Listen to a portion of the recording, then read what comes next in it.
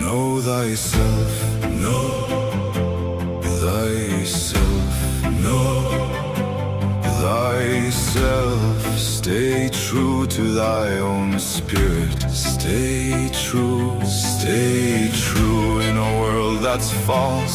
Stay true.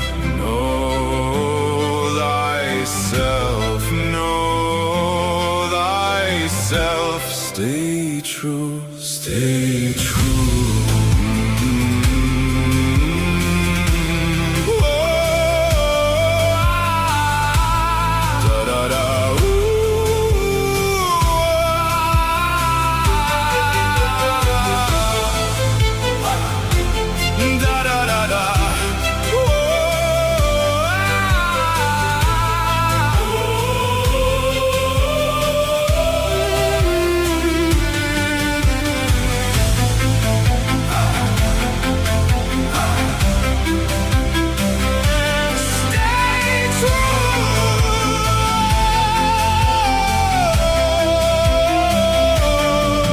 Thyself, know thyself, know thyself. This is hell. Protect your spirit. Stay true to thy own spirit. Stay true.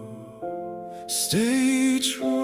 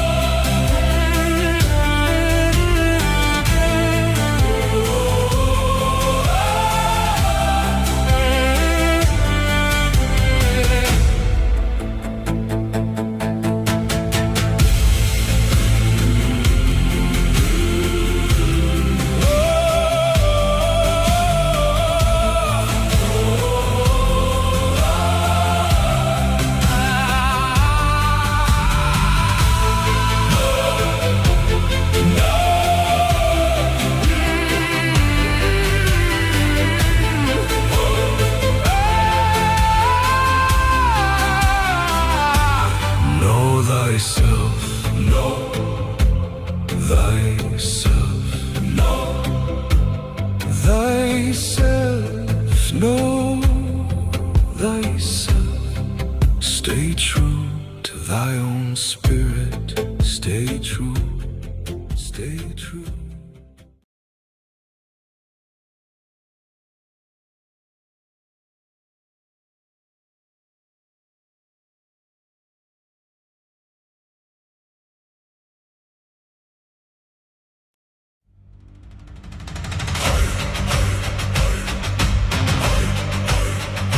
Sail the seas, sail the seas, Viking seas.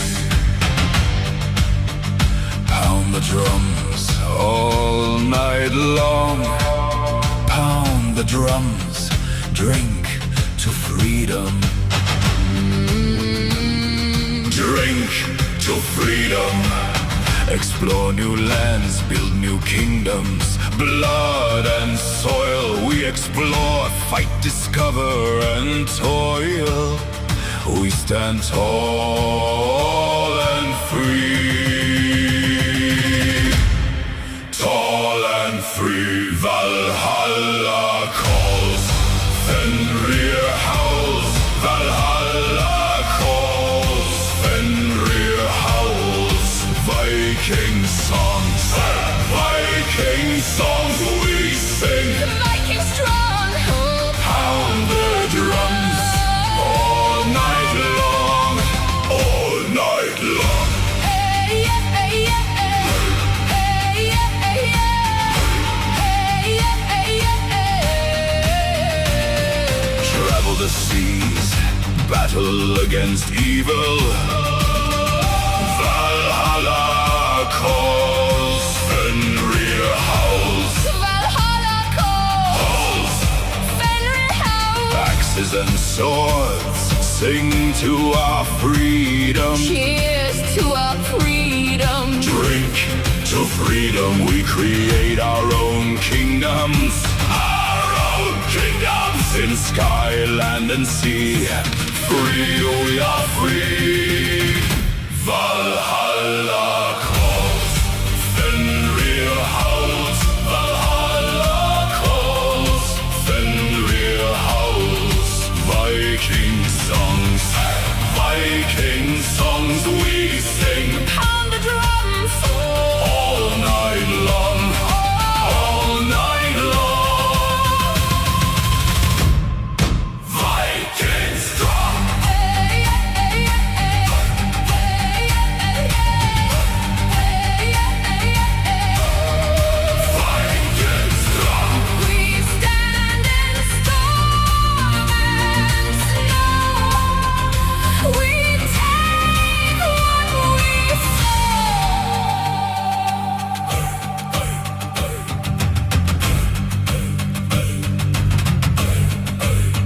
Sail the seas, sail the seas. Viking seas. Viking strong. pound the drums All night long. all night long. Valhalla calls, Fenrir howls. Valhalla calls, Fenrir howls. We sing our songs pound the drums all night long. all night long. Hey yeah, hey yeah, hey yeah, hey yeah, hey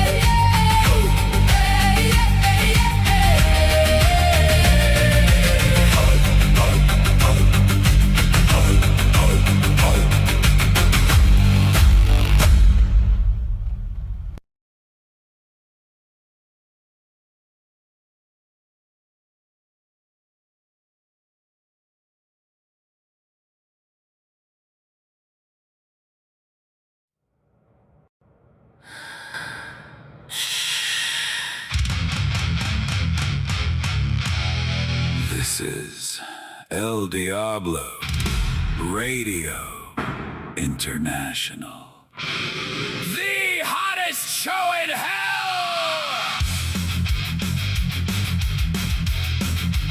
Nobody does it better. Nobody. We bring the madness. Madness. Madness.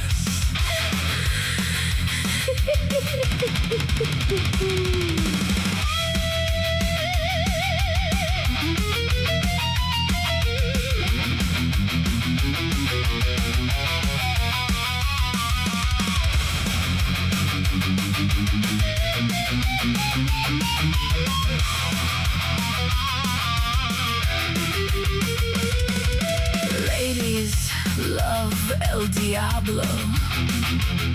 That handsome, cheeky little devil. Ladies love El Diablo.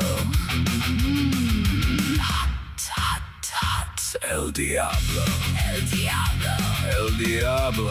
El Diablo. You naughty, Naughty! cheeky little devil!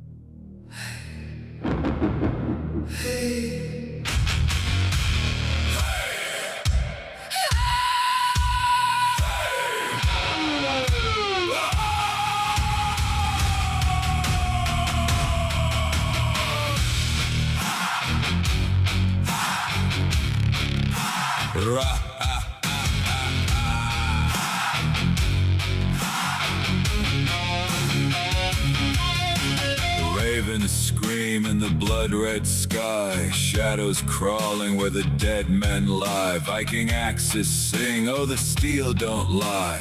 Thunder cracks, his name's the cry.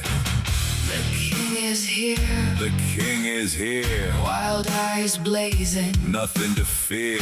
The king is here, The storm draws near, bow or bleed, the choice is clear.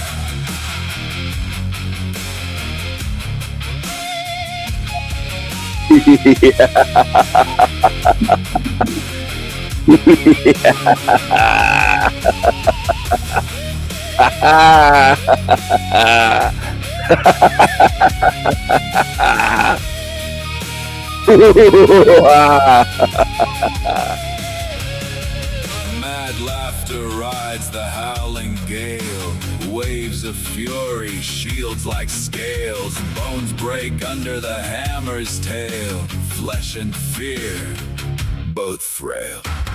the king is here, The king is here, ravens feast. the end is near, The king is here, the storm is clear, kneel in ashes, taste the spear. crown of iron, dripping flame, Carved by war, etched with pain. ravens rise. They call his name, The king is here, forever reigns. The king is here, forever reigns. forever reigns. Forever reigns.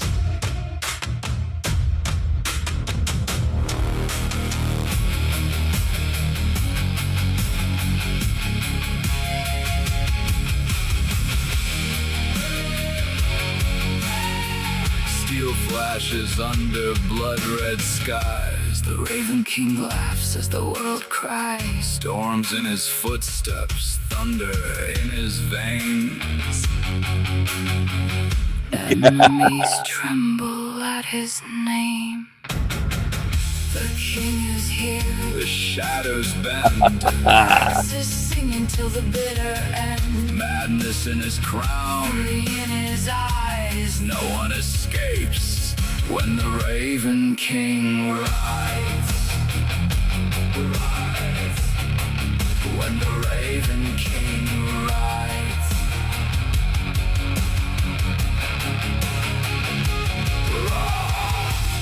Raven circle, Battle's done.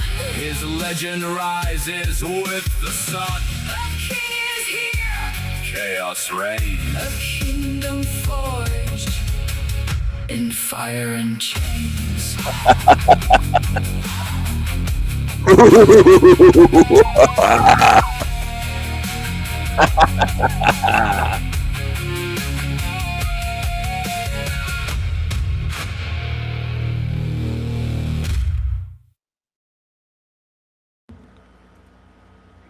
Hello, hello everyone. Hello. Hello, hello. Hello. Oh, he won't do that. He won't do that. All right, you're right. His ego's way too big. He's got rocks in his head. He's one of these dummies that tunes in for a couple seconds and in his stupid lazy mind that can't put on pants, can't make his bed, dances around in pajama pants. He believes that my channel's just here to make fun of people and it's a troll channel. He's a retard. He's a lazy retard. There's a lot of them like that in this realm. Thousands and thousands of videos on multiple channels, countless hours on live streams. And these retards believe that in a couple seconds of checking out a couple short videos on a channel that they have the whole thing figured out. They're retards. They're lazy retards. Retards. Part of it's the vitriol and the ego, but part of it's laziness. They're too lazy, way too lazy. Laziness is a huge problem in this realm because they're lazy and then they're quick to judge and they don't have a fucking clue. It's why they'll never figure out what this realm is, what's going on. The guy's had years to do research. He's done none. He'll just say some people believe in that reincarnation thing. He's a retard. He doesn't do any research. He's lazy. He's a dummy. He's just a fat headed, big nosed dummy that calls himself Greek and Italian. But I think he's part Jewish. I think he's got a big schnoz. And I think he's a retard. He's a retard. There's a lot of them in this realm. I don't feel sorry for them at all. At all. They've they've done this to themselves, at least in that part. They didn't design the realm, but they're so lazy that I don't know how people can feel sorry for them. They're miserable, they're depressed, they're lazy, too lazy to get dressed, too lazy to do anything, too lazy to look into the truth. And some people would say, "Oh, you're trying to provoke them to look." I don't give a fuck if that guy ever looks into the truth. That's where some of you are wrong. Like Louise that sat here for years believing that I was trying to get everyone to look. I'm way too wise and aware. I know I can't get everyone to look. And I definitely don't want angry, miserable retards that are insulting to find the truth. I don't want that. Why would I want that? Why would I want to help him? I don't want to help that retard. I'm telling you point blank, some of you are off track. You make false assumptions. What you should do is come to me in private. Louise never did this and say, "Hey, Stephen, do you want this help this person?" Well, why would I when the guy's been an insulting asshole and idiot towards me and lied about me, compared me to a killer and all kinds of stupid shit? You think I want to help him get out of hell? Well, then you're a retard. Like Louise. Whoever's listening to this, don't make those stupid false assumptions. I'm not here to help everyone. I don't know why that's difficult for people to see. I'm not opening the doors of this hell realm or the gates and saying, evil demons, go ahead, get out, go free. Some of you missed the point for years. Years. I don't know how you could, but there's people that I've just learned in this lifetime can't be helped. They're just retards. They'll sit here for years, but they don't pay attention and learn. He's a retard. I wouldn't help that guy out at all. I wouldn't lift a finger to get him to watch my videos. They're right there. It's not my role to push lazy, retarded, angry demons that have no personality, no life in their eyes, that lie about good spirits to look into the truth. I don't care if that guy burns forever here in hell. I don't. And some of you just don't get it because you've been programmed by this realm to think the lazy deserve out of here. And my question to you, to anyone that's tuned in, lurking, why? Why would any of you on earth, not just tuned in here, but any humans, believe that the lazy retards that are insulting, demonic liars, why would they deserve to get out of here? Why should I help them out? It's a question you should ask yourselves. You should start saying to yourself, maybe there's some real truth and wisdom and meaning to what Stephen's saying about who belongs here. Maybe. Because that creature would make eternity as miserable as this place if they could. And if they had any spiritual superpowers outside of here, they would use it to create misery like they do here. It doesn't do anything to help anyone here. It's just a miserable creature. And I've said countless times, I don't want to be around miserable creatures for eternity. But some of you don't have the wisdom. You would let them out, and then they would spoil everything, corrupt everything, and you'd be saying for centuries, if not millennia, if not beyond millennia, eons, complaining, saying, I wish I wouldn't have let them out. I made a mistake. Well, what I'm saying is mistakes can't be made with this. It's too important. Some of you got to get your head screwed on tight and say, maybe that's true. Maybe that makes sense. Can't make mistakes and allow eternity to become this shithole, which is what many in this realm would do, exactly what they would do. They would do that in a heartbeat and say, well, they feel sorry for them. And they would say, Stephen's mean and we should let them all out. And I have the exact opposite view, that they belong here to wallow in their misery, like they're doing now. And they can be lazy here for eternity. They're not looking into the truth when it's at their fingertips. On screens, on channels they're already on, they won't look. So why do they deserve out? I'd love to have a debate with someone. Tell me why they deserve out. The lazy, insulting, envious creatures. And those qualities are part of being demonic. They don't have to murder someone. And that's where some of you just off track. Some of you won't use the word demon.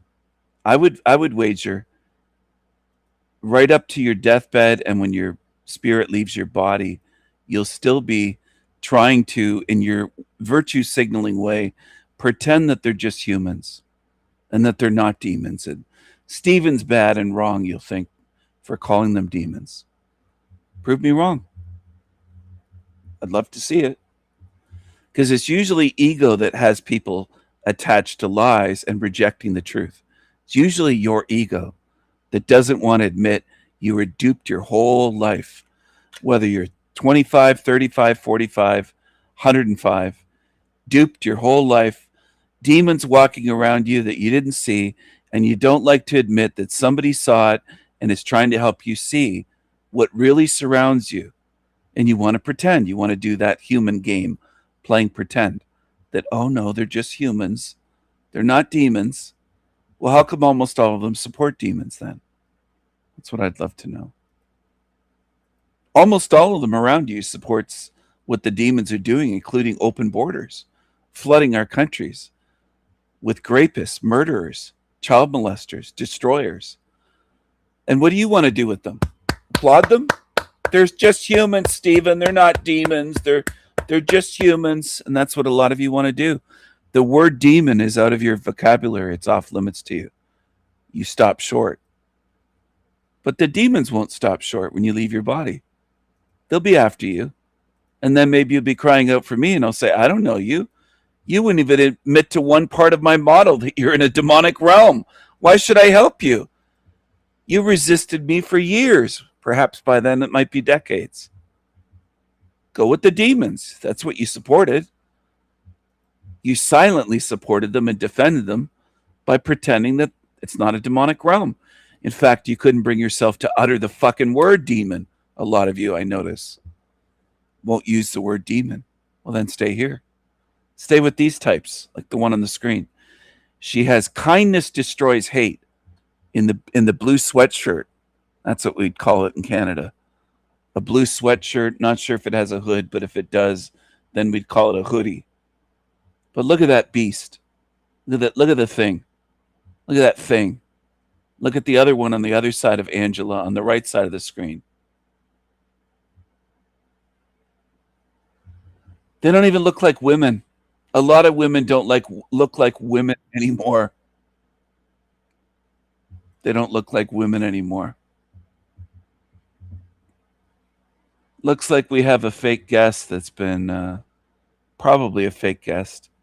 Yeah, they're talking about Demon Slayer, so they're pretending to be a longtime guest or a longtime viewer here. I guess that's their... It's probably Nolan because he's obsessed with watching me and being a little creepy creature. Hello, fake Brian. What's up, Nolan? What's up, creep? They left. Goodbye, creep. Goodbye, creep. It was probably Charles or Nolan. Usually Nolan, yeah. Okay, Thyself, go the fuck away! They support shit like this. Most YouTubers that follow these shit channels, they're for LGBT, they're lefties, they're left wing. They're like these angry creatures that preach love and peace, man, and kindness. And we're not the haters, but they're the haters. They're the haters. And that's what some of you need to get through your heads. And I don't believe you will. If you don't get it by now, I think you're a lost cause. Go the away! Okay, SpongeBob. I just wanted to. Hey, don't push me. It's a little bit weird because there's already no. Loud cursing, screaming, saying "Go the fuck away," beastly, and a lot on YouTube would defend it and say they're fine. Steven's mean, calling them ugly and loud and not feminine, and calling them beasts and monsters. I call them what they are. You can stay here with them. That's your choice. Go the away! Okay, SpongeBob. I just wanted to. Hey, don't push me. It's a little bit weird because there's already no kings in the U.S. Yeah, no, that's great. We'd like to keep it that way. Donald Trump's not a king. Well, then he should stop acting like one. How is he acting like a king? I'm not interested in having this debate, giving you any followers. What? Okay. What? Okay, let's not engage. Look at this staring psycho. Look at the staring psycho here. On the left, in the denim jacket with the fake fur. The jean jacket, as we used to call them in Canada. Look at this. Psycho, a staring psycho. You want to kiss me? What? Today, liberals. You want to kiss me? Angela cracks me up sometimes. This is the way I like her, when she's being playful, silly, exposing these idiots. You want to kiss me? Look at her stare. Look at the staring evil zombie.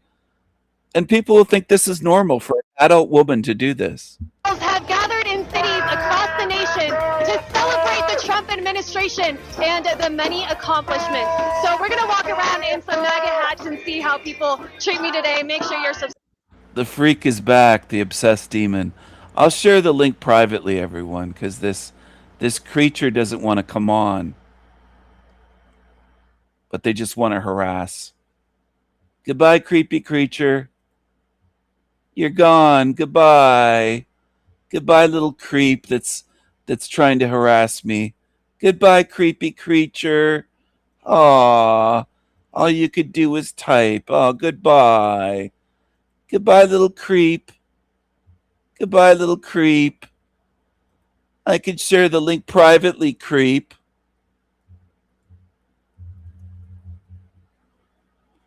Goodbye, creepy creature.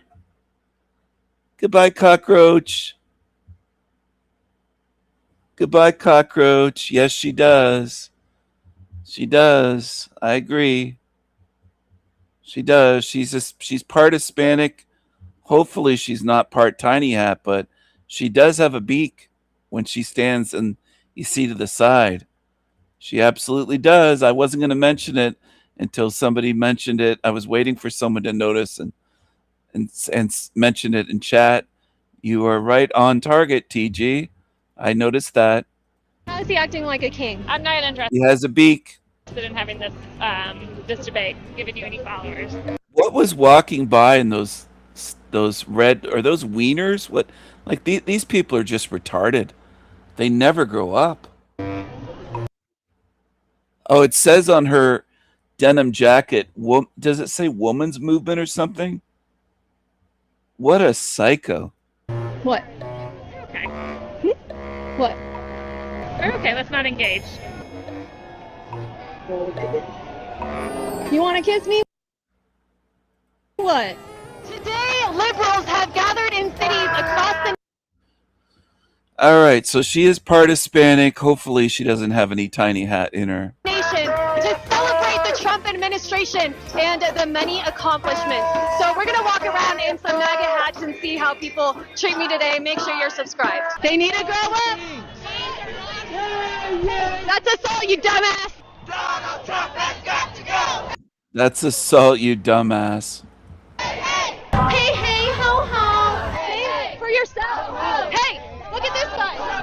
Hey, why would you do that? Donald Trump has got to go. You're a retard. What up, fascists? This is what insanity looks like. This is what democracy looks like. I love how they didn't know what else to do, but besides say the chant back.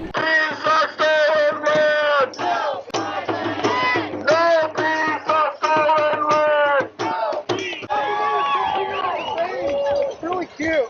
Let's So he hopes that I get my 15 minutes of fame. It looks like a lot of people are very inspired by the Froggy costume. Lots of dinosaur outfits. People in Denver think we're in Portland, Oregon. I just hope they don't come out naked.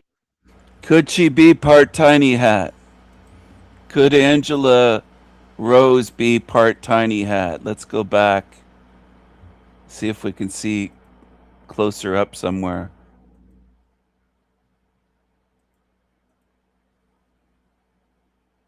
I love it.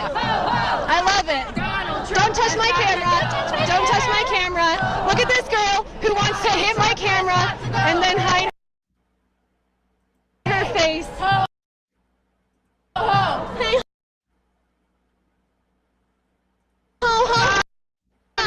Hey, ho. Okay, how many original thoughts do you have? I have a lot, actually. Okay. Actually, if you did any research, you would know that undocumented immigrants actually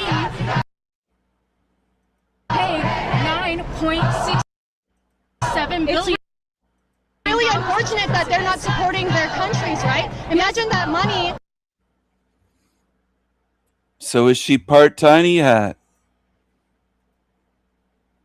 Oy vey. Oy vey. Where's Finkelstein? Did you know that Finkelstein was talking about me recently? He did a whole live stream on me. I don't know if people are aware of that. Finkelsteiner.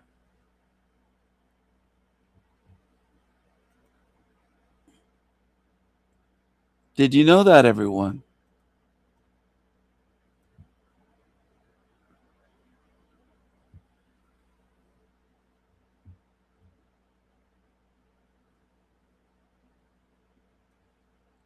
Did anyone know that Finkelstein did a whole live stream about me?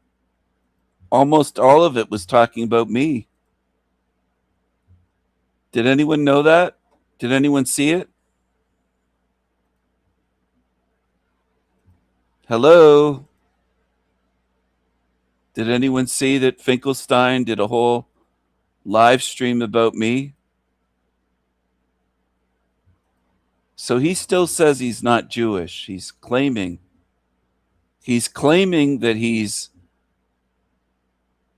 English and Italian, and I think pork and cheese as well, but he's never heard the expression pork and cheese. He's never heard that.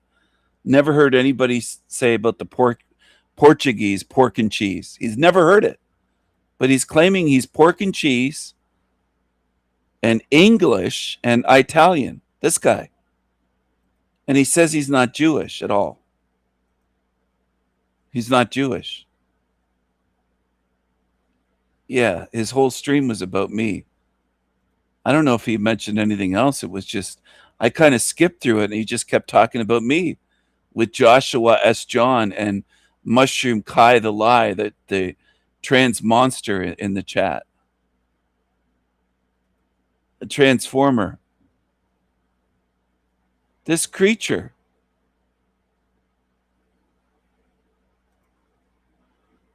This creepy creature. The real people channel on YouTube. This thing here.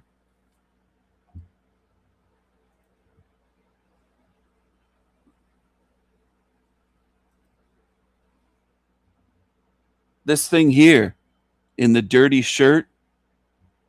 You notice they always have it looks like they always look like they're dirty somehow. They look smelly. They look stinky. You notice that? Does anyone here believe this guy? He was live 22 hours ago. Look at this. Oh, I got some people driving me crazy. What a great way to start his stream, with a big sigh, like he's... Look at this. Maybe his woman's not home or something, his Asian wife, because he's doing a live stream in a pink bedroom, it looks like. It looks like the walls are pink or light purple or something. Look at this.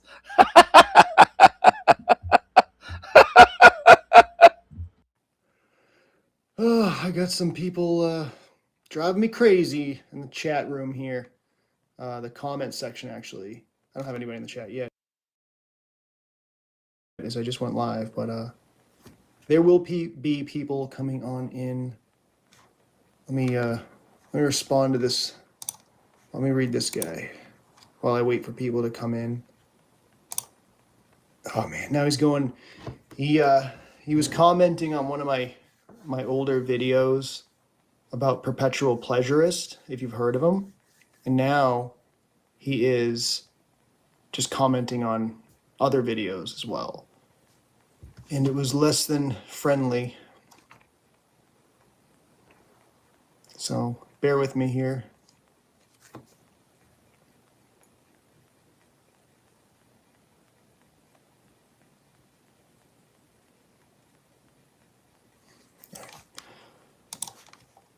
That was sort of PG, I guess. So yeah, what's happening? How you guys doing today? It's just another day here in Hell Realm, I guess. And man, it just gets so confusing. You know, everyone has their own ideas, and some people.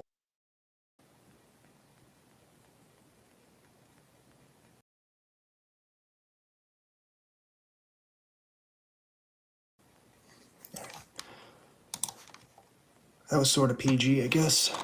So yeah, what's happening? How you guys doing today?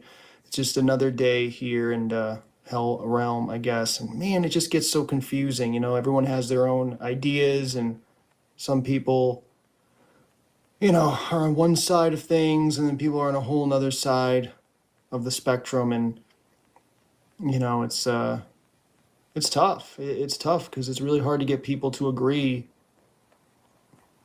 you know, on anything really. And Why do you need people to agree? Truth is truth, whether you disagree or not. Look at this creature. He just wants people to agree with him. This big schnoz. I don't know. This is awkward too because you know I am on camera and I'm looking in the camera, and it's weird looking at myself, honestly. But I hope you're having a good week. So yeah, I did some videos recently. Oh, by the way, in this live stream, he denies having Sanpaku eyes. He denies having Sanpaku eyes. He says it's just looking down. He denies this. Look at this. I think he's taken off the glasses to try to look less Jewish. He's trying to hide it. Look at this. Classic Sanpaku eyes. Look at that. But he's such a liar. He has to deny it in this live stream. He calls me a liar. He calls me an agent. He's a real piece of shit, this creature. He claims that free speech gives him the right to slander. He's a real piece of shit. Here's his schnoz from the side, his beak. Take a look at that. Pasty pale skin, the beak. It's a real creepy creature. So he denies it's a hell realm, and then he begins this live stream calling it a hell realm. He says that I'm wrong for calling it a hell realm, and now he's calling it a hell realm. See how they do that? These demons. That, you know, didn't do too well. I mean, did okay, but the most recent one that I did, maybe we did choose to come here. You know, it's like a lot of people get, you know, turned off by that idea, but I mean, I wasn't saying that that I was even leaning towards that or that I think that we chose it. I'm just saying it is possible, and I don't know.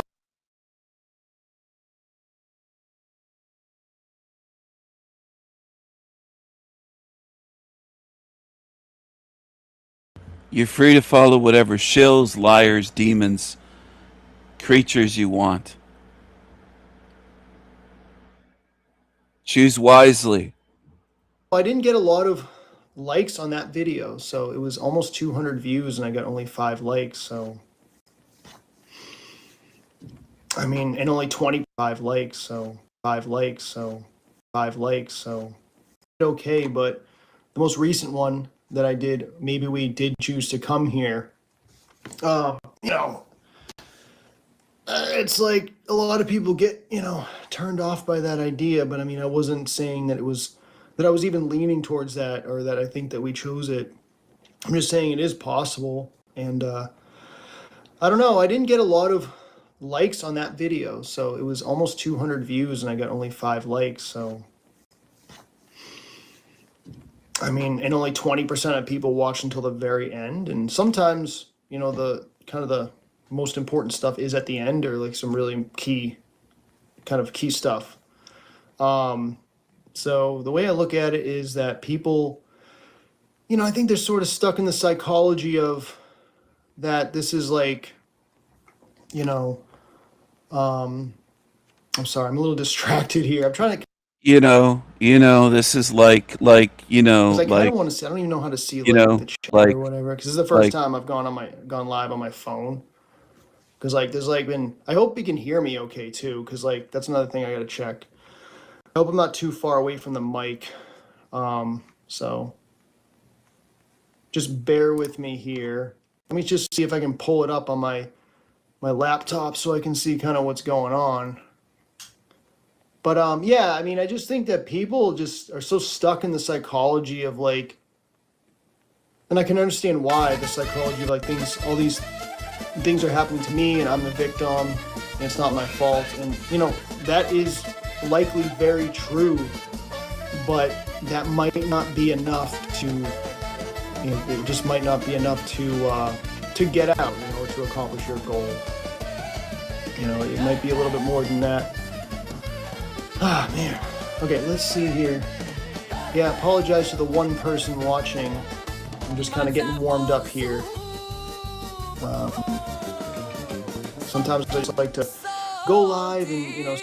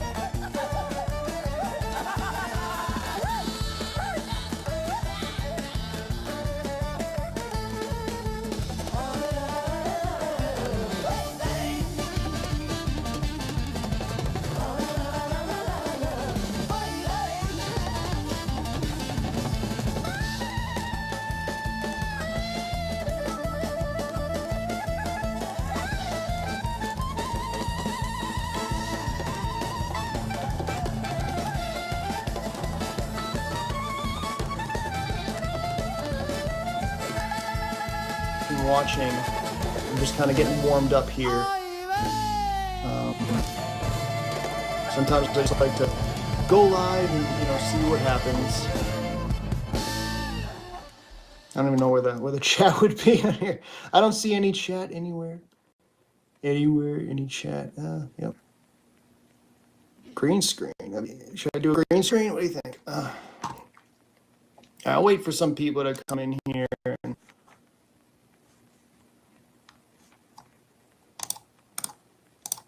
Probably just gonna be chilling tonight anyway.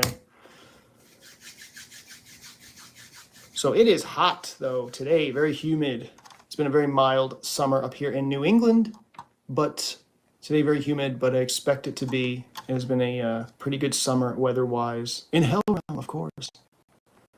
What do you guys think of hell? Do you think hell is eternal fire? What's your definition of hell? Because people throw that around a lot. I think it's an easy way to communicate stuff. All right, let me put this on and mute myself here. It's an easy way to communicate stuff. All right, let me put this on. Yeah.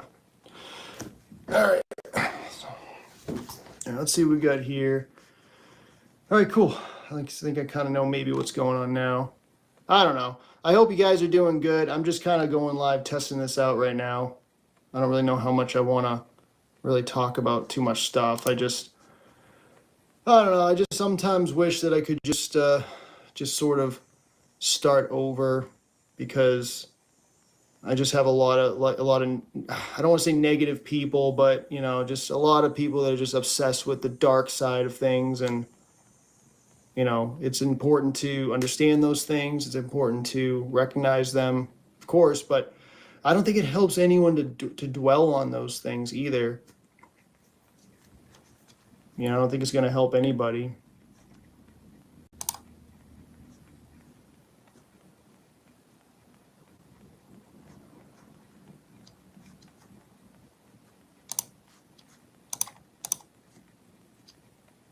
So yeah, like I said, this is very weird, man. Like looking at looking at myself, this sucks. I would much rather just like not have to look at myself. Oh man. Well, if anyone's in there, say hello. 4 people are in the chat, so feel free to say hello because you're just listening to me just ramble on right now. Like I said, I'm kind of testing this out and kind of want to have a discussion, but I don't know. I don't really know what I want to talk about. Really, honestly, it's just been rough because it's like I used to be so like into all this figuring out what's going on, and it's like I just feel like I'm in this place where I just feel like I'm never gonna figure it out, and whether that's true or not, I mean, I don't know. What do I do? Like I have like my instincts of what I think could be going on or kind of what's happening, but then Was he just grabbing his nipple? Did you catch that? He's grabbing his nipple. What is he doing? Watch this. He doesn't just grab at his shirt. He pinches his nipple. in this place where I just feel like I'm never gonna figure it out, and whether that's true or not, I mean, I just I don't know. What do I do? Like I have like my instincts of what I think. Right there. It's 7 minutes 31 seconds. He's pinching his nipple. That lines up. That's where his nipple is. He's pinching his nipple. What a weirdo. He's pinching his nipple during a live stream on video. Why would you do that? Why would you grab your own nipple and pinch it like that? Does everyone see that? This creepy creature's pinching his nipple. Pinching his nipple. Look at this. What a weirdo. What a weirdo. I don't know. What do I do? Like I have like my instincts of what I think. Right there. He pinches it and he pulls it. He grabs on it. Could be going on or kind of what's happening, but then I feel like people I don't know. What do I do? Like I have like my instincts of what I think could be going on or kind of what's happening, but then I feel like people just kind of sort of control my. I think his nipple got hard because he saw Joshua S. John and Mushroom Coyote enter his chat room.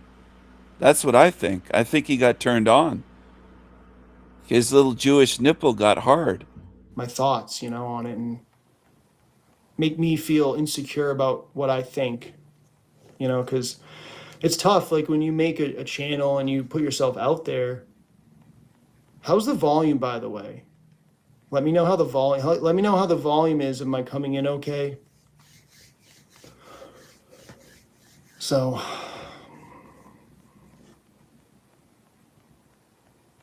Oh, great. Thank you, DJ Emo. So I'm kind of reading the check. It's just down here. I'm kind of reading it on my laptop too. So He asked, so what happened in your life? You decided this was an output for you. What do you mean? Can you clarify that question? I don't understand the question. What outlet? Outlet is in YouTube? So he's been live for 8.5 minutes. Has anyone gotten any deep wisdom out of this? I'm wondering, because in their minds, I think these creatures believe they're saying something. But what has he actually said? What has he shared? Look at the dull eyes, the dead eyes, just black pits. I'm going to speed up his shit because he's way too slow. Way too slow. I'm going to put it at 1.5 times speed. I'm just a narcissist, so that's what it is. I just want to, you guys to. He's calling himself a narcissist. Well, that's true. That's one thing you said that's true. That question. I don't understand the question. What outlet? Outlet is in YouTube? I'm just a narcissist, so that's what it is. I just want to, you guys to praise me. That's what it is, I guess, What did you, thank you, DJ. So he asks, what did you do before deciding to take the YouTube jump? What did I do? Well, I mean, I used to watch all the channels, all the videos that were out there. Oh, you're Irish, cool. Yeah, I'm very sarcastic. People will take it literally because they just don't understand sarcasm, I guess. So appreciate you understanding that I'm just being sarcastic. I don't believe I'm a narcissist. I've thought about it, in the past. I'm like, am I a narcissist? Because I do believe my mother is. And I do believe there are some people in my family, so it's something that I did a lot of research on. And I'm like, well, am I a narcissist? And I've come to the conclusion that I'm not. I don't believe I'm a narcissist. I've thought about it, in the past. I'm like, am I a narcissist? Because I do believe my mother is. And I do believe there are some people in my family, so it's something that I did a lot of research on. And I'm like, well, am I a narcissist? And I've come to the conclusion that I'm not, but I might have some tendencies, as many of us or all of us have some narcissistic tendencies, but I don't think that I'm a narcissist now. I'm very bold. Like, I come from sort of a large Italian family, so I'm not all Italian, but it's a large family, and they're very bold and just kind of loud, but not in a negative way. But I come from a family where you just say what's on your mind, So I got to hold back sometimes. I mean, I look like I got these major bags under my eyes, right? I didn't get a lot of sleep last night. I probably got like 3 hours. I could not fall asleep. I mean, I could not fall asleep last night at all, and I've been sleeping better lately, but I wasn't able to. So that's why I have these bags under my eyes right here. Which a lot of people in my family that are Italian, they have the same thing. They got these nonstop bags that don't go away. I mean, I look like, the Grim Reaper right now. I feel like we have an ego to keep in check. Yeah, we do. And it's like someone gets mad at you and they get angry, they insult you, and you just want to insult them back. I mean, that's the way I am. I mean, I just want to give it right back to them. How dare you? But honestly, some people on here, what they'll do is they'll like talk shit and they don't even know you. They'll say like somebody was saying in the comments earlier, and maybe he's tuned in now. If you are, I might block you, dude. Like, if you keep fucking talking shit, I don't know who you are, But he was just saying I must have grown up privileged or something. It's just like, dude, you don't even fucking know me. Hello, Silky F-G3E. What's happening? Thing is, we keep it in check. Those other ones are not interested in that. Yep. Try to energy match. They will usually beat you with each. Yeah, it's exactly. You got to learn from these mistakes, and I don't know, it's tough because I could just ignore all the negativity of people and just let them be, but I just can't help myself sometimes. I do ignore it to an extent, and then I just have to do something. So let's talk about more interesting stuff, shall we? I mean, I've got some thoughts on my mind here, and so I don't know how to say this, but there's a lot of people that are very strange that are in the Soul Trap community. A lot of people that do videos like me, but again, I kind of do this part time. This is not something that I put a lot of effort into. If you see my videos, it's just some average guy just talking about his experience. But there's people that make videos that I find to be a little bit shady, and I don't really want to name names, but it's they'll have like they might have like an interview with somebody that's like a well-known shill, and I'm just like, interesting, okay, no one noticed it, no one says anything about that, right? Like if I like right now, if I was doing an interview with someone named Eric Dubay, if you've heard of him, what would you all think if I was just interviewing Eric Dubay? And I would interview him to ask him real questions. It doesn't mean that I'm him. You're so stupid. But your favorite little buddy, Christopher Shateris, did an interview with Eric Dubay, and you don't mention that. I notice you don't make videos calling out your little buddy Christopher Sedaris. You said you love that channel. You find him funny and you love his videos. He did a video with Eric Duguay on his little channel, Chrissy. But you don't call him a shill or an agent. It's interesting. Very interesting. Look at the eyes on this creature. And by the way, you're using a Freemasonic sign there, right there, covering your neck. And maybe you're a Freemason. Maybe you're an agent. You're using one of the Freemasonic signs right there. Right there, bitch. Right there. Just throwing him softballs the whole time. What would be your reaction? Would you just say, "Oh, great That's the Freemason warning sign. Look at this creature. He's so creepy. interview," and "Oh, it's so wonderful they're collaborating," and Eric Dubé is collaborating with a small little channel like Jeremy's there. Isn't that wonderful? He did. He collaborated with one of your favorite channels, Chrissy Pissy Shateris, Christopher Sideris channel. You don't call that out though, because that's your buddy. No, I would hope you would say, "What the hell's wrong with the Real People channel? This guy is probably a shill, maybe, like, of course, right?" So that's what I'm saying, you'll have some of these small channels that will interview people like Eric Dubé. What's that all about? And no one cares. No one notices. No one cares. And then the other. Oh, I noticed and pointed out. You don't though. You just attack me. You don't point it out. You just fixated on me. Because you're a real creep. You're a creepy creature. You're a creepy creature. You're a creepy creature. Creepy creature.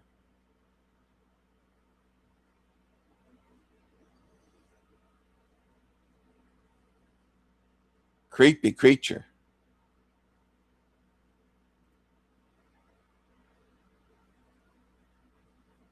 Sedaris even made this tribute to Eric Duguay. This creepy shit. We woke up mid-sentence, no beginning, no end, just awareness. Why doesn't Chrissy use his own voice? Use your own voice or use Erica's voice for singing. Look at how creepy this is. Astronauts that look like Cabbage Patch doll faces. Look how creepy this is. How gay it is. Who would do this? Who the hell would do this? It's creepy. Without context,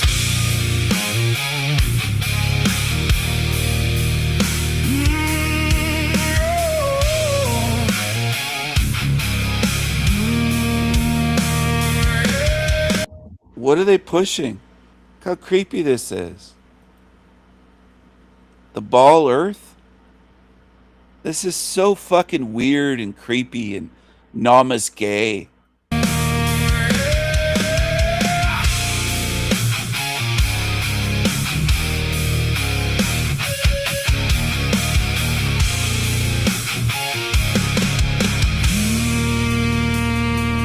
no memory of arrival, no witness to the star, no map of any origin, just questions in the dark. We built. So creepy. Creepy creatures. So many creepy creatures. Creepy creatures. Creepy creatures.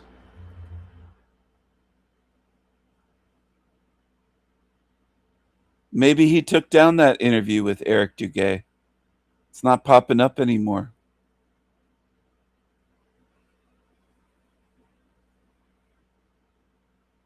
But it was shared on my channel. I shared some of it on a live stream. Creepy creatures. Let's go back to this Jeremy creep.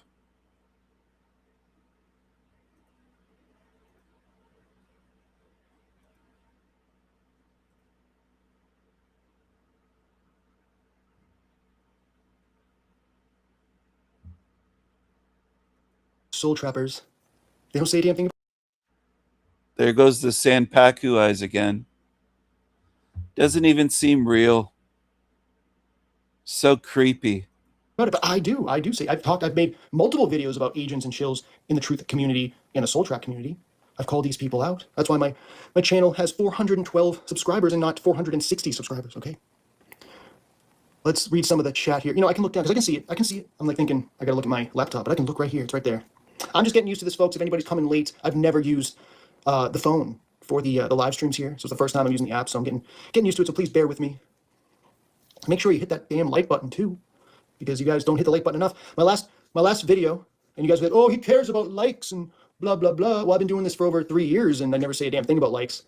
But you know, that does supposedly help with the algorithm. I don't know. But no, the last video was about basically like, hey, if there's like, if you know there's, there is torture going on in this realm, and you know that there is. So it's 15 and a half minutes into his live stream. When is he gonna say something meaningful? When's he gonna stop whining, bitching, complaining? When's he actually gonna say something? Suffering. Okay, would you go in if you feel like you could make a difference? You know, would you go in there and see if you could wake up some people, cause some resistance to the place? You know, kind of disrupt it a little bit. I got 5 likes on 200 views and 3 dislikes. I'm like, okay, and only 20% of people watch until the end. I'm like, well, that tells me a lot about this community and where people's hearts are at. You know, so I see you with my lizard eyes. Yeah, I've got lizard eyes too. It's okay. Not sure what it means yet. I'm sure someone will make a video about it. Focus on you. So DJ says, focus on you. Oh, I should look here. Focus on you. The rest is noise, grifters, chances, opportunists, and idiots. And some sound folk in between. The moment you start thinking for others. Gotcha. Yeah, and at some point I might just have to retire from this YouTube shit. I'll just go do a channel and just like start charging money and make money. Not talking about true stuff, but just other stuff. Just make money because I don't make money and I just get, harassed by people. So no one wants to hit the like button. Suit yourself, whatever. I've already made all the videos I can. I mean, I've pretty much all the truth. All the truth is in my videos that I've made. And again, you start thinking for others. Gotcha. Yeah, and at some point I might just have to retire from this YouTube shit. I'll just go do a channel and just like start charging money and make money. Not talking about true stuff, but just other stuff. Just make money because I don't make money and I just get, harassed by people. So no one wants to hit the like button. Suit yourself, whatever. I've already made all the videos I can. I mean, I've pretty much all the truth.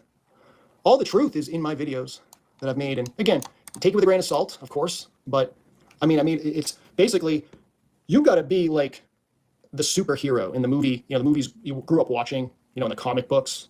Remember those back in the day? You got to be like the hero, have those characteristics of a hero. You also need to seek the truth from within because everything out here is all distraction. Okay. And people say, well, disagree. And then they will attack me. And it's like, okay, whatever. That's how I see it.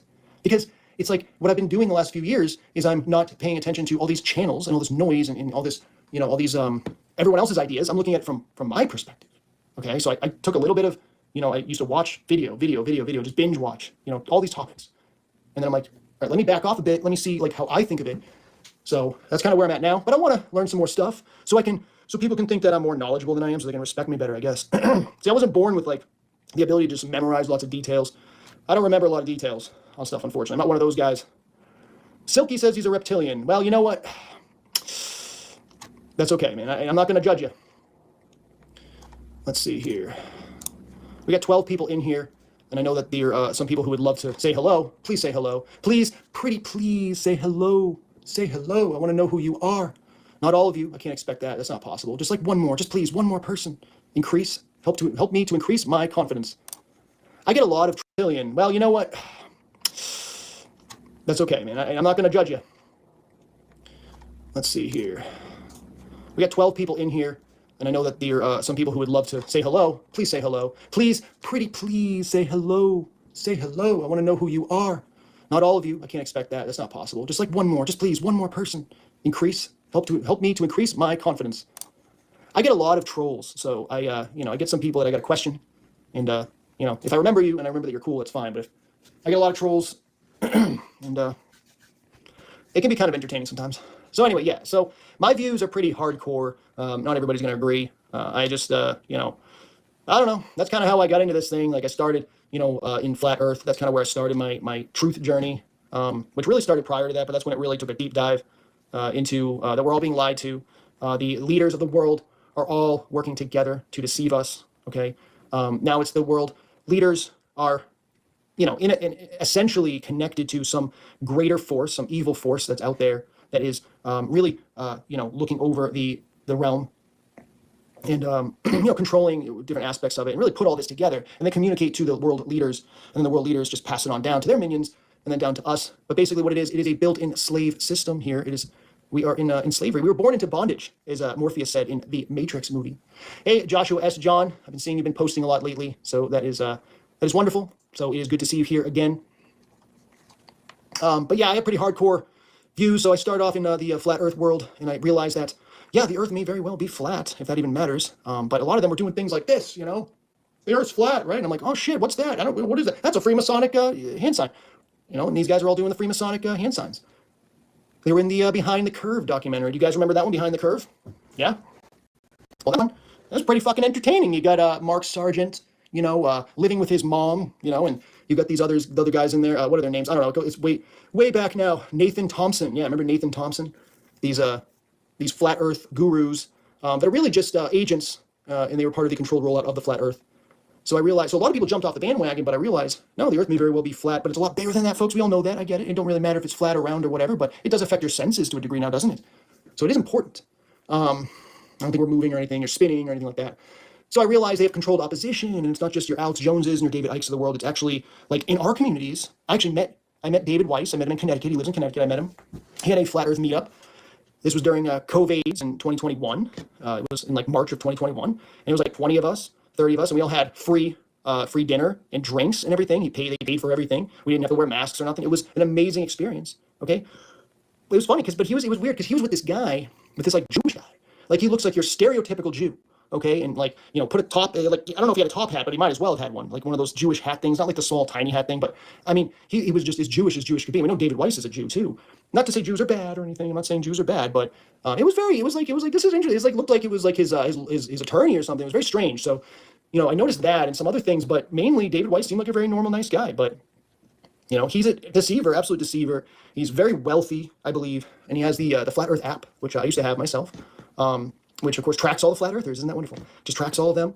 But the main thing, what I learned was they were pushing a map that was wrong. It was incorrect. The circling sun and moon just doesn't work. The sunrise angles, the sunset angles, it's basically opposite in some areas around the world, complete opposite. So that's a huge red flag, right? And like these guys were supposed to be truthers, right? Like Bob Nodell and Jaron Campanella, they're supposed to be truthers, right? Yeah. But then they're told your map has all these,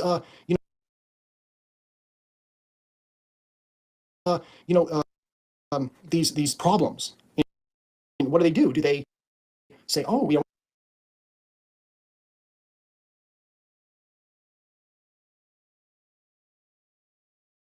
So that's a huge red flag, right?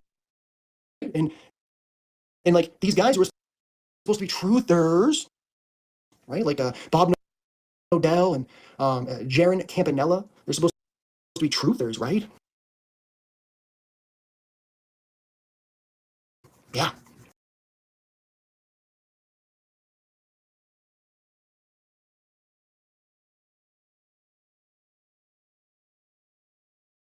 But then they're told your map has all these, these problems. And what do? Do they say, oh, we might have been wrong?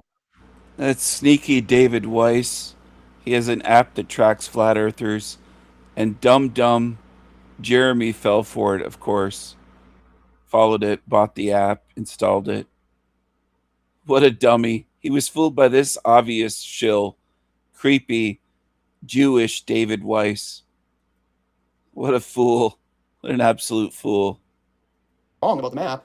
The Earth's still flat, but we were wrong about the circling sun and moon. No, they continue to double down and push, that map. So if you see anybody pushing that map, they may very well be a part of the cult. So I realized it was controlled opposition. And, guys like Russian Vids, RV Truth, goes way back. This guy as well. He's also a proven agent. I mean, like without a shadow of a doubt, this guy's a total agent. Okay, you can go on BitChute and look it up. Now, what does this mean? It means I was corrupted when I got into truth early on. I realized there's all these liars I was lied to early on. So now I'm like, I look at the Soul Trap community and I see the same thing. I see the same patterns. So that's kind of where I'm coming from on that, and why I say that I'm pretty hardcore when it comes to being critical about some channels and some people, especially when they're grifting, especially when they're making a business out of truth. I just do not stand for that. I don't like it. But who am I? I just want to give my opinion. I have we have free speech in the United States, so I want to use it. That's what it's for, and that's what I'm doing. You don't have to listen. You don't have to agree. Let me look at some of the comments here. I don't know. Can I scroll here? Is that how it works? Okay. Da da da. Oh, Silky always calls people good because I don't. He claims not to have Sanpaku eyes while he has Sanpaku eyes right in this live stream. He's a liar. He's a liar. He's a Sanpaku eyes liar. No, I get trolls, and I guess I get people who think they're funny, and they might say something like that. But if that's something Silky always says, then that's okay. Well, I'm sure Joshua. I'm sure he is. I trust you on that. The first mistake anyone makes is thinking they will find. The first mistake anyone makes is thinking they will find definitive truth in this realm. Some people can't comprehend that. Never mind what might have happened here in this place. They think they will find it. Well, that's the thing. I made a video called "There's No Truth Here," and it's funny because it was kind of poking fun at people too. It's kind of a funny video, and it was like it was really to make people think, right? And there was obviously people who got very triggered by it. They didn't like the video. They were like, "Of course, there's truth here. You contradict yourself," and blah blah blah. And it's like I'm basically saying, like out there, I don't think there's any truth like outside of you, really. Like when it comes to who you really are and what's really going on, I think it's more of like it's translated. It's sort of like symbolic for the truth, but is it the actual truth? I'm not so sure. And then the internet itself, 100% controlled. So are you really getting the real truth on the internet of what's happening? Time and time again, I go through these topics. I learn this topic, that topic, and then I find out, oh, this part's incorrect. That part is deceptive. This is to lead me down a rabbit hole to nothing. There are agents set up to have you go down these rabbit holes to where you're just wasting your time, and then you tell your family and your friends about what you learned, what you're learning, and then it just makes you look crazy. And I think that is part of their strategy, is to make us look dumb and stupid. They have depicted the truth seeker, they call them a conspiracy theorist. They have depicted them in movies and in media as being a crazy person, okay? So that becomes a reality to people in your friends and your family. If you say something like, well, I don't think nukes are real, which I don't think they are real. I don't think they're real either. But people will say anything like that would be considered crazy because people are told in movies and shit that if you question anything or government, then you're a conspiracy theorist. And they always depict the conspiracy theorist in movies as a crazy nut job. I don't know if you guys found Bigfoot yet. I don't know. That's one of those I'm like, what's that? What's the Bigfoot thing about? I think that's one of those ones to kind of make us look dumb. Obviously, the AE map with the circling sun and moon, that also makes us look dumb because any glober that knows their shit is going to easily debunk that map, and then it makes you look like you didn't do your research. And you're like, it's refraction. It's just reflecting off the dome, and that's why those angles are wrong. That's why they're over here when they should be over here. And these guys have been told this and they don't change their way, like Eric Dubé, for instance. And then now he jumps on the soul trap thing because he's an opportunist. Because he's doing this for the cheddar cheese. Let me read some of these comments. Cheese. Makes you look like you didn't do your for instance. And then now he jumps on the soul trap thing because he's an opportunist. Because he's doing this for the cheddar cheese. Let me read some of these comments. Yeah, Joshua says he used to have that app, the Flat Earth app, which I also had, because he was trying to meet people near me. Yeah, I was too. There was this guy in Worcester, Mass, who grew marijuana, and I was very interested in meeting up with him. I don't know if I can read all the comments. If you really want me to read your comment, please put some words in bold. Everything we were taught about everything we thought we knew, history, medicine, food, environment, all taught to us by our enemy. History says the good guys won every time. Well, medicine, history. So here, all these guys, this is something that I know some of you know this already. Others are still learning, but every topic online, at least every kind of major topic, right? Like what to eat, what should we eat? Okay. Fitness, how to stay in shape. Fucking any truth topic, of course. Health, like how to be healthy and live a long time. They're all controlled by Freemasons. Yeah. Because they're doing this and they're doing that. And then they network with all the same people and they gatekeep the real truth. And if you know enough and you've done enough research and you have enough, you made enough observations, okay, you can see that, this.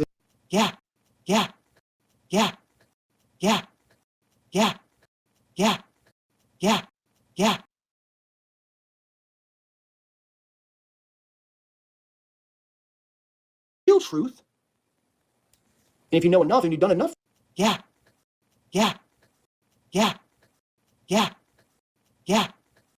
Yeah. Yeah. Yeah. Because they're doing this and they're doing that. And then they network with all the same people and they gatekeep the real truth. And if you know enough and you've done enough research and you have enough, like, you know, you made enough observations, okay, you can see that, yeah, this guy could easily just say something else. He could tell me the truth, but he's not. He's choosing not to. So these guys they're all like promoting McDonald's and like fast food and shit. Like the carnivore community is like loves promoting fast food. They're like, I'm at Wendy's today and I'm going to order 8 patties and I'm going to show you how to order patties at Wendy's. You know, it's like, dude, fucking just go buy some fucking ground beef $1 a pound at Walmart and fucking eat that. Don't fucking go to fucking Wendy's. You know, when I was like in high school or middle school, there was a rumor, and this was McDonald's, that McDonald's meat was human meat. Yeah, human meat. So I'm like, you could be eating fucking aborted babies, dude. Like, what are you doing? Just go to fucking Walmart where it's probably fake meat or something. Who the hell knows what that really cheap stuff is? I would stay away from it, but hey, do what you want. But they're all agents. And then some non-agents are mixed into the crowd as well. So it's not everybody necessarily, but if you really pay attention. Because I get this, like, one guy's got, like, in the carnivore, he's wearing like a Liberty Bell shirt, a shirt with the broken bell, the cracked bell, like your liberty is cracked, right? I mean, or wearing like a black and white shirt, you know, black with like white lettering, or a pyramid. Like they have of course, the food pyramid. They have all these symbols, and I want to make this clear too before people just go like, well, so what, you know? And you know, I wore a shirt with a pyramid thing on my left breast here, and you know, that doesn't mean I'm a Mason. It's like, yeah, you have to look at multiple things, not just the symbolism, the symbology, the numerology, not just those things. You got to look at who they spend their time with, you know, who they network with, what do they say, who are they connected to, all kinds of things. So I'm not saying just one thing. It's not just one thing. Oh, he's a shill. No, but like once you do this for a while, it's just kind of like it's just so fucking obvious, you know. But all these topics are controlled medicine. The allopathic system is a disaster. Sick care, as they call it, and just treating symptoms. All right, so we got someone in here, Ricard Hellick Vist 7529. Hello, nice to see you. I don't think I've seen you before in here, so welcome. He says, hello. Have you done any research?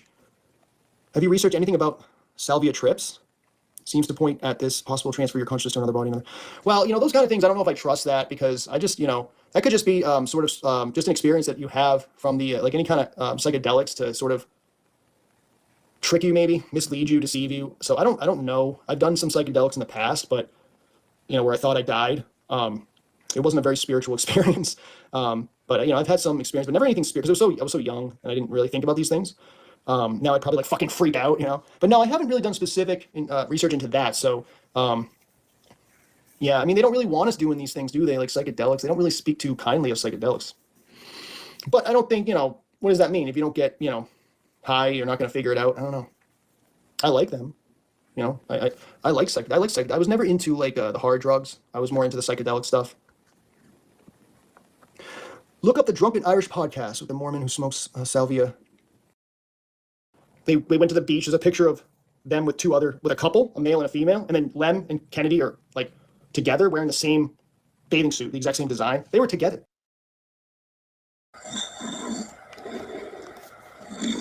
Can you guys hear that?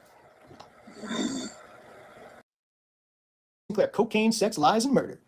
I mean, who could get away with writing such slander?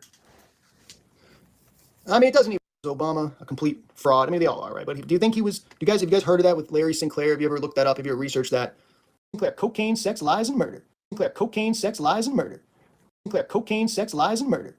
Sinclair, cocaine, sex, lies, and murder. I mean, who could get away with writing such slander? I mean, it doesn't even fucking matter, you know. I mean, Michelle, you know, she's a man, right? But Michelle's a man.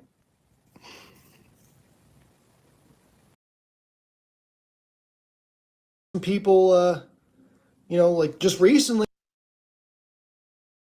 this YouTube app phone thing. I'm not a big phone guy. I'm a laptop guy. Yeah, I've never been into the phones and things like that. So, yeah, what do you guys think about Obama? Is Obama a complete fraud? I mean, they all are, right? But do you think he was? Have you guys heard of that with Larry Sinclair? Have you ever looked that up? Have you ever researched that? I mean, he wrote a book. Larry Sinclair wrote a book. It's called like Blood, Sex, and Tears, or I don't know, Blood, Drugs, Sex, and whatever. I should something for you guys, some audio real quick.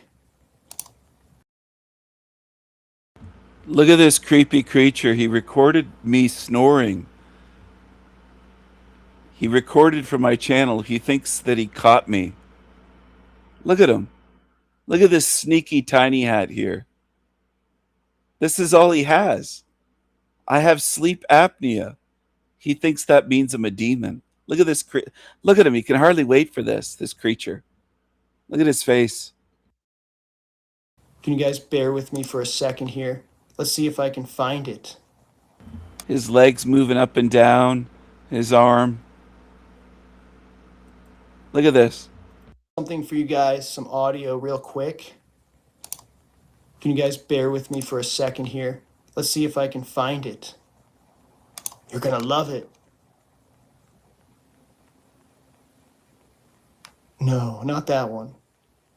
Okay, here we go. I don't know, let's just try this out here.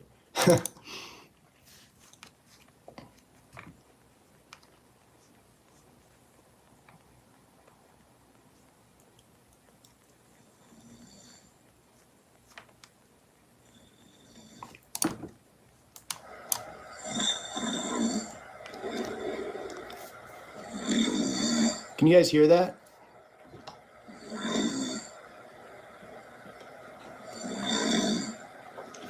It's gonna get good pretty soon. Do you know what's good about this, Jeremy? I know all about you. All about you. I know how creepy you are. And you're going to pay for your spiritual crimes. I could say your whole name right now if I wanted to. I'm not going to dox you, though. I'm not going to say that. But I know all about you, creep. All about you. Come on. It's coming.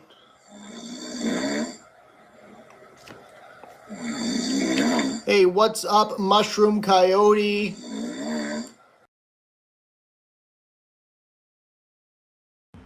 So I fall asleep during some of my live streams because I have insomnia and I also have sleep apnea and some other sleep disorders. So what? So do millions of people.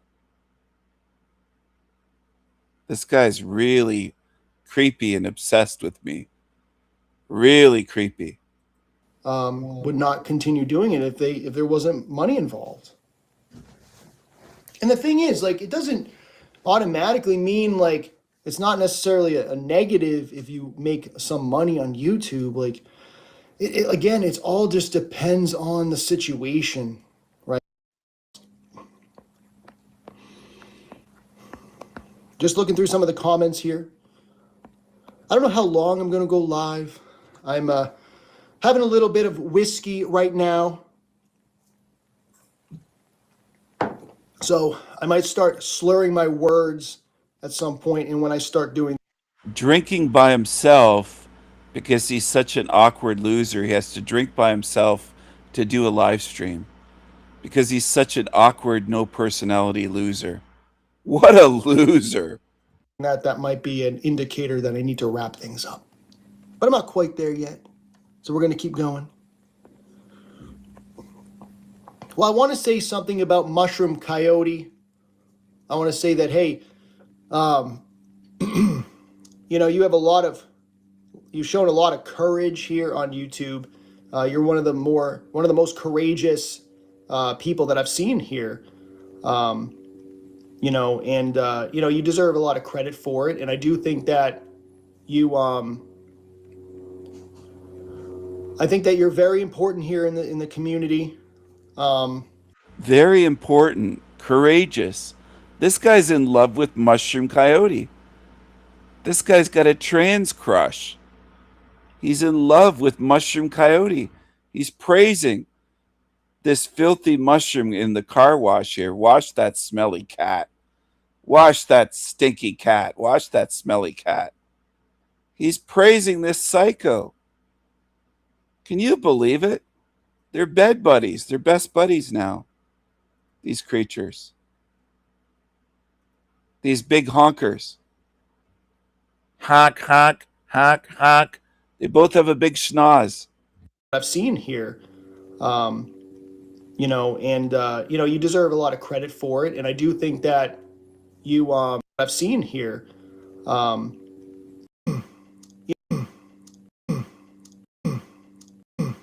you know, you've shown a lot of courage here on YouTube. You're one of the most courageous people that I've seen here.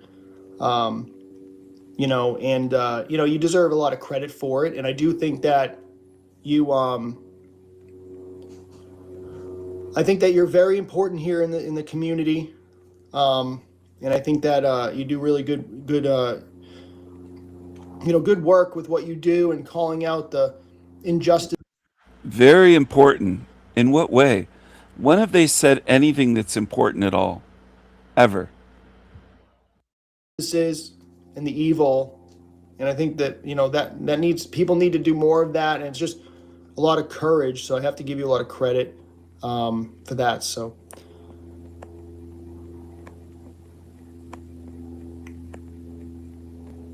Trey Smith, yeah, you heard that? Did you hear that guy who was snoring like a demon? My gosh. I mean, was he just pretending? I mean, I'm serious, guys. Was he pretending? Because he had been sleeping, supposedly sleeping for. Listen to the condescending voice. Look at this thing. And look at the wrinkles on the forehead. Look at how Jewish that looks. Look at this thing. For like a few minutes, and all of a sudden, you know, it's just these demonic snoring, this demonic snore. What is that? I mean, is he doing that on purpose, or is this guy just a straight up demon? There's also a video he did called The Wandering Star. My gosh. My gosh. I mean, was he just pretending? I mean, I'm serious, guys. Was he pretending? Because he had been sleeping, supposedly sleeping for like a few minutes, and all of a sudden, you know, it's just these demonic snoring, this demonic snore. What is that? I mean, is he doing that on purpose, or is this guy just a straight up demon? There's also a video he did called The Wandering Star. Snoring, this demonic snore. What is that? I mean, is he doing that on purpose, or is this guy just a straight up demon?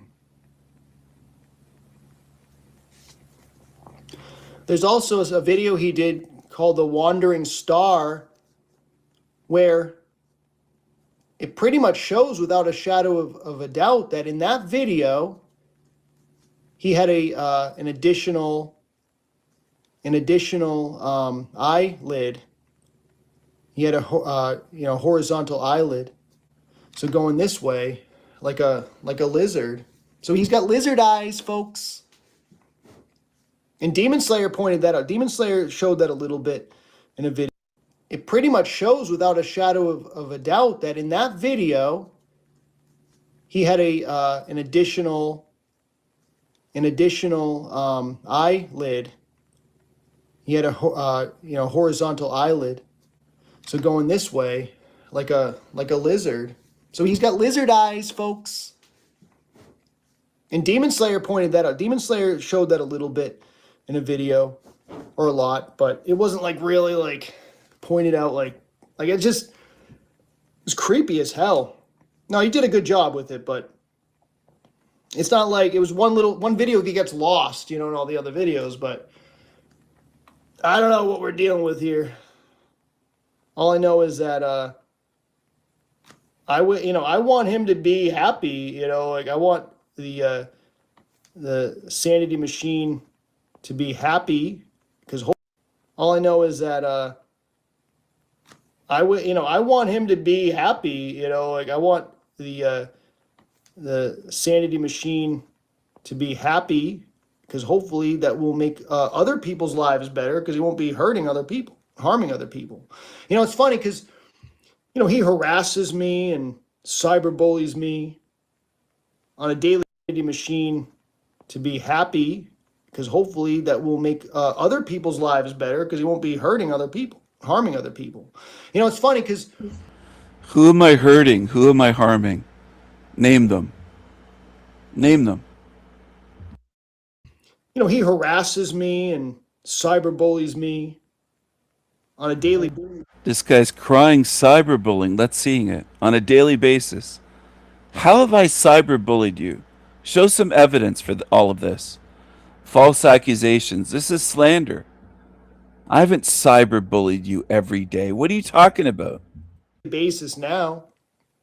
And, I think about him like, well, when I started my channel, I think about him like, all I know is that machine to be happy, because hopefully that will make other people's lives better, because he won't be hurting other people, harming other people.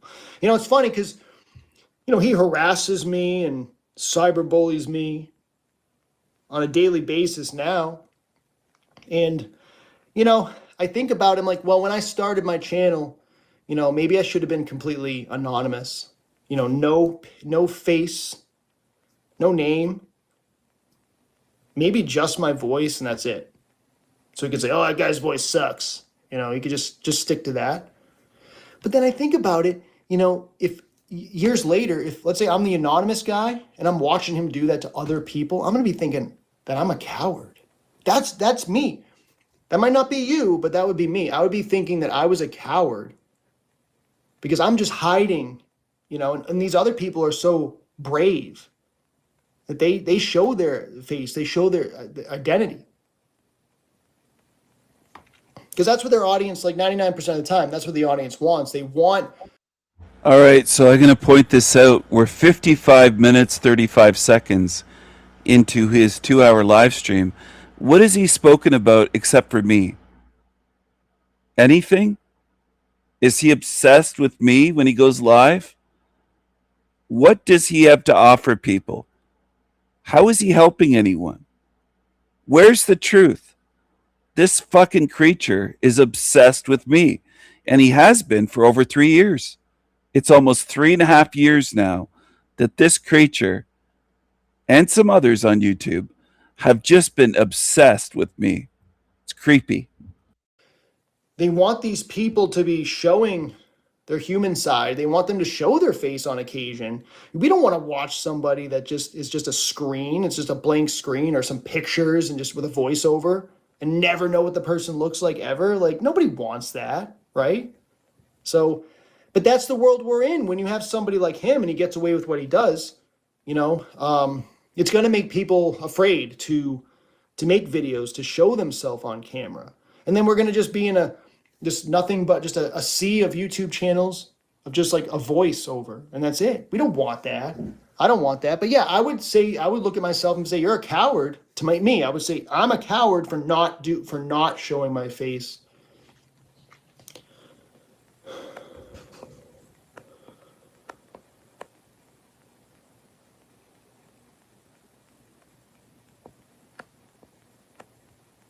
Jake, at least. You're not in my league, you creature. You're not even close. You're a loser.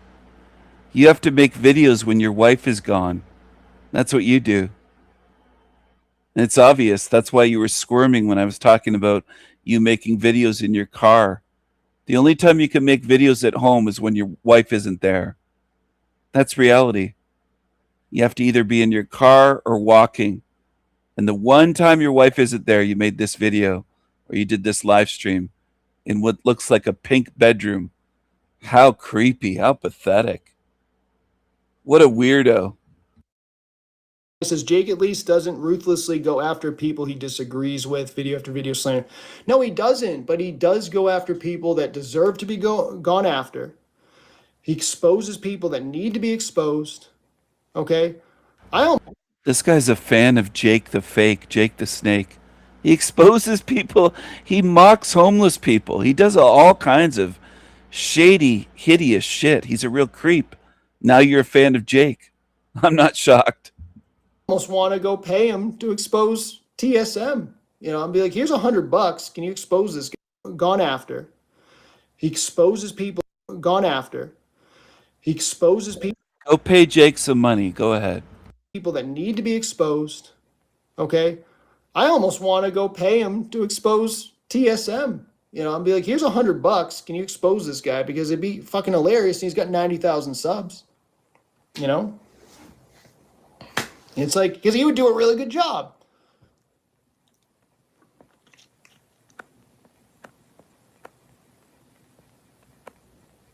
Yeah, yep. Trace Shills There's things I can do in response to you, Jeremy. and grifters do suck, and there's a lot of them out there. So what it does is it makes it hard to trust. You know, it makes it hard to trust the person who's genuine. You know, maybe they're open, they take some donations or whatever, and you know, it's okay if you enjoy somebody's content and you want to give them a little bit of money. You know, that's your right to do that. It's a voluntary transaction. I don't have a problem with that.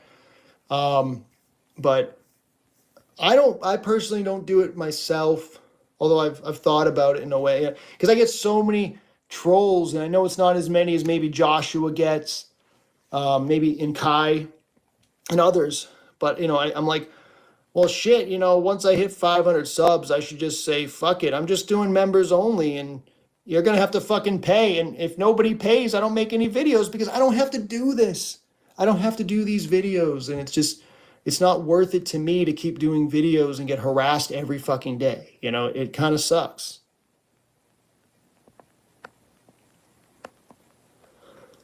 Yeah, you're very welcome, Kai. You're very welcome. I mean, you've gone through a lot of shit, and you know, a lot of people don't have any empathy for you whatsoever. A lot of people judge you and prejudge you, and it's wrong. I mean, Kai says, TSM is obsessed with so many people, it's concerning. But you know what I noticed? He goes harder and harder the more you speak truth. You know, and it was interesting. You said, you know, weeks ago that the more, you know, you get attacked, the more abundant you become, you know, the stronger you become. And it's just like, you know, I'm starting to feel that as well, you know, that like, I don't know why he does it. You know, he just lies about literally everything. So he's supposed to be a truth seeker, but he fucking lies about it. And he's playing this right now, or he'll play this tomorrow. You know, and his audience will say, he's so ugly, he's a demon, look at his beard isn't trimmed perfectly, and he needs a haircut, you know. He's demonic, look at his eyes, look at the beard isn't trimmed perfectly, and he needs a haircut, you know. He's demonic, look at his eyes, look at the Sampaku eyes. Because they don't fucking realize when you look down, oh, you know, that like, I don't know why he does it. You know, he just lies about literally everything. So he's supposed to be a truth seeker, but he fucking lies about it. And he's playing this right now, or he'll play this tomorrow. You know, and his audience will say, he's so ugly, he's a demon, look at his beard isn't trimmed perfectly, and he needs a haircut, you know. No one cares about your beard or your haircut. You're such a weirdo. He's demonic. Look at his eyes. Look at the Sampaku eyes. Because they don't fucking realize when you look down, it shows the whites in the upper part of your eyeball. No shit, right? No shit. Because I'm looking fucking down, bitch. I don't have Sampaku eyes. If I look straight ahead and I open my eyes basically as fucking, it shows the whites in the upper part of your eyeball. No shit, right? No shit. Because I'm looking fucking down, bitch. I don't have Sampaku eyes.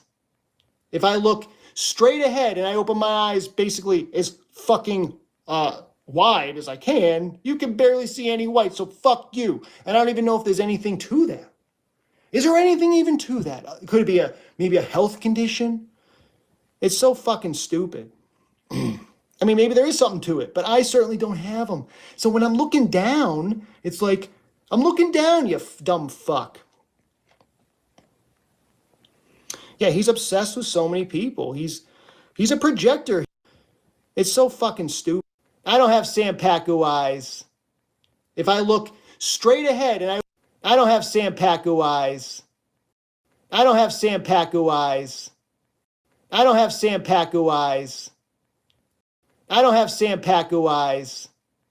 If I look straight ahead and I open my eyes basically as fucking wide as I can, you can barely see any white, so fuck you. And I don't even know if there's anything to that.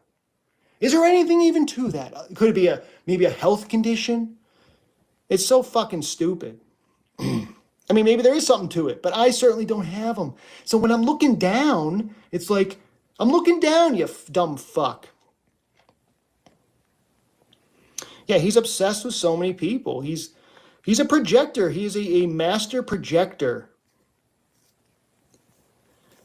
Making money, Ricard says, making money on spiritual truths is an old game. The organized religions, no, yeah, for sure, for sure. Kai says, I feel the same way about you. You're incredibly brave and courageous. That's why they envy you and your compassion, empathy, love, strength. Thank you, Kai. That means a lot. I try. I'm not perfect. I make mistakes. I cringe when I watch my videos sometimes. I'm like, why did I say that? Or, you know, that came out wrong, or it sounds weird, or like, I'm my biggest critic. So I got a lot of weaknesses, but you know what? I can't help my parents got together. They had me, and I'm their genetics, and I can't help how my voice sounds. I can't help, what I look like, unless I want to take a hammer and. So I got a lot of weaknesses, but you know what? I can't help my parents got together. They had me, and I'm their genetics, and I can't help how my voice sounds. I can't help, what I look like, unless I want to take a hammer and bash my face, Alcohol leads one to possession. It comes from the Arabic word al-kul, al-ghul, of the ghoul. That's right. I am possessed, all right. I probably am possessed.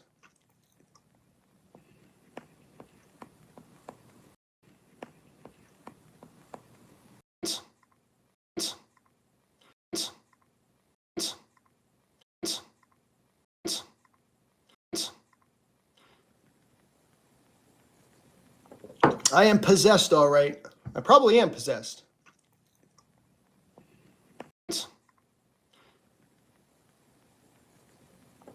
I am possessed, all right. I probably am possessed.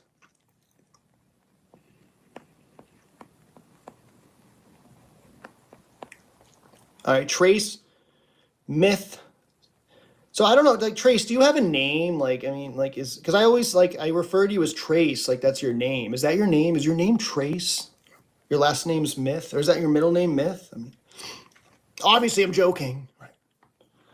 But Trace Myth says,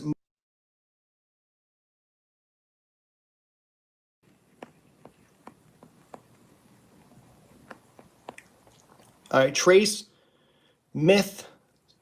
So I don't know, like, Trace, do you have a name? Because I always, I refer to you as Trace, like that's your name. Is that your name? Is your name Trace? Your last name's Myth? Or is that your middle name, Myth? I mean, obviously I'm joking.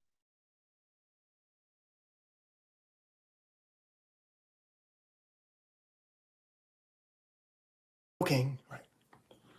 But Trey Smith says, most of them I can't even stand to listen to.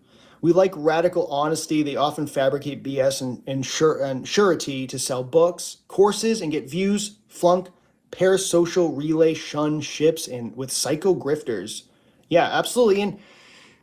And Trace, what was that channel? What was her name? She was what is it again? The Afterlife Discussion. Was that at the Afterlife Discussion? So, I mean, you gave me a little bit of not too much, but you gave me a little bit of criticism for that. The video I did on her when she was with Open Your Reality, right? And the bottom line is this person's saying the world's gonna fucking end in a couple months, and she's offing herself. And then she says that she's connected to Illuminati. She has Illuminati friends that told her that all this shit was gonna go down, and it doesn't matter how much food you stock up or anything like that.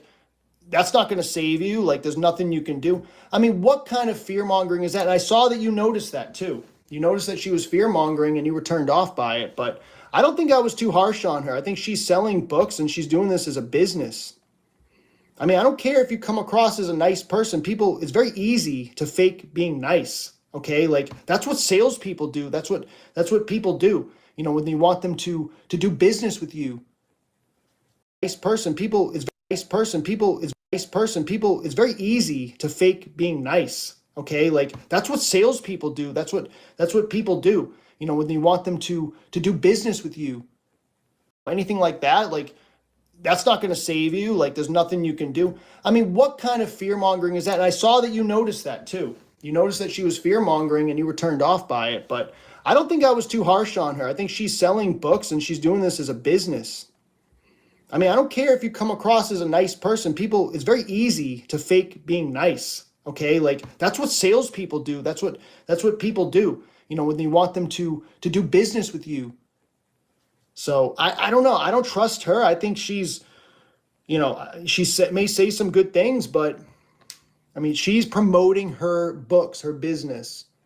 And then she tells everybody that the world's going to end, you know, in a few months. Well, I'm still fucking here, you know? I mean, maybe it will happen eventually, but, you know, but it's not going to be what she says it is. It's literally business with you. So I don't know. I don't trust her. I think she's, you know, may say some good things, but I mean, she's promoting her books, her business. And then she tells everybody that the world's going to end, you know, in a few months. Well, I'm still fucking here, you know? I mean, maybe it will happen eventually, but, you know, but it's not going to be what she says it is. It's literally just because she probably wants people to buy her fucking books. And then she'll probably come back later on, maybe as another character or just the same, and say, oh, well, you know, something changed. My Illuminati friends told me that it's actually going to be, you know, 20 years from now. And so I think it was the afterlife discussion, wasn't it? The afterlife discussion. That's right. That's the afterlife discussion. Has she done a video since? Nope, she's not done a video since. So how sad. Can you imagine? I really hope that nobody has taken their lives into their own hands after watching these videos. I really, really hope that did not happen. Lives into their own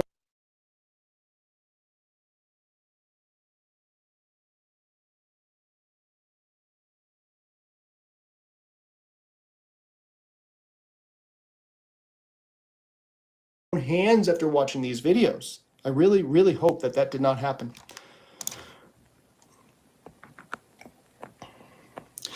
Kai says, Jeremy, TSM is so jealous of you. You are a young, attractive, empathic man who he can't measure up to. He is wreathing with jealousy. You know, I don't even know, like he shows this one empathic man who he can't measure up to. He is wreathing with jealousy. You know, I don't even know, like he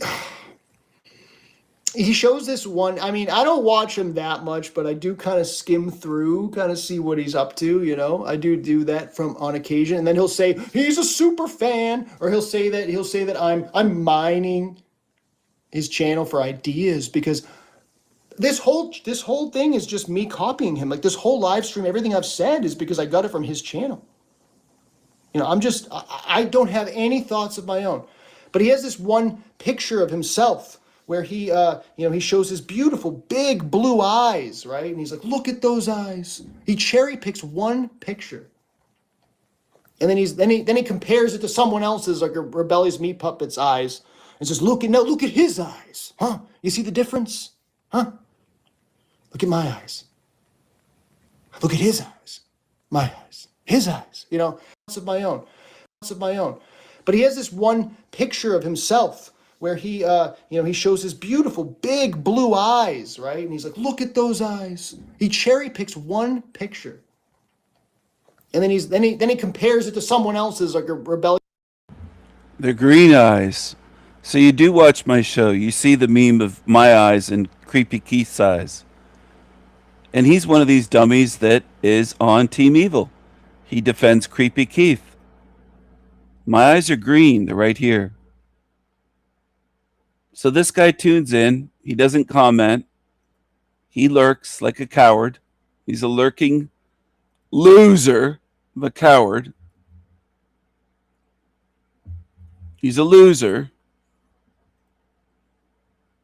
That's what people should understand. He's a creepy loser. He's obsessed with me. What has he been talking about this live stream? They're totally obsessed with everything I do. Everything I do. Everything I show. They're obsessed with my girlfriend, my eyes, what I drink. They mentioned Coke Zero in the chat room over there. Creepy Kai. They're obsessed with everything I do, where I walk, everything. They're completely obsessed, and that's what they do. Here's the meme he's talking about. Wendy just complimented this meme the other day, and I think it's a great meme. I think it illustrates something. Whether people like it or not, it shows you something. But he's too stupid. He doesn't get it, of course, because he's envious. He's an envious, black-eyed demon. Creepy demon. That's what he is. That creep on the screen. And the difference here shows in light, energy, life, spirit. There's spirit in my eyes. Keith's eyes are dead. It's obvious. But this idiot didn't learn. He can't get it. He's too stupid and too demonic. Jeremy's a fucking idiot. He's an idiot. He's a loser. And that's all he'll ever be. He shows this one. I mean, I don't watch him that much, but I do kind of skim through, kind of see what he's up to, you know. I do that from on occasion. And then he'll say, he says the same thing as Keith. Keith says they don't want to admit that they watch everything that I do. They're obsessed. he's a super fan, or he'll say that I'm mining his channel for ideas, because this whole thing is just me copying him. Like, this whole live stream, everything I've said is because I got it from his channel. You know, I'm just What have you said on your channel or your live stream that is unique and original? You had a chance on my channel to say. You can't come up with anything. All you've been doing is talking about me for over an hour of your live stream. It's all about me and your envy. That's all it is. You had a chance to go live and talk about something other than me, and you can't do it. I don't have any thoughts of my own. But he has this one picture of himself where he he shows his beautiful big blue eyes, right? And he's like, "Look at those eyes." He cherry picks one picture. And then he compares it to someone else's, like He says cherry picks. It's a picture of me. I've shown people other pictures of me. How many do you want to see? I thought you were married. I already have a girlfriend, Jeremy, and I'm not gay. I think you're gay. You want to see more pictures of me. And you claim to be straight? What's your problem? What's wrong with you? You're an obsessed loser. That's what you are. Cherry picks. It's a picture of me. I'll show whatever pictures I like of myself, you fucking loser. of my own. But he has this one picture of himself where he shows his beautiful big blue eyes, right? And he's like, "Look at those eyes." He cherry picks one picture. And then he compares it to someone else's, like a Rebellious Meat Puppet's eyes, and says, look at his eyes. Huh? You see the difference? Huh? Look at my eyes. Look at his eyes. My eyes. His eyes. You know? And that's what he does. He cherry picks. It's just so fucking retarded. And I'll tell you this, TSM, Mr. Steven. He cherry picks one picture. And then he compares it to someone else's, like a Rebellious Meat Puppet's eyes, and says, look at his eyes. Huh? You see the difference? Huh? Look at my eyes. Look at his eyes. My eyes. His eyes. You know? And that's what he does. He cherry picks. It's just so fucking retarded. And I'll tell you this, TSM, Mr. Steven. Mr. Steven. I'm not even going to say your last name because you'll say I doxed you, even though you give your last name all the time. I mean, your first 2 or 3 videos were your full name. because you did like a poem with your paintings, and it was your full name. You put your name out there, and then you say I dox you when I say your last name. So I'm not going to say your last name out of respect. Some respect here I want to give you. But I lost my train of thought. Good, because we should probably change the subject. Oh, Green Wizard. Yeah. So, Kai says I had to call out the Green Wizard. I had to. It's not just about the money. It's about the fact he's telling people how to self-exit. And he did this to Kismet Spiral. So here's the thing about Green Wizard. I was thinking the other day, I'm like, you know what? In a way, I don't know why he faked his death. Does anybody know why the Green Wizard, and actually it's funny because he's only like an hour from me, which is hilarious. He's like less than an hour from where I live. So I got to be a little bit nice to him. You know what I mean? I got to be a little bit respectful. But what I want is, I don't really have like an issue with him at all. I never watched him or anything. I didn't know who he was until TSM started harassing him. But so he faked his death. I don't know why he faked his death, but I can imagine, like, I don't really have an issue with it if it was like, so one would think that maybe the only way they could stop TSM's harassment and his cyberbullying would be to fake their death and sacrifice themselves by faking their death, make it look like they died, so that he'd be responsible for it. And then finally YouTube might do something. Finally, maybe the authorities might do something, right? Because maybe that's the only way that we can get rid of this guy, is we all fake our fucking deaths because of this guy, right? I'm just saying, I'm not going to do that, but I'm saying maybe that's why he did that. I don't know. Tell me why that happened, but I can kind of respect that in a way. But I know that, Kai, he did things to you. He betrayed you. And there's a lot more to the character than just him faking his death. So I'm just saying, I'm just talking about that one point.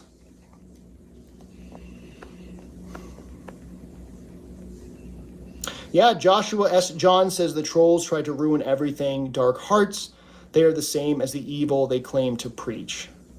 Yeah, that's the thing. I think TSM is an agent. I think he is an admitted schizophrenic.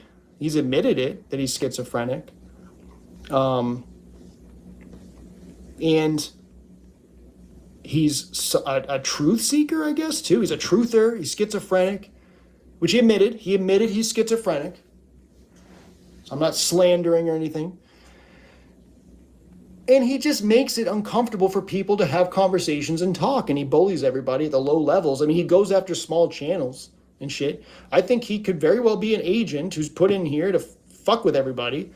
And I think he's very well is a Freemason. I think he's a Freemason. I think he's an agent. And he's going to play this on his channel. And he's going to say I'm slandering him. And I don't care, because I have the First Amendment here in the United States. I don't know what it is in Canada, but in the United States, I've got free speech, and I can say my opinion is you're a fucking agent. And your job and your role is to disrupt the truth community. Where's your evidence that I'm an agent, Freemason? Where's your evidence to back up your accusations? Because slander, dummy, is something other than free speech. It's when you make unfounded, character-destroying, false accusations in public. You don't even understand. You're such a lying weirdo. And you are slandering me by definition.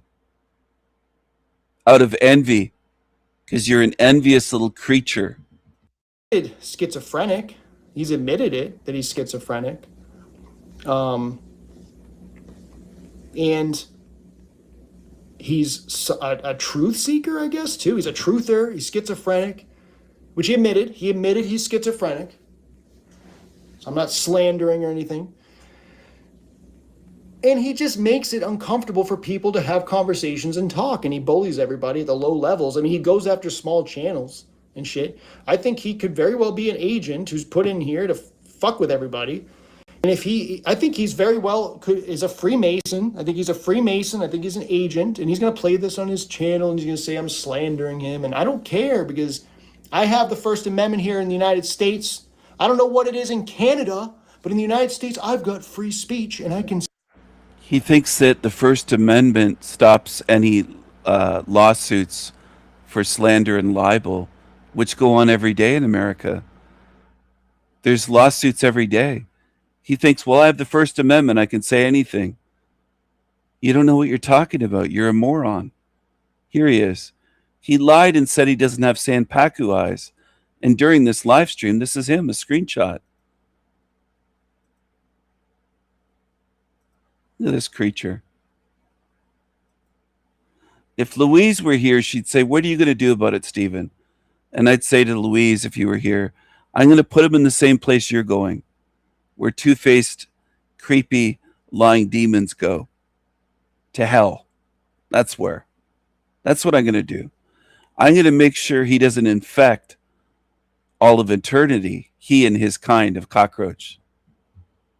That's what I'm going to do. Look at his gestures. Look how triggered and animated he is, talking about me. He's been talking now for an hour and 9 minutes on his live stream. It's been all about me. Nothing else. So he calls himself a truther. All he does is obsess over me. Say, my opinion is you're a fucking agent. And your job and your role is to disrupt the truth community and disrupt these small channels that are really going after the real truth. And that's your job, is to make our lives hell and make us quit. Make us quit and go away. That's your fucking job. I know what you're up to and what you're doing. I gave you credit. I said nice things about you. You said nice things about me. And then I made one little comment. I just said, like, well, I think his channel's getting a little bit repetitive. And then off with my head. My head was on a stick at that point. And then now the cat's out of the bag and, he ain't going back in, And of course, what really, like, obviously the whole time, I'm like, this guy is definitely, like, got behavioral problems. He's got problems with his behavior, right? That's obvious. Like the way he treated Vivacious Vivian problems.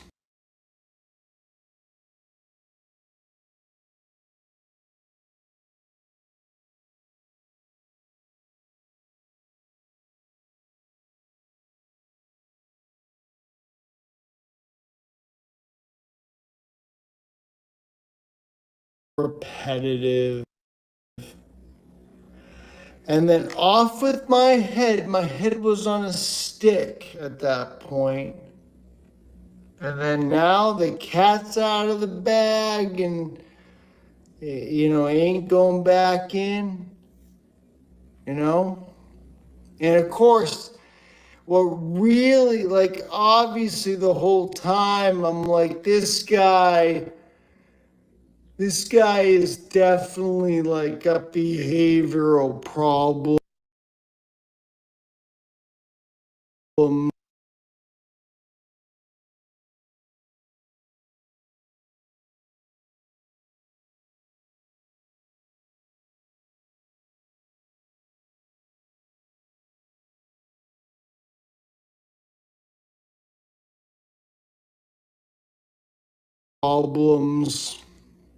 He's got problems with his behavior. Problems.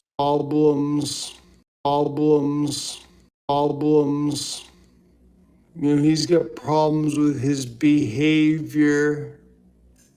Right? That's all states. I don't know what it is in Canada, but in the United States, I've got free speech, and I can say, my opinion is you're a fucking agent. And your job and your role is to disrupt the truth community and disrupt these small channels that are really going after the real truth.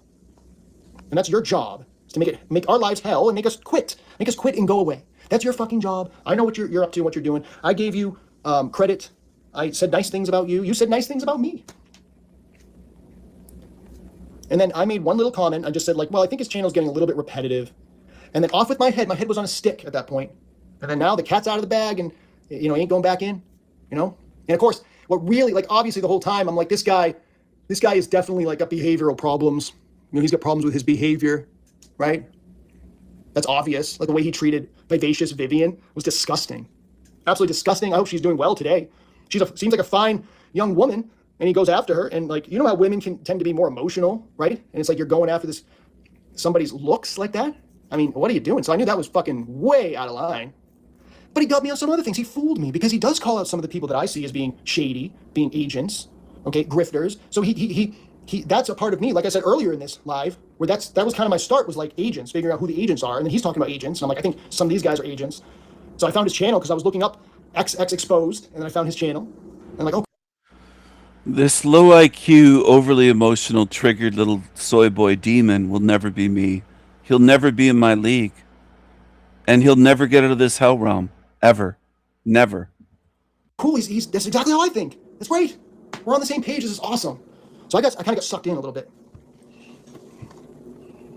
But then I realized for sure that he was totally not a truth seeker, not serious, because he befriended Rose 777, who's the biggest fucking shill. Maybe not the biggest, but she hangs out with all the biggest shills. Rose 777. Okay, and for him to not know that or not realize that, it's kind of...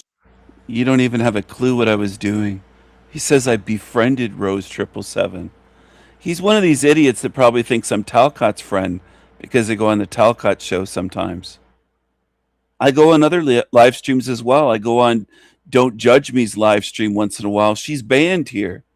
Doesn't mean I'm friends with her. You're a fucking retard. You're a retard. That's great.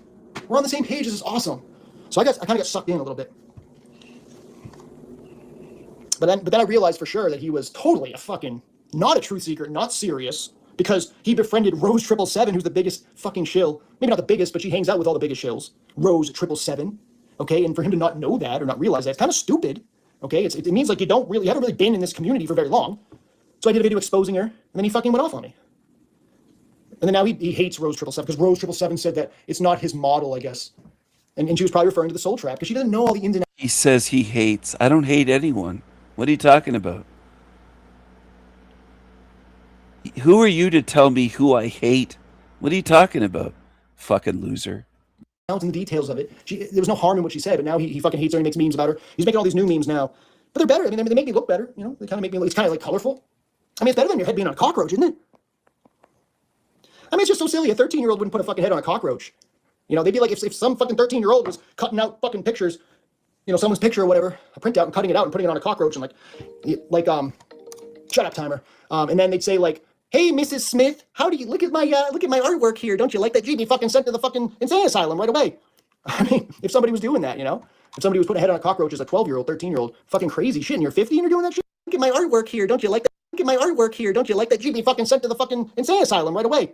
I mean, if somebody was doing that, you know, if somebody look at my artwork here. Don't you look at my artwork here? Don't you like? Look at my artwork here. Don't you like? Look at my artwork here. Don't you look at my artwork here? Don't you look at my artwork here? Don't you like that? Look at my artwork. Look how crazy this guy looks. He's obsessed with me. He's deranged. Look at my artwork here. Look at my artwork here. He's deranged. Look at my artwork here. Look at this. Look at my artwork here. Don't you look at this? Look at my artwork here. Don't you look at my artwork here? Beyond triggered. Look at my artwork here. Don't you look at my artwork here? Don't you look at my He's artwork here? drinking and talking about me for hours. Look at my artwork here. Don't you like that? GB. He's drinking and talking about me for hours, this creature. He's deranged. He's deranged. Look at my artwork here. Don't you like that? GB fucking sent to the fucking insane asylum right away. I mean, if somebody was doing that, you know, if somebody was putting a head on a cockroach as a 12-year-old, 13-year-old, fucking crazy shit, and you're 50 and you're doing that shit, it's just fucking childish. It's stupid. He gets off on it, you know, because he doesn't have a girlfriend. He has nothing to get off to. Where's his girlfriend? I need to meet this woman. Sorry, I'm a little bit behind in the comments, guys. See how crazy he is? He said he needs to meet this woman. You'll never meet my girlfriend. Ever. I keep her away from psychos like you. You look psychotic. You speak in psychotic ways. You're obsessed with me, which is psychotic, because you are psychotic. You're a psycho. You're an absolute psycho demon. Don't come near me or my girlfriend. Don't even think about it, you fucking psycho creature. Sorry about that, but yeah, anybody new coming in here? You know, I'm enjoying my Friday night with a little bit of whiskey, and if I start slurring my speech, the live will be over. Okay. My beard is trimmed one. I don't know. You know, I don't, because it just makes me look more Jewish, Kai. I don't know. I look so Jewish. Because I can grow a beard. Can he even grow a beard? Can he grow a beard? Does he have hair in his chest at all? Oh, man. No, I don't have Sam Paku eyes. I mean, if I did, so what? I look at a little bit of whiskey, and if I start slurring my speech, the live will be over, okay? My beard is trimmed one. I don't know. I don't know, because it just makes me look more Jewish, Kai. I don't know. I look so Jewish. Because I can grow a beard. Can he even grow a beard? Can he grow a beard? Does he have hair in his chest at all? Oh, man. He's asking if I have hair on my chest. This is how obsessed he is. He wants to meet my girlfriend. He wonders how many. He wants to see other pictures of me. He wonders about hair on my chest. He's completely fucking obsessed, this creepy psycho. Absolutely creepy psycho. And look at his face. If you can't see that that looks psychotic, then you have issues. Whoever's tuned in here, we have 25 people watching on 2 different channels. I'm live. That's a psycho. That's a psycho. Take a good look. Of course I keep her away. There's psychos like him and others. I'm aware of it. Look how psychotic. He looks more psycho than Ted Bundy ever looked. This creature is full of envy, anger, rage. He has deep issues, and he's not the only one. Look at this thing. When he starts talking about me, he drinks and he obsesses. Just like creatures that obsess over celebrities and they end up stalking them. Okay? Take a look. I want everyone to understand this, not just a couple on my channel. I want everyone to understand what I'm showing, what I'm doing. Unhinged psycho demon. That's what it is. That's why it looks that way. See, some people have a disconnect. They'll say, well, he looks psycho, but he's not. No, he looks that way because he is that way. Don't do any mental gymnastics. He looks that way. It's just a screenshot of his live stream after he's talking about me. He's been obsessing about me his whole goddamn stream. I'm going to ask you a question in the chat for the people that were here from the beginning. What else has he spoken about for 1 hour and 14 minutes? 1 hour, 14 minutes. What else has he spoken about besides obsessing and lying about me? This is what you people have to realize. I'm aware of how psycho these demons can be. I know how fucked up they are. It isn't just him. It's his chat room as well. Mushroom Coyote's in there. Josh West, John. They've been obsessing over me for years. No, I don't have Sam Paku eyes. I mean, if I did, so what? I look Italian. Yeah, I think I look more Italian. I'm mostly Portuguese, though. I don't know. I don't know, because it just makes me look more Jewish, Kai. I don't know. I look so Jewish. Because I can grow a beard. Can he even grow a beard? Can he grow a beard? Does he have hair in his chest at all? Oh, man. No, I don't have Sam Paku eyes. I mean, if I did, so what? I look Italian. Yeah, I think I look more Italian. I'm mostly Portuguese, though. Actually, I'm mostly Portuguese, and I'm half Portuguese. I'm a quarter Italian and a quarter English. A little bit of whiskey, and if I start slurring my speech, the live will be over, okay? My beard is trimmed one. I don't know. I don't know, because it just makes me look more Jewish, Kai. I don't know. I look so Jewish. Because I can grow a beard. Can he even grow a beard? Can he grow a beard? Does he have hair in his chest at all? Oh, man. No, I don't have Sam Paku eyes. I mean, if I did, so what? I look Italian. Yeah, I think I look more Italian. No, I don't have Sam Paku eyes. No, I don't have Sam Paku eyes. No, I don't have Sam Paku eyes. No, I don't have Sam Paku eyes. I mean, if I did. No, I don't have Sam Paku eyes. I mean, if I did, so what? I look Italian. Yeah, I think I look more Italian. I'm mostly Portuguese, though. Actually, I'm mostly Portuguese, and I'm half Portuguese. I'm a quarter Italian and a quarter English. Not Jewish. It's like, if I really, I get it. The beard makes me look more Jewish. I get it. All right. But without the beard, I mean, he was saying I was Jewish before I had the beard. And it's like, dude, okay, if I looked like a stereotypical Jew, I could understand, it'd be kind of funny, maybe, with all his jokes about me being Jewish. But I'm not Jewish, so it's not funny, Joshua S. John says, I know he sees we are true, genuine, spirited beings, and that pisses him off. Just keep being you. Thank you, Joshua. That means a lot because, sometimes I need a confidence boost. Like I need someone to be like a morale boost. I'm like, hey, just keep doing what you're doing. This guy's, don't listen to him.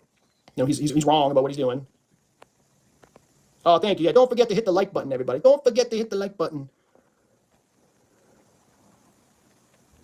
Trace Myth says, yeah, appreciate you. I've got the pedal to the warm sea now. Oh, fuck, I'm jealous, man. Well, you...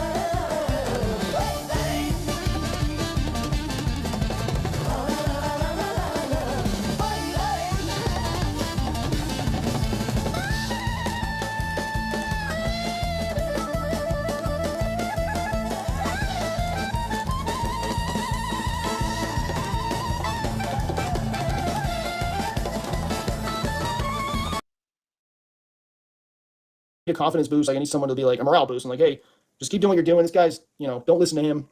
He's wrong about what he's doing. Oh, thank you. Yeah, don't forget to hit the like button, everybody. Don't forget to hit the like button. Trace Myth says, yeah, appreciate you. I've got the pedal to the warm sea now. Oh, fuck, I'm jealous, man.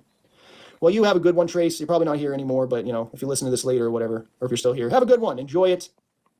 Hey, everybody, check out Trace-Myth.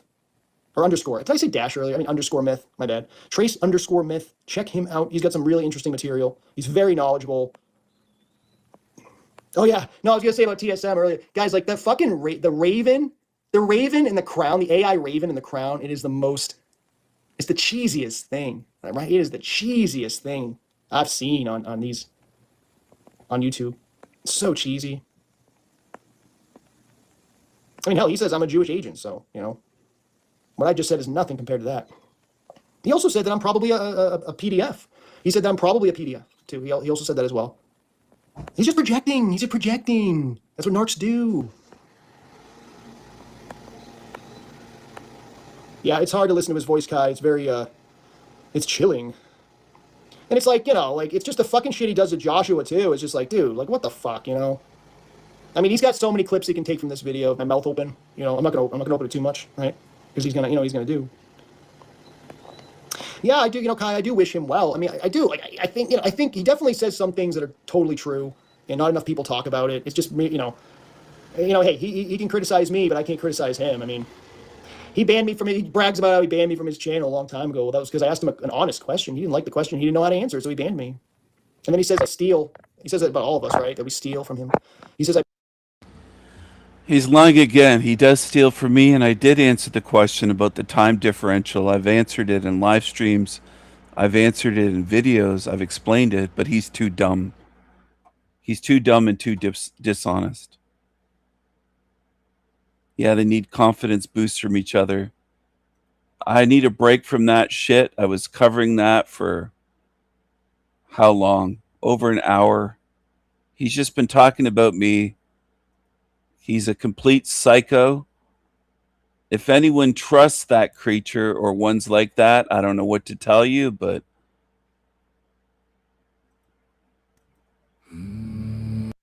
I don't know what to tell you other than I would advise against it. Don't follow demons, stand against evil, don't join them. Choose wisely.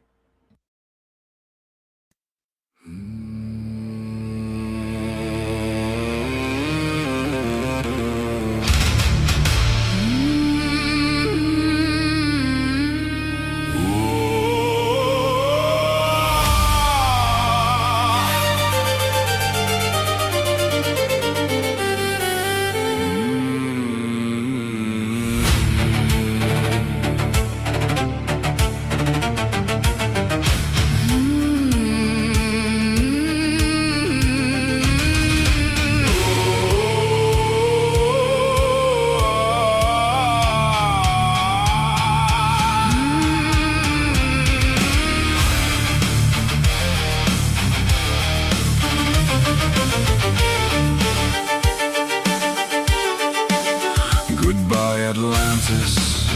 Goodbye. Janus. Goodbye. Goodbye. Goodbye. Two-faced losers. Goodbye. Turncoats. Goodbye. Goodbye. You lie. You lie. The tugboats brigade are heading your way.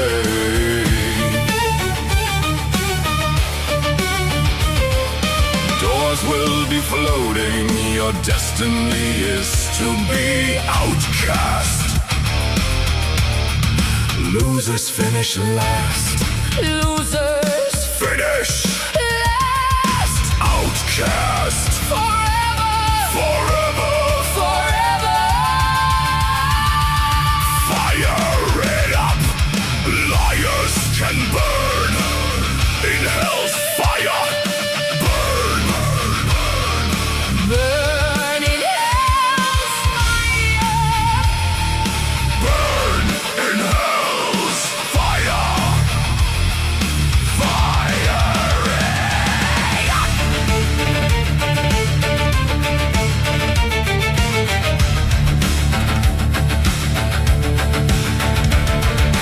Genesis. Genesis. Singing a song to death. You're cursed with all of the rest.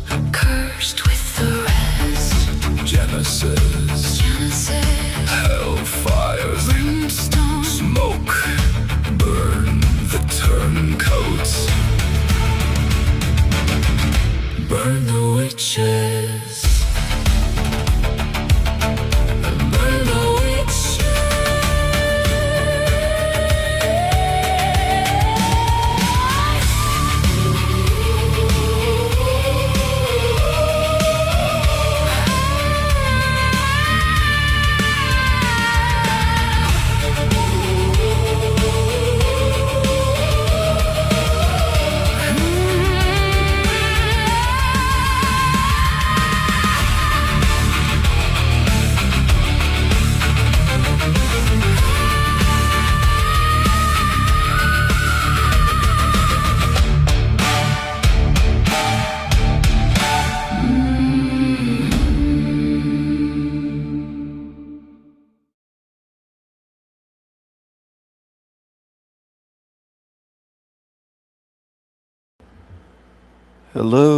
Hello everyone. Goodbye, Janices.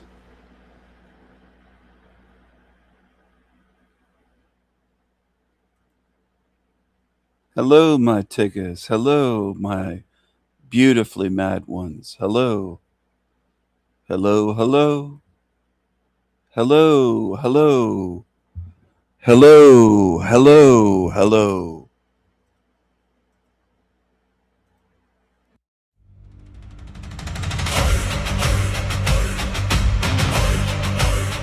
Sail the seas.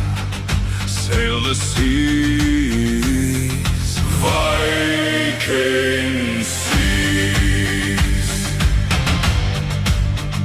Pound the drums all night long. Pound the drums. Drink to freedom. Drink to to freedom. Explore new lands, build new kingdoms. Blood and soil we explore, fight, discover and toil. We stand tall and free. Tall and free, Valhalla calls. Fenrir howls, Valhalla calls.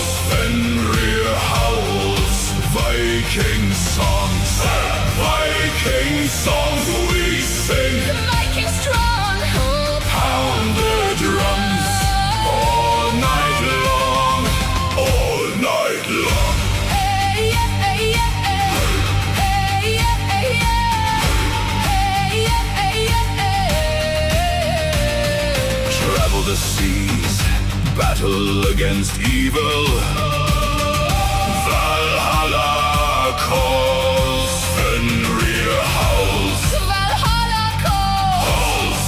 Fenrir howls. Axes and swords sing to our freedom. Cheers to our freedom. Drink to freedom, we create our own kingdoms. Our own kingdoms in sky, land and sea. Free, we are free. Valhalla calls, Fenrir howls. Valhalla calls, Fenrir howls. Viking songs, Viking songs we sing. Pound the drums. All night long, all night long. Viking strong. Hey, yeah, hey, yeah, hey. Hey, yeah, hey, yeah. Hey, yeah, hey, yeah, hey. Viking strong. We stand in storm and snow. We take what we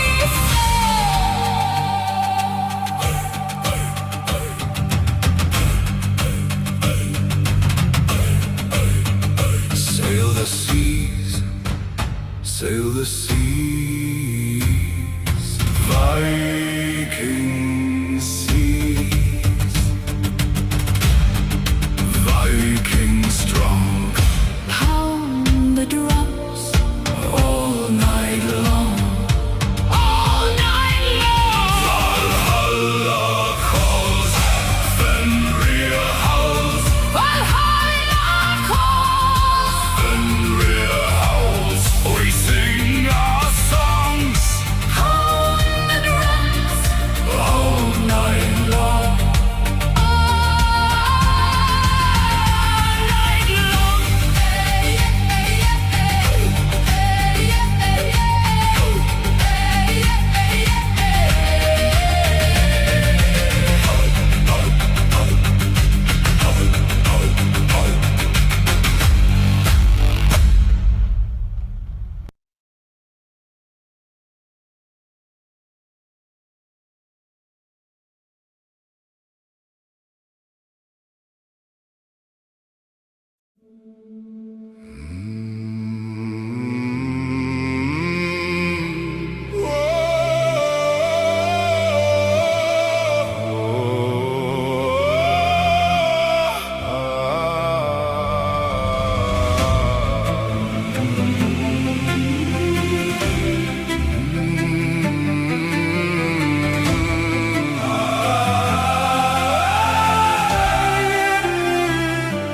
Know thyself, know thyself, know thyself. Stay true to thy own spirit. Stay true in a world that's false. Stay true. Know thyself, know thyself. Stay true, stay true.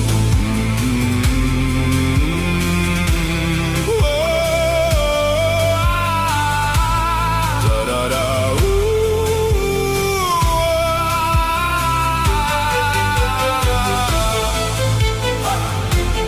Da da da da.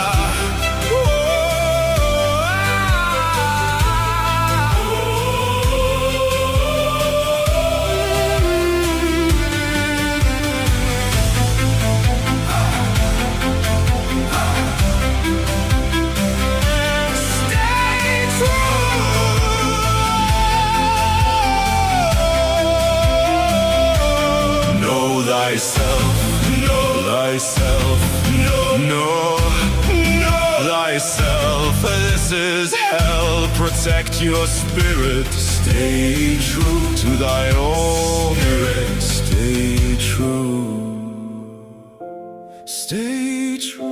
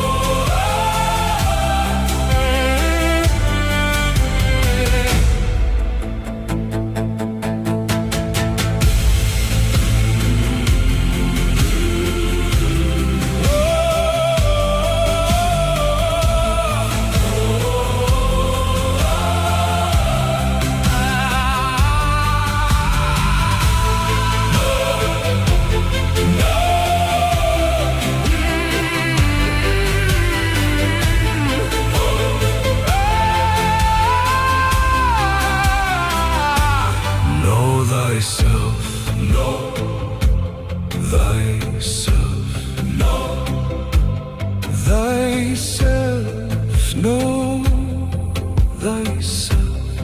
Stay true to thy own spirit. Stay true, stay true.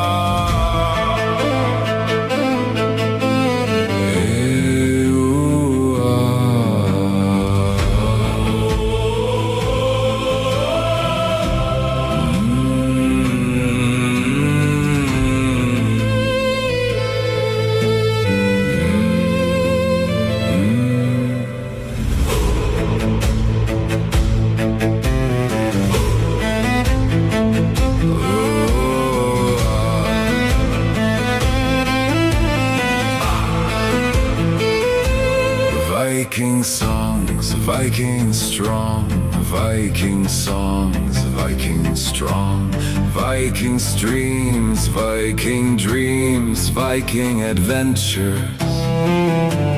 Waters pure, crystal clear for us here.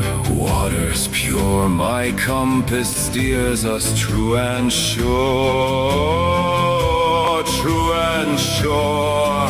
Valhalla for me and you, swords of truth, honor and beauty. Viking seas, Viking ships, Viking skies, and death to this world's wretched, wicked lies, lies. This world is lies, lies, lies, lies. See with your raven eyes, lies. See with your spiritual eyes. This world is lies, lies, lies. Wave goodbye. Erase this place, we will sail far away.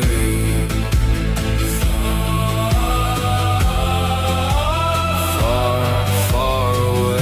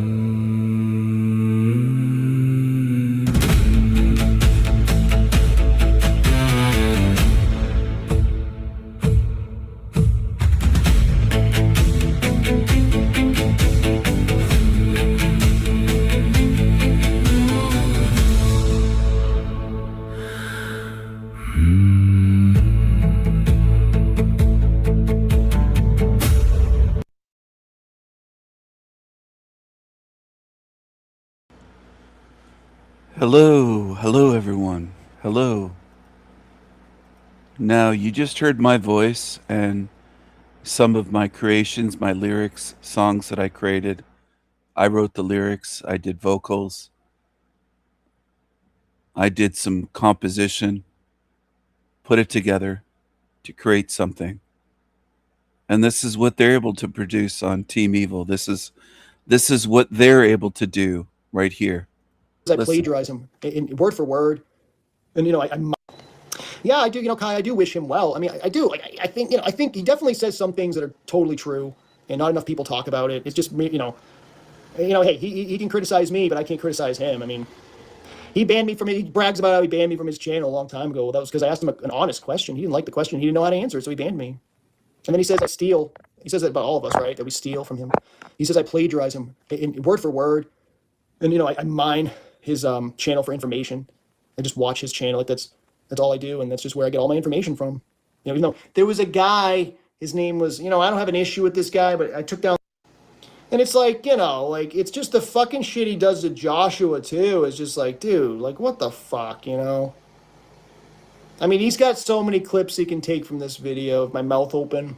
I'm not gonna open it too much, right? Because he's gonna do. Yeah, I do, Kai, I do wish him well. I mean, I do. Like, I think, I think he definitely says some things that are totally true and not enough people talk about it. It's just me, hey, he can criticize me, but I can't criticize him. I mean, he banned me from it. He brags about how he banned me from his channel a long time ago. Well, that was because I asked him an honest question. He didn't like the question. He didn't know how to answer it, so he banned me. And then he says I steal. He says that about all of us, right? That we steal from him. He says I plagiarize him in word for word. And, I mine his channel for information.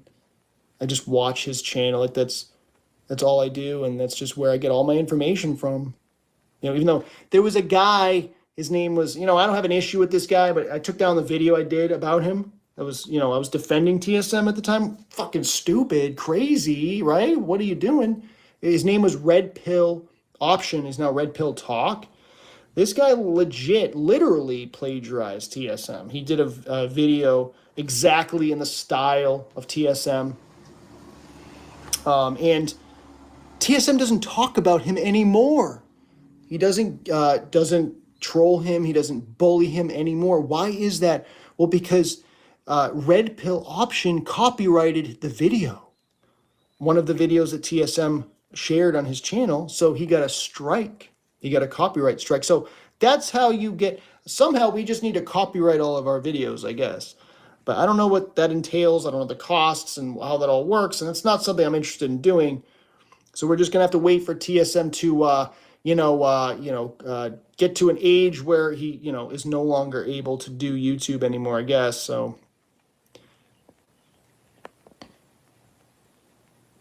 So Kai says I wished him well too. If people don't see the differences, that this is the stage I'm at in life, not just with age. If you don't see the differences, I shouldn't have to work the rest of my life to get you to be able to see obvious differences between me and a creature like this. His energy, the way he plagiarizes, the fact that he's miserable, he's envious, he doesn't have truth, he doesn't share truth, he's emotional, deranged, he's a liar. All of it's different. And that's why I try to show people the contrast. But I'm at the stage, I'll reiterate, where if you don't get it, I just don't want you around. That's not mean, it's not harsh, it's just true. It's me being very honest and very blunt. If you can't see the difference and hear the difference and realize the difference between me And what I'm doing, and this creature and other creatures like Jeremiah, there's other creatures over there, Mushroom Coyote, there's Josh West John, there's a whole bunch of them. If you don't get it, I don't want you around me. And there are reasons for that. Not just because you're slow, not just because you're irritating. I think you're deranged. I think if you can't see and hear the difference, there's something deeply wrong with you, including spiritually wrong, where I don't want you around me. I want you in this realm. I want you to stay here forever because I don't want you to pollute all the rest. Something you've done in your life or lifetimes, you've gone along with evil to the point that you can't tell the difference between good and evil. And if you can't tell, I can't fix you. And I don't want you near me. And I've made that very clear, not just today, but before today, various times over the years. I don't want you near me. If you can't tell the difference between the two wolves, you can't tell the difference between me and this angry creature on the screen, I don't want you near me. I even protected him when people wanted to do magic. I told him this, and he kissed the ass of the Green Wizard, and vice versa. What if they made a deal with each other? I don't know. That's interesting. I mean, he still is pretty he still attacks Green Wizard a lot. Not as much though, right? I don't attack anyone. Look at the grin on his face. I don't attack anyone, you fucking liar. You're a liar. I don't threaten violence like you creatures do. You do all sorts of nasty demonic things. And you will pay. So will your supporters. So will the lurkers that come to my channel that secretly support these demons. It's going to catch up with you in the end. Maybe they did make a deal. Maybe you're right. Because he attacks me. Like, I'm probably the smallest channel that he attacks that actually puts out content. Like, other people that he attacks, they might have like a couple videos that they shared, or they have a playlist, but they don't really have a channel when they make videos consistently. And I'm probably the smallest one, and he just attacks me as much as anybody now.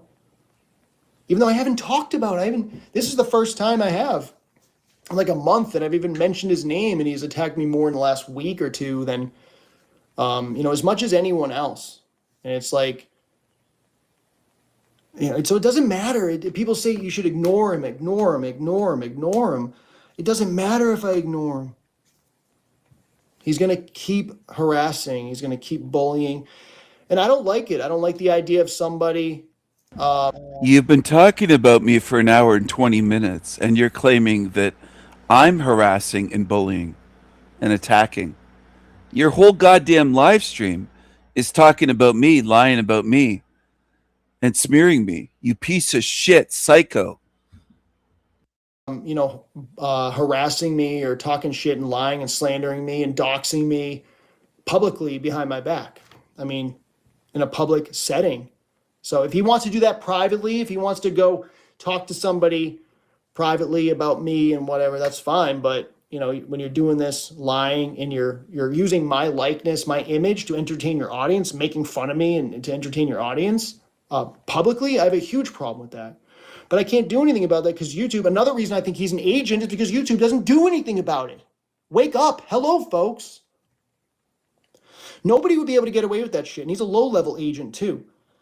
Because he can't be trusted. He can't be trusted to be a higher level agent because he'd completely fuck it up. He's too crazy to be a higher level agent. That's why he's on the ground with us. He's like in the dungeon of truth with us, the small channels, because he can't be trusted at a higher level. Because if he was at a higher level, he'd be off. He would never be able to get away with it. He'd be pissing off thousands, millions of people. That wouldn't work. With YouTube, you can get away with a small group of people being harassed. They don't care if like channels like have a few hundred subs are getting harassed, but they care if like thousands of people are getting harassed. That's a way different story. So he gets away with it. And I think that's another reason why he's an agent. And I think he's a Freemason. And I think he comes from wealth, and he's clearly not what he says he is. If he wants to draw something on live stream or whatever and prove that he's not, I don't think he's an artist until he proves it that he's an artist. He's a liar, and he snores like a demon, and he's got a third eyelid, a horizontal eyelid. So he's got like eyelids here and like this, like a lizard. And he calls other people lizards. He's projecting. Ricard says, I think many of the people causing drama just are bored and use the negative energy as fuel. Just do they Greystone? do the Greystone method and don't react, they have to look at other directions. Well, that's not true, because when I don't react, he harasses me more than ever when I don't. Because all I have to do is make a video, and then he's just going to harass me. Because I can't talk about anything that's in the vein of discussion of what he talks about. Nobody is allowed to talk about what he talks about. He's the king. He owns that territory, and you cannot enter that territory, or he is going to give you your life hell. That's how it works. Unless you copyright your videos. Derek faking his death was so toxic. Even Charles said this, but I guess Charles did harm Derek in many ways. Oh, wow. I'm not picking sides, but these dudes need to get their shit under control. Yeah, they do. All these dudes need to get shit under control for sure. Josh West John says, Jeremy, you may not be aware of this. TSM is the one who listens to others, takes their ideas. And yeah, no, I am aware of that. Definitely. Then defames their character. Used to be a frequent fan of Forever Conscious. I know. Yeah. And you know, I didn't really watch. I don't know. I wasn't like in Forever Conscious Research's comment section when TSM was in there a while back, years ago, but I've heard that. And yeah, he copies from other people. He steals from other people. He steals my face. He steals my face, okay, to entertain his audience. And many others. He steals your face. He steals Kai's face. He steals our videos to entertain his audience. He's a fucking thief. And it's like, I don't care. I'm not like, he threatens me all the time, okay, to entertain. Heard that. And yeah, he copies from other people. He steals from other people, their ideas. Yeah, no, I am aware of that. Definitely. Then defames their character. Used to be a frequent fan of Forever Conscious. I know. Yeah. And you know, I didn't really watch. I don't know. I wasn't like in Forever Conscious Research's comment section when TSM was in there a while back, years ago, but I've heard that. And yeah, he copies from other people. He steals from other people. He steals my face. He steals my face, okay, to entertain his audience. And many others. He steals your face. He steals Kai's face. He steals our videos to entertain his audience. He's a fucking thief. And it's like, I don't care. I'm not like, he threatens me all the time too. He says there's going to be consequences, spiritual consequences in the future, because he knows that if he threatened me now, that would be illegal, right? If he threatened me physically here, or threatened me on this physical plane, that there would be consequences. But so he puts it off. Oh, I'm gonna do something after this life. Like, what a fucking demon. I don't care about, I'm not going to say to him like, oh, there will be spiritual consequences. Like, oh, no, I don't give a shit. You're going to stay here because this is what you attract. This is your energy. This is your frequency. Your frequency is this fucking place. It's down here. My channel is for people who want to go, get out of here and rise up above this shit, okay?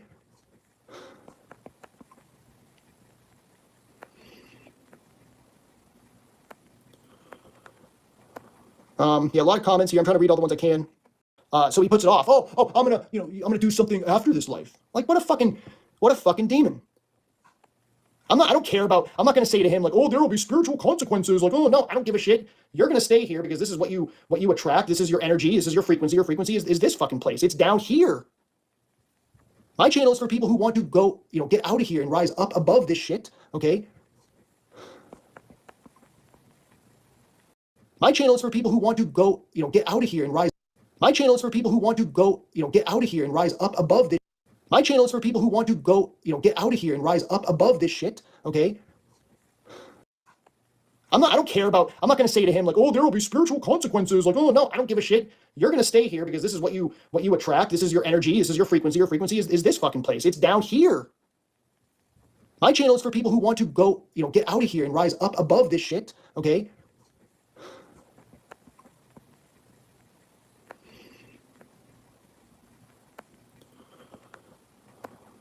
Yeah, a lot of comments here. I'm trying to read all the ones I can. Anybody new here who's just come in, say hello. Love to Pour another drink, psycho. Pour another drink. hear from you. Yeah, TS, yeah. Kai says, I agree with Joshua. He does steal as a fact from other people. He always projects. I even heard him saying things I have like he's trying to steal my personality. Yeah, I mean, he just steals everything. I mean, he's just, all of his, like, his content is just not even, like, in a video, I once mentioned, I said the phrase, the big picture. I said the big picture, and he said I stole that from him, the big picture. Okay, so he invented the term, the big picture. He invented it, or the phrase, whatever you call it. He invented that.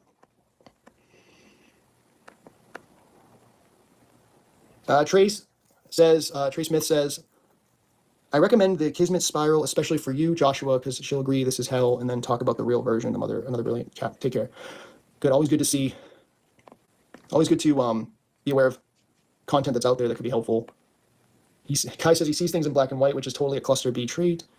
He does it to the extremes. He takes things out of context. Sebastian Romero says you should do a live chat room sometime. Okay, yeah, I don't know where everyone has a mic. Oh yeah, like a bunch of people coming on and talking. Yeah, I'm not much of a technical guy, so I don't know how to do that. I could do StreamYard, but StreamYard costs money, doesn't it? So I guess there's like a free trial version, but I don't know if I want to spend money on that crap right now. But yeah, no, if people like people request it, then fine. I mean, there would have to be people that would actually want to talk and join, and I think there might be. So yeah, that's definitely an option. But thank you for bringing that up, Sebastian Romero 420. I'm gonna get my 420 on tomorrow, okay? Because I love the 420 thing. Just don't do it too much, because if I do, then I it's good for like 5 minutes, and then I'm like, I want some more. So I got. He's another weed smoker. 420. He drinks alcohol. He smokes weed. He's got to cope with the misery that is him, not just his life. He's a miserable, psychotic, envious creature. He has to use alcohol, distilled spirits, and weed to get by. His copes, because he's miserable. I've been doing it for a long time, and my tolerance is not. It's pretty good now because I don't do it much, but it goes to shit after a while if you do it too much. So, oh man, I wish I could do it all the time, because it's just I don't know. You guys are gonna think I'm just fucking a druggie or something, but it's like man, it just makes me feel like such a good person, you know. So I just feel like such a good person, and I'm like, oh, why did I do that? Why did I say those things to that? I should have been nicer, and then it makes me kind of see through things a little bit. Oh, don't really? He was a fan of Rebellious Meat Puppet? Dude, like, what the fuck? Come on. Oh my gosh. He believes whatever he's told. Was never a fan of Rebellious Meat Puppet or these other losers. Never a fan of any of you creatures. I mean, it's just, so this guy, he was like, during COVID's the pandemic, okay?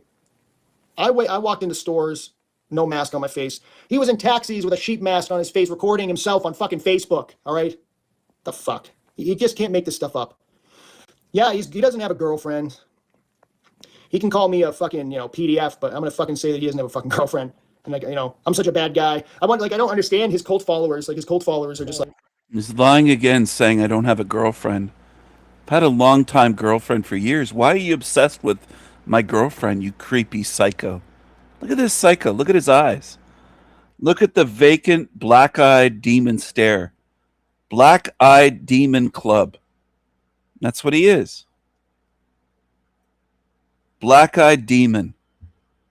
Completely fucking psychotic. Like, I don't get it. They think I'm the biggest demon in the world because why? Because I don't kiss your fucking king's asshole? Is that why? Rebellious Meat Puppet is a badass. Yeah, he is a badass. He's very passionate about what he does. But he does, I mean, hey, I would think like he seems really paranoid and he kind of seems like an asshole, right? But it's like he probably deals with so many fucking trolls and so many crazy fucking people like I deal with. They're saying shit like, I get comments from people, like just recently saying that I'm privileged. I was born privileged or something. Just saying you don't even know me. Like, dude, you have no picture, no picture of yourself, no name or anything, faceless, nameless, just some account. You're gonna tell me you know everything about me? What the fuck? Yeah, I am Portuguese, half Portuguese. Yeah, we do. We need support and love. We are all new agers here, right? Like just recently saying that I'm privileged. I was born privileged or something. Just saying you don't even know me. Like, dude, you have no picture, no picture of yourself, no name or anything, faceless, nameless, just some account. You're gonna tell me you know everything about me? What the fuck? Yeah, I am Portuguese, half Portuguese. Yeah, we do. We need support and love.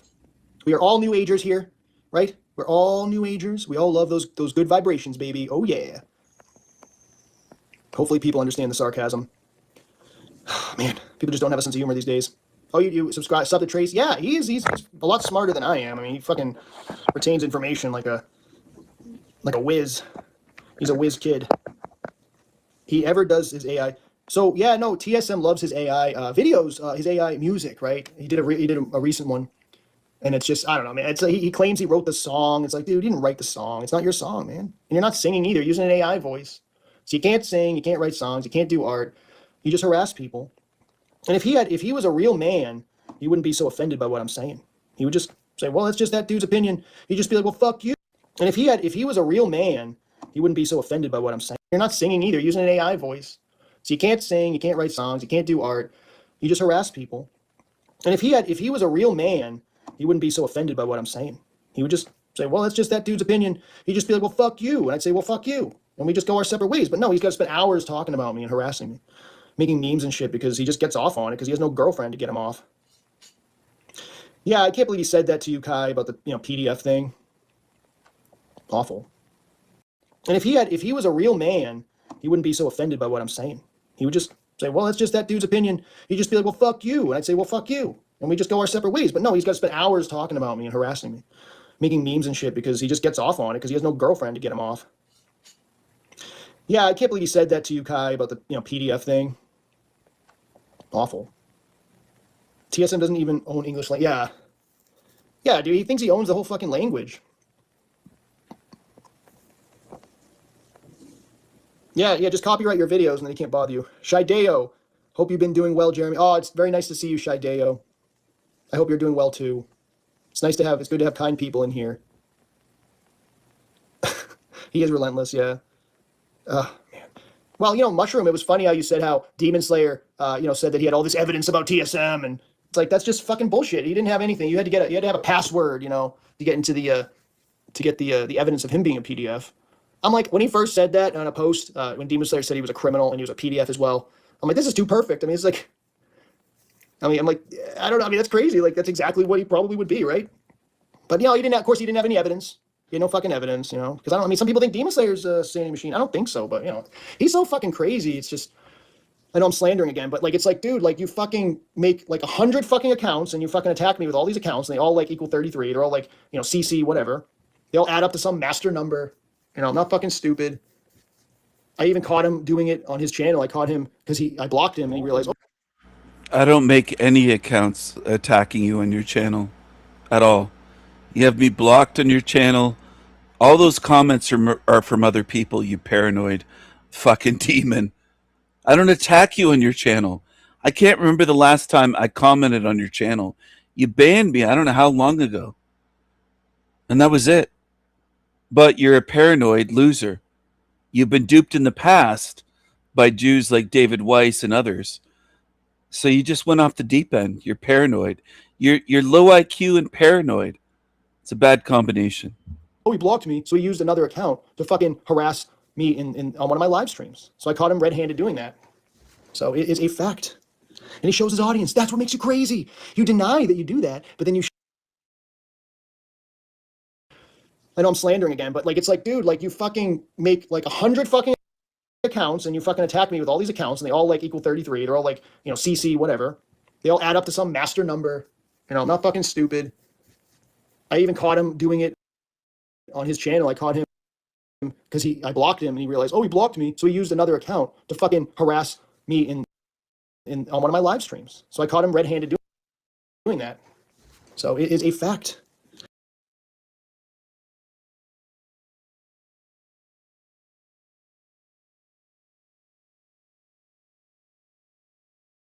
And he shows his audience.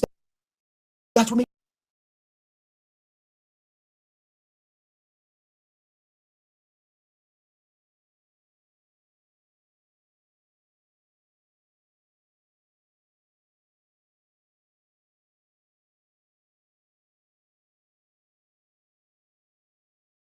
you crazy. You deny that you do that, but then you show your audience you doing it. That's crazy.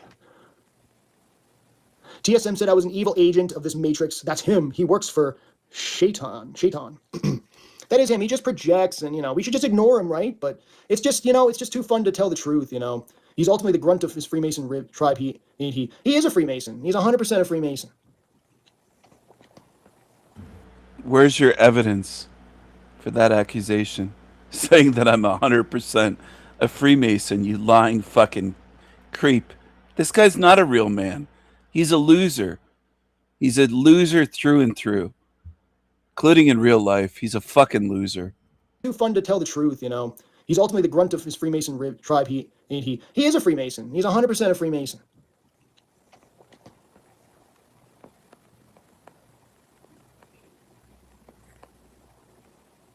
Yeah, anyone who feels the need to threaten others anyway is garbage, absolutely. But he doesn't have any, morals or self-awareness. He's just a piece of shit. Absolute piece of garbage, piece of shit. It's funny because I recently did a video where I put my camera kind of on the ground and it might have made some people fucking dizzy and I apologize for that. But honestly, it was just because you know, I didn't want to show like my fucking neighbors and walk around my neighborhood like this with a camera. You know, it's kind of awkward for me because I haven't really done many videos like that. So, you know, I wanted to be like, I wanted to make it look like I was like talking on my phone, not like I'm recording the neighborhood. And I know people do that, and I'm just not comfortable doing that yet. That's all. But he tells his audience that I'm doing that because I want to bring my audience down. I want to lower them. I think with StreamYard, you get some time for free each month. I was wanting to look into this as well. It would be great if you did. Yeah, I would like to look into that, Kai, StreamYard, so that I can, because this thing doesn't let you just put up an icon, you know, to say, like, it just makes you go on camera. It makes you show your beautiful face. Gosh, I used to be so much younger. You know, I'm old now. I'm almost 40. Not almost, but I'm kind of getting there. I can see the wrinkles starting. Yeah. But I used to be young and youthful, and it was nice. It was a lot more enjoyable looking into a mirror back in those days. StreamYard has a free version. Joshua says you don't need to pay. That's what I do. Okay, cool. Thank you, Joshua. Appreciate it.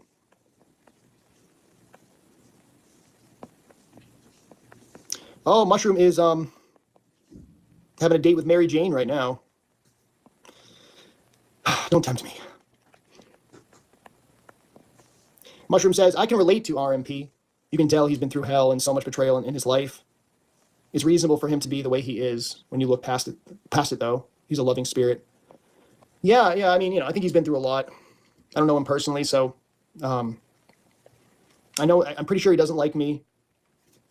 But I think that's because I used to sort of be a fan of TSM, kind of. I don't know. He thought I was a fan. I wasn't like a super fan. TSM will say I was a super fan. He lies. I wasn't a super fan. I just liked that he was calling out agents. That's all. Jeez. But then especially when he started getting with like Jack I mean, what a fucking loser Jack Talcott is. The biggest fucking loser in the world. You know, here's this guy who's fucking like rakes you over the coals, lambastes you, and fucking makes memes about you, like making faces and shit. And then you fucking invite him back on your fucking live stream every fucking day. You know? It's like, that's fucking insane. It'd be like me inviting TSM to my live and saying, well, hi, Steven. How are you today? Like it's nothing, right? Why is it so, Joshua says, why is it so hard to acknowledge and compliment others who share their insights and wisdom? It's very valuable, and no one has gotten where they are now without the help of others who came before us. Yeah, for sure. I mean, most of, like a lot of things that I know about or that I push, you know, the things I say, the beliefs or whatever, or the way that I see reality, it was influenced by certain individuals that came before TSM. Two that come to mind would be, I hate to say, fucking Russian vids and Jake the Awake, which Jake the Asshole, formerly Jake the Asshole, which is way cooler name, but those guys were big in my journey. And there's many others as well, but they're kind of like the ones I kind of watch the most. But now I want to make up my own mind. I want to think for myself. I don't want to be just like watching other people's videos and like just piggybacking off what they say. That's why I don't really watch a lot of content anymore. Because I'm like, okay, I need to figure this out for myself. Like what is true in my experience, you know, and not be so persuaded and influenced by other people, because that can be a trap eventually. Like TSM, when you watch his channel and everything's just darkness all day long and just all these horrific things that he shows on his channel because he wants to bring down spirits. He wants to bring you down to a low level where you become fucking depressed. And of course, they're all things he can't control. All the fucking things most of the things he discusses on his live streams have like nothing to do with getting out of here, okay? And it's nothing you can control. It's all like hell realm bottom feeder bullshit. It's not spiritual at all. Oh, like black. It's not spiritual at all, he says. He says, my channel depresses him and brings people down.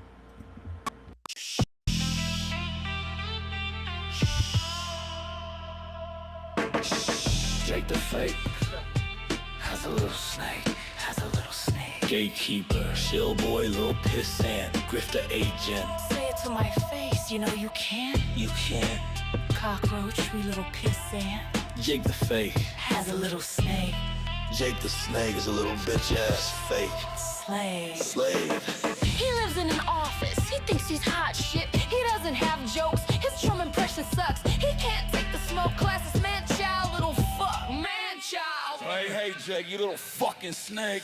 Boom, boom, boom, boom, boom, boom. Clown ass little goofy goof, Mad Hatter's hat. Shove it up your ass, beg for more shakos. Here in Matrix hell, you sewer Matrix rat boy. You little bitch, Matrix fuck toy. Fuck toy, bitch, motherfucker. Yeah. Shut the fuck up, bitch boy.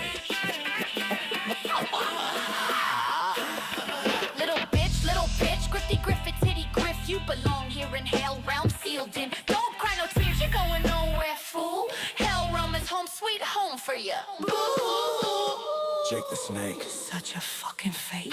Jake, the agent.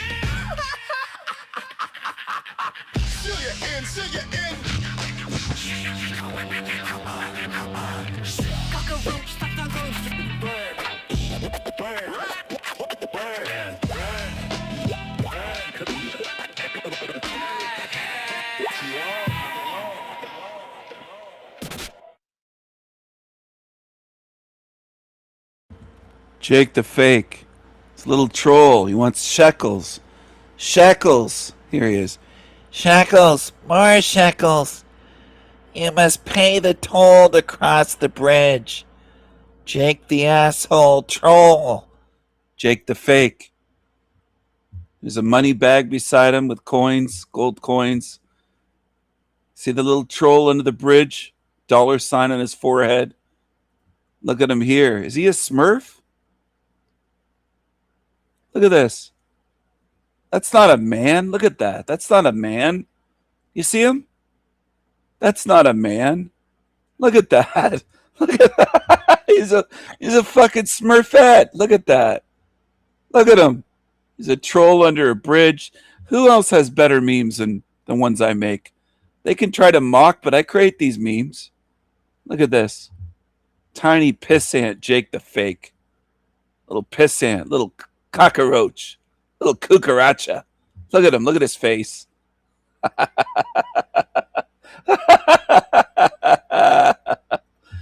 Oh, I get under their skin. These cockroaches, these demons, they can't take it.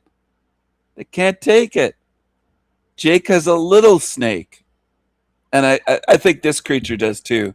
By the way he's whining and crying and bitching, he must have a little snake. He's got little D energy. Little D. Little dried up raisins for balls. He doesn't have a set of balls.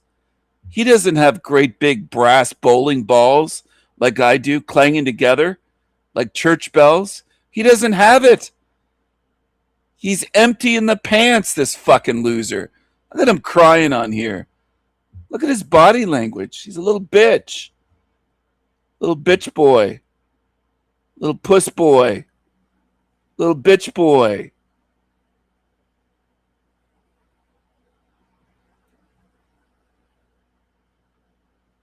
Little bitch boy. He's probably never been in a fight in his life.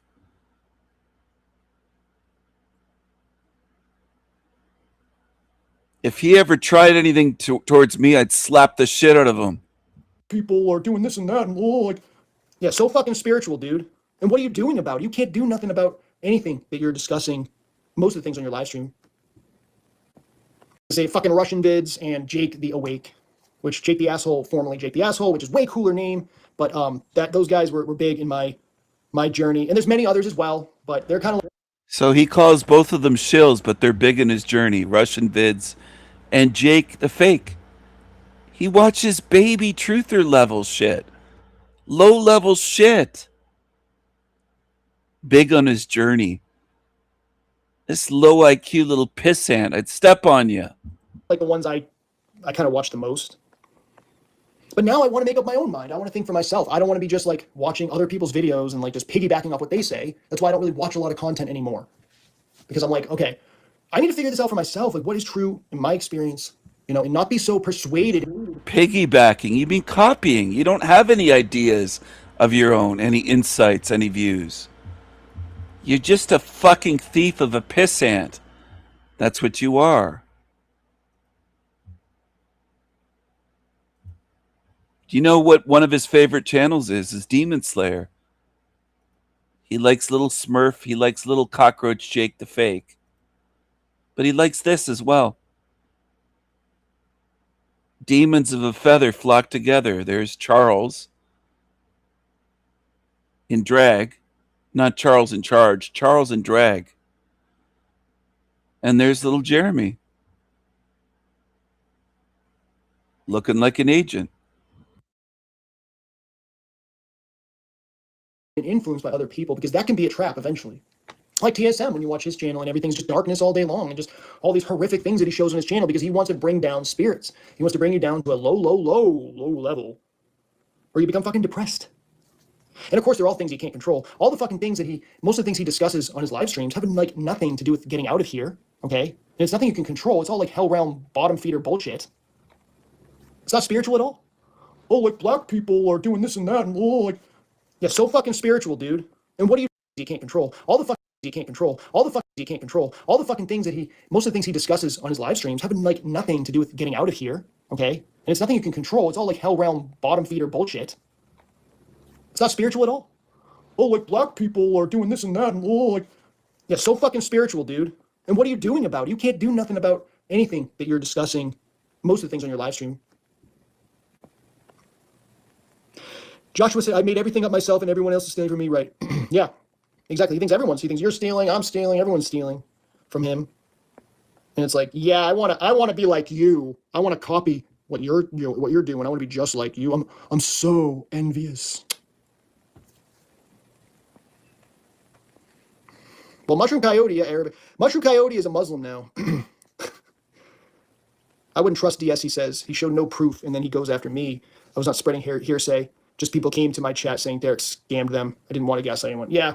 Well, DS has not liked me forever. He blocked me a long time ago. Because I'm like, why are you defending all these people, you know? Because he kind of defends people like Jack Talcott, essentially. Like, he defends people indirectly, right? And he's like, dude, like, here's the thing, too. Like, two wrongs don't make a fucking right. You know, it's like, yeah, TSM bullies people and harasses and whatever. But, you know, DSM's doing the same thing. You know, he's doing the exact same thing. He's using artificial intelligence in his videos to harass TSM.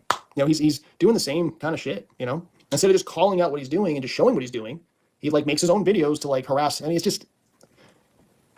Yeah, Demon Slayer's definitely not TSM, Joshua says. I don't know. I don't think he is either. But people have said that. I'm sorry about your experience, Kai, not taking away from that. But my personal experience, we've had many talks, and he or she really is a good person. DS? Yeah, this guy doesn't seem psycho or obsessed or envious at all. He's been talking about me for an hour and 43 minutes. His whole live stream. I thought you had topics to discuss. You don't talk any truth. You go live and you talk about me the whole time. It's all about TSM, TSM. You're the only creatures that call me that. You, Creepy Keith, Rebellious Meth Puppet, Joshua as John, Creepy Kai. You group of creatures on Team Evil call me, quote, TSM. No one else does. Just you creepy demons on Team Evil. An hour and 43 minutes of your live stream. It's all about me. The whole thing's about me. You might as well just call your live stream talking about TSM or envious of TSM. It's all about me. You're fixated on me. You're obsessed with me. You're a psycho. I don't know. I mean, maybe. But I'm a good... Then anybody who criticizes me, I must be a fucking great person. You know, because it's true. If you judge somebody based on their channel, you might be prejudging a little bit. You don't really know them exactly. I don't know about DS. I don't know. Maybe DS is a good person. I just don't know DS. And he does. I mean, there's just things I question about what he does. That's all. I mean, he doesn't, like, for instance, he never defends, like, Kai, who's gotten, like, you know, more or less the brunt of TSM's attack. He's been, like, the focus much of the time. So it's very sad. All right, just looking through these comments here. Yeah, thank you. Welcome, anybody who has just joined the live stream here. I don't know how late I'm going to be going with the live stream. It is 6 o'clock p.m. Eastern time. And probably going to go a little longer, but not too much longer, as eventually I'm going to need to, you know, have dinner. And I don't want to... I got 3 hours of sleep last night. That's why I have these... My eyes are all blackened. So I don't want to get another shitty night's sleep tonight either. And I'm drinking some whiskey here. And I don't think I'm slurring my speech yet, because I'm drinking it kind of slow, because I tend to yap and talk. But, you know, I'm doing a live stream. I don't want to bore you guys, so... I haven't taken any sips, I guess. Well, Rickenbacker is here. Rickenbacker. John Lennon played a Rickenbacker, so it reminds me of John Lennon's Rickenbacker that he played in the early mid-'60s for the Beatles. So welcome, Rickenbacker. He is very late. You are very late. You're going to have to catch the earlier portion of this, which is quite interesting.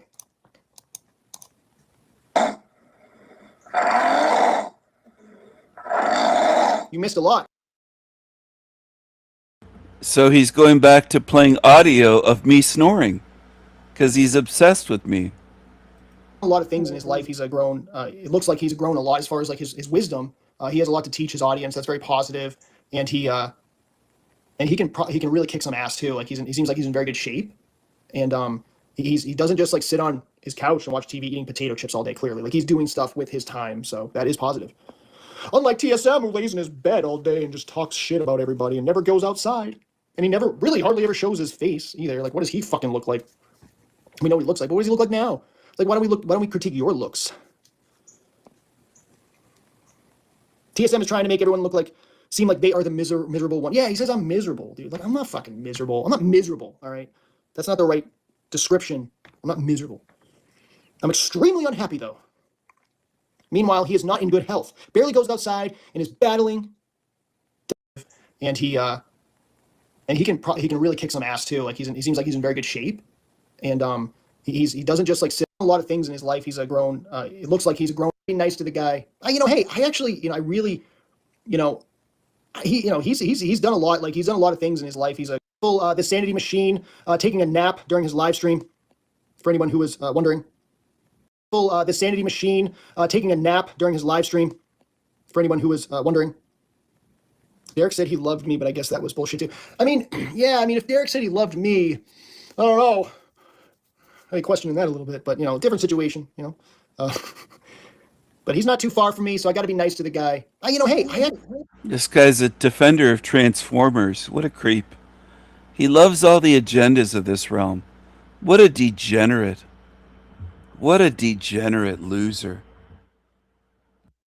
actually, I really, he's done a lot. Like he's done a lot of things in his life. He's a grown. It looks like he's grown a lot as far as like his wisdom. He has a lot to teach his audience. That's very positive, and he can really kick some ass too. Like he seems like he's in very good shape, and he doesn't just like sit on his couch and watch TV eating potato chips all day. Clearly, like he's doing stuff with his time, so that is positive. Unlike TSM, who lays in his bed all day and just talks shit about everybody and never goes outside, and he never really hardly ever shows. Never goes outside. How would you know what I do? You have no idea. You're just a liar. You're an obsessed psycho. Shows his face either. Like, what does he fucking look like? We know what he looks like, but what does he look like now? Like, why don't we critique your looks? TSM is trying to make everyone seem like they are the miserable one. Yeah, he says I'm miserable, dude. Like, I'm not fucking miserable. I'm not miserable, all right? That's not the right description. I'm not miserable. I'm extremely unhappy, though. Meanwhile, he is not in good health. Barely goes outside and is battling diabetes. None of you have met me to make all these comments. You're just obsessed. Dude, yeah, the guy almost killed himself like years ago, according to him. Take it with a grain of salt, but he almost killed himself. He almost went blind, apparently, because his diet sucks. Like, dude, you gotta stop eating McDonald's, dude. Stop eating McDonald's. That's all you got. Just stop. You're fucking rich, right? You're fucking wealthy. Get some fucking healthy meals delivered. Jeez, Louise.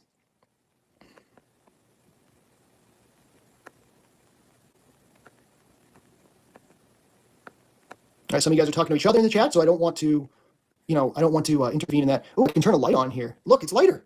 I can just hit a button and it just goes light. It's crazy. I don't want to click any of these other buttons because it might mess things up real bad. But so Rick and Backer said, "Is that RMP growling?" No, that is the sanity machine growling.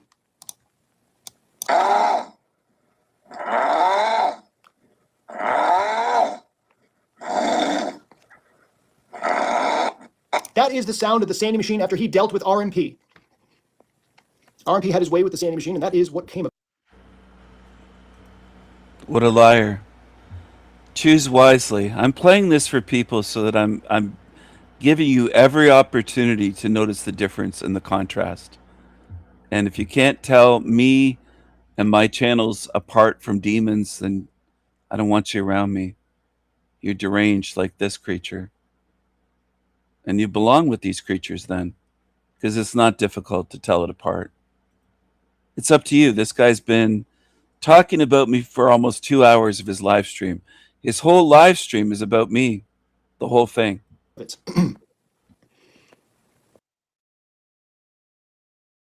Take a look at this psycho.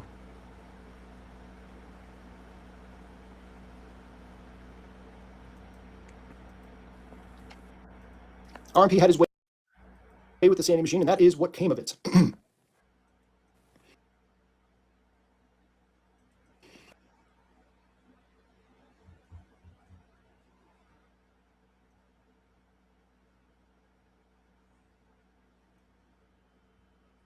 Either you learn how to see now, you learn now, or burn later. Learn now, change now, stand against evil, or burn later, and end up with these creatures. It's not going to be fun for these fucking creatures. No, definitely not. Yeah, Joshua says not RMP. Right, that is TSM. That is TSM, dude. Like, he's not hiding the shit. He's like doing all the hidden hand in one of his videos. He's like obviously doing the one eye stuff. You know, he's doing all the numerology, the 33s, the 666s. The guy he's telling you exactly what he is. He's got the horizontal eyelid. He's got eyelids that go like this and eyelids that go like this. Okay? Fucking creepy. And he snores like this.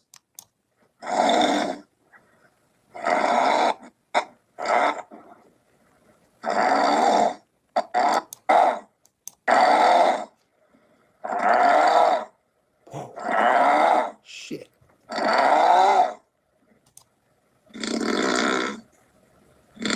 I mean, how disrespectful to his audience. That was at the end of a live stream that he played that too. Like, dude, you think your audience wants to hear that shit?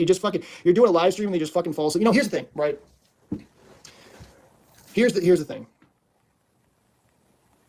It makes me feel sort of sad in a way. You know, it makes me feel sad for him that he's up all night live and then he falls asleep and he's so into doing these live streams for some reason. He's so attached to it. Like, he does it so much. He's so obsessed with it that he ends up falling asleep and snoring like this on live and he doesn't even know it.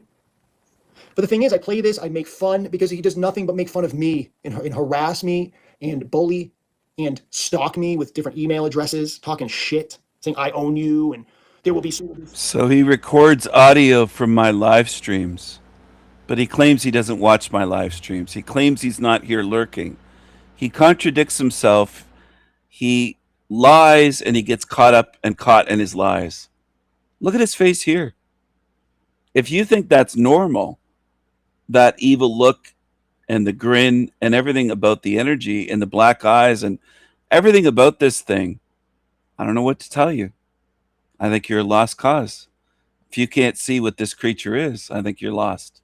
Whoever's lurking right now, if you can't see what this is, maybe you're demonic and of the same species as this creature. Demonic black eyes, the grin, all of it. It's a demon. And it's completely obsessed with me. And my whole life, it's obsessed completely. It would love to know everything about my day and everything about my life. Talks about me nonstop. Spiritual consequences and all this shit, right? So it's like, dude, like, what do you expect, man? Like, if you would just fucking stop your shit. And he doesn't even know it. But the thing is, I play this, I make fun because he does nothing but make fun of me and harass me and bully and stalk me with different email addresses, talking shit, saying I own you and there will be spiritual consequences and all this shit, right? So it's like, dude, like, what do you expect, man? Like, if you would just fucking stop your shit. You can fucking talk about me and say, oh, this guy's an idiot, or this guy, you know, he doesn't know what he's talking about, and like, yeah, he doesn't know anything about this place, and, you know, whatever he tells you, you know, you're gonna fucking get, you know, fucking recycled back in here because he's trying to get you recycled. That's fine. Don't use my face in my videos to make fun of me to entertain your audience. And don't call me a PDF. Don't dox me. Everything else, fine. You know, do your analysis. Say I have a horrible voice. My voice sucks. Okay, and all that. Yeah, it is some scary shit, Rickenbacker. It is scary. I have it saved. I have it all backed up and everything. Oh, Seeker 888's in the house, huh? Seeker 888 says, blocked me. I closed the stream now. Just came to check if you had anything to say about PP since you started right after comment. Maybe you said absolutely nothing here, etc. Yeah, so Seeker 888 was, you know, had some very unkind things to say to me in a comment on my my perpetual pleasurist video. I don't know what you're doing, and I knew you were going to be in here, but you know, I knew you're probably being here the whole time. You don't know me, dude. You don't know who I am. You know, you're making all these false assumptions. It's not cool, dude. It's very immature. Kai says Derek is fit as fuck. Yeah, he is, dude. He's super fit. You know, I'm like okay fit, but this guy's a whole nother level. I would pay big money to see him with TSM in the ring, and you know you would too. I'd pay a couple $100 to watch that. Absolutely.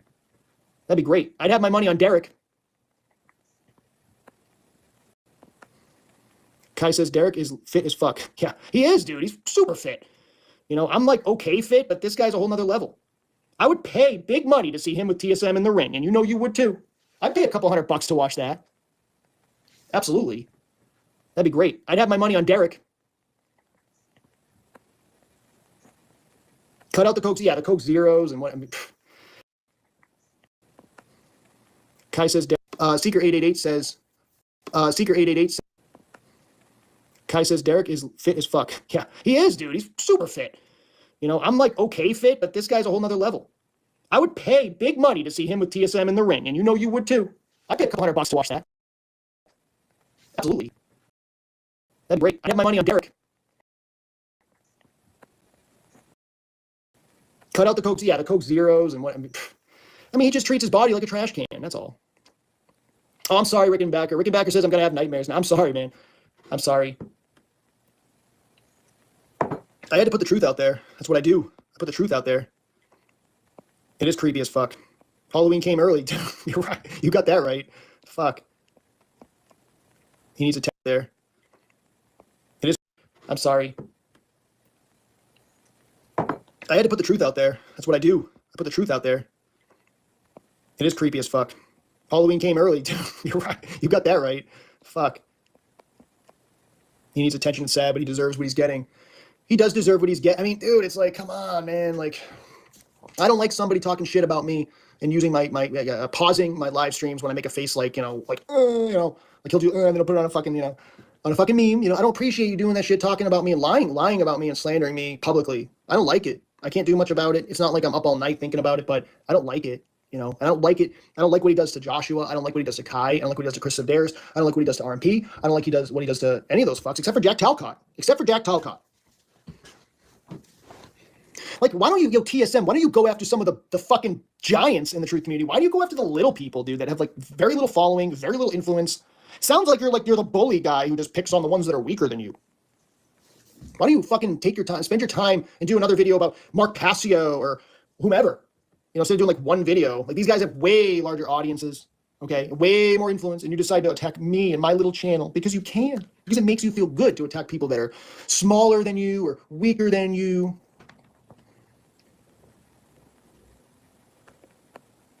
Why? Kai says, why won't he sleep over at his girlfriend's house or vice versa? You would think his girlfriend would be like, hey, hon, dinner's ready. Right? Or like something, right? He'd show up maybe a picture of him and his girlfriend, like maybe with his arm around her, and she's not in the picture. You can't see her face, but like someone in the picture with him. Like, there's never any pictures with him and someone else, right? I mean, what does his girlfriend look like? Can you imagine what she looks like? Kai says, I don't even give a shit what he does anymore. He tried to bring up the most humiliating thing I went through. Thanks to Kirsten. They're dumb as fuck. Yeah, Kirsten seemed like a narc to me. I don't know. I don't know Kirsten. Maybe she's watching. Hi, Kirsten. You seem like a narc. But like the other one, what was her name? Fuck, I don't remember. He's had all these I don't even give. Kai says, I don't even give a shit what he does anymore. He tried to bring up the most humiliating thing I went through. Thanks to Kirsten. They're dumb as fuck. Yeah, Kirsten seemed like a narc to me. I don't know. I don't know Kirsten. Maybe she's watching. Hi, Kirsten. You seem like a narc. But like the other one, what was her name? Fuck, I don't remember. He's had all these the harem that he's had. They're all like, PP needs help. Yes, perpetual plagiarist. I mean, this what was his name? That guy. I don't even remember him. He's not worth remembering. Like Seeker 888. Like, oh, cool man, cool name. He's defending this PP guy who fucking likes to bone girls' asses where they are about ready to take a shit. Like right before they want to take a shit, he likes to bone them in the ass. That's what he likes. He loves the stench. Other people's, he likes, oh honey, go take a big fucking dump in the restroom and like just do it and let me just walk in right after. He loves it. He loves the smell. I can't even talk about it. It's disgusting. It's absolutely disgusting. And then this guy Seeker 888 is defending this guy who loves he loves like people's shit. It's disgusting. He loves when it's all dirty too. Like, Joshua says, I don't have anything personal against him, so I can't really comment. Well, if you're referring to PP, I do, because like he thinks like he's just fucking weird, man. He thinks we're all crazy because we think this is a hell realm, basically. Well, he thinks it's a hell realm, but he doesn't think we can get out, Joshua. He thinks we're trapped in something like this forever. He thinks we're trappable spirits, will always be trapped in here forever. That's what he thinks. And he loves technology to the point where he loves all the modern, creepy fucking tech that's coming out now. All that shit. I would say this to PP's face. I'd be civil with the guy, but he is a bit off. He is a bit off, isn't he? The guy's got like 1,000 subs too. Then Kai says, I don't believe she exists, the supposed girlfriend. And yes, Kirsten is a narcissist. Her whole family went nothing to do with her because of this. Oh, yeah, I don't know. I mean, when she used to be on his channel, that's when I kind of liked his channel. So I kind of liked the discussions they had, I was like, oh, she seems all right, but I learned so much. Like, I was so deceived and I was such a fool, because there was a couple things that he talked about that I agreed with. I wasn't quite ready. I had, there was a woman who sent me an email with his, with a link to his, what was it? The expose of him, right? And all this stuff, like all the stuff he had done and whatever. You guys know what I'm talking about. And I had read it before, and I just kind of told her off. I was just like, well, there's really no real evidence here. But then, but afterwards she went completely, hit me sideways and she was like, did you get the jab? So I was like, all right. So yeah, perpetual pleasures. He's into that stuff, and it's just disgusting. I mean, what the hell? Ugh, absolutely disgusting. But yeah, it's getting kind of late now, guys. I think I'm gonna wrap it up. It was a lot of fun, and I know that I'm gonna be my head's gonna be on a stick tomorrow, but that's okay. So I'm gonna wrap it up, folks. Thank you guys so much. Thanks for the comments and everything, and hopefully I'll fucking know how to end this thing. I think I hit the X up here, but yeah, thanks for letting me know too, Joshua, about StreamYard. That's cool, because it'd be cool to have a couple of you on here. So, but you guys take care. You guys have a great night. Peace. 420 is right, Sebastian. Yeah, that's tomorrow for me. Yeah, we're all in trouble. Well, not you. I'm in trouble. I don't want to private it. Should I private it? Let's get some votes. What do you think? Should I private this video, or should I tough it? Be tough it out. Keep the video going. Live, or not live, but keep it public. What do you think? Leave it up? Yeah. You would say that, Joshua. Because it's not happening to you. Now I'm gonna keep it up because I'm gonna leave it up. Because I think there was a lot of good things said here. Well, peace, guys. We'll see you later. We'll see you on the next one. Thank you all. Have a good one.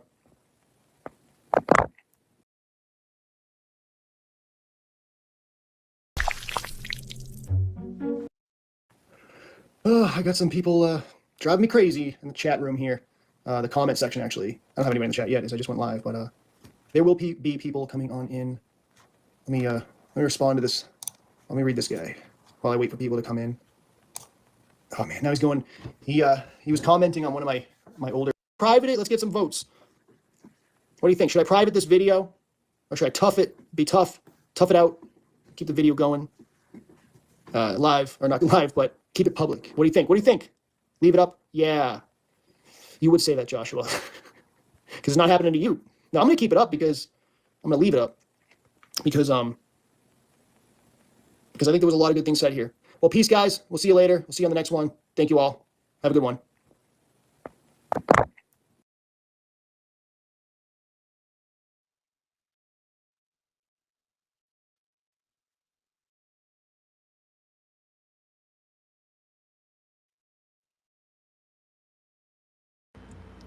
Hello, everyone. Hello.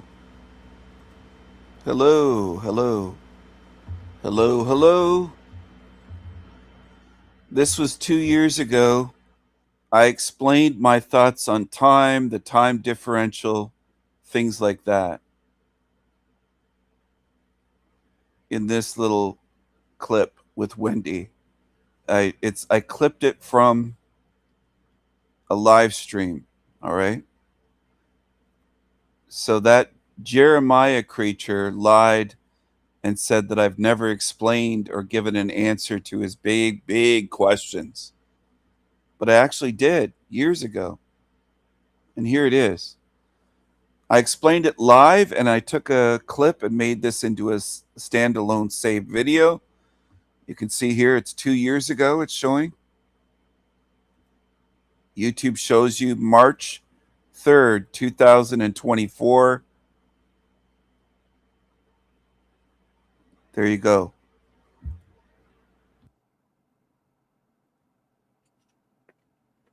Okay, that's better. That feels better. I'm under my blue blanket again.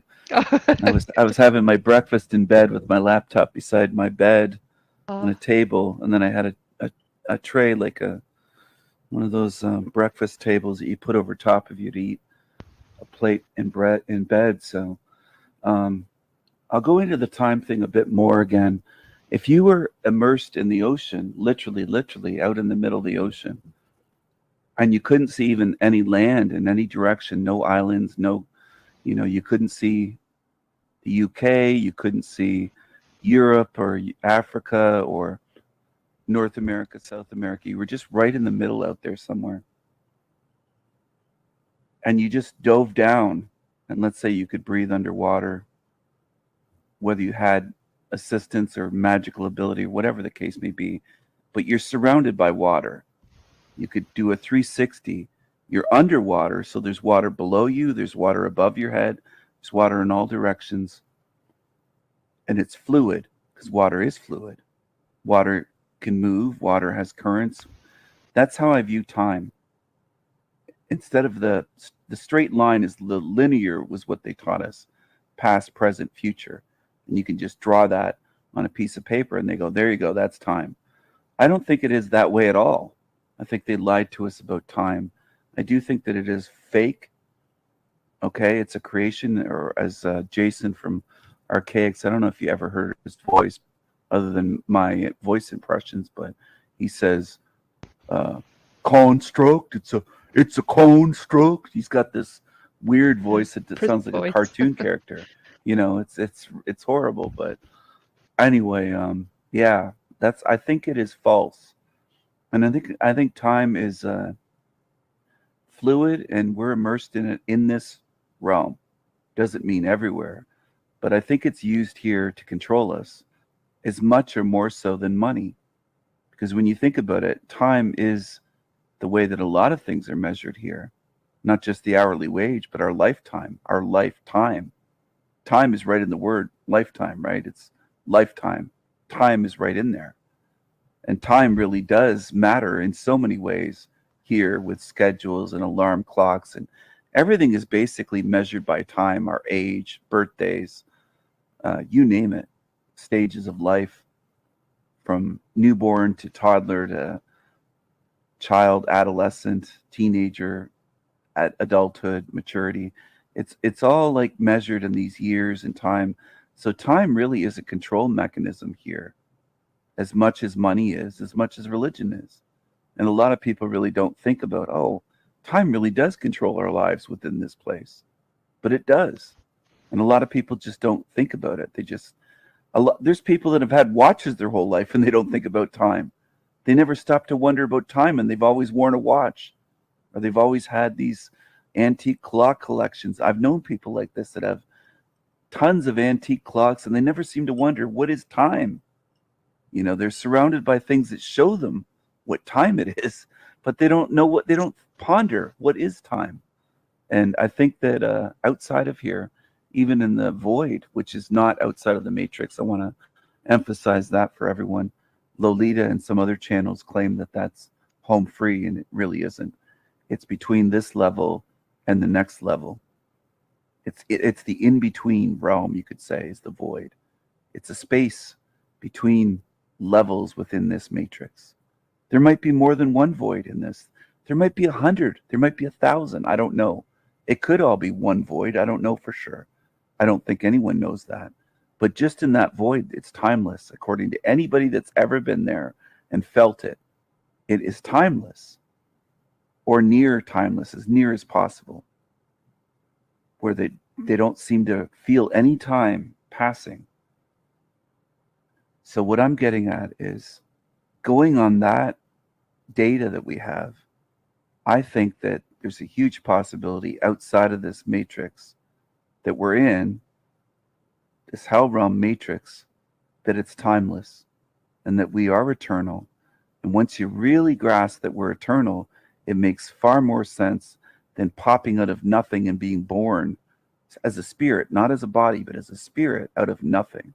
It makes more sense that we always were, always will be, and nothing can destroy us. And this is where some people get hung up thinking, well, how could they, quote, trap us or get us in here? It doesn't mean that we're impossible to trick. These other entities might be, I do believe that they are masters of illusion.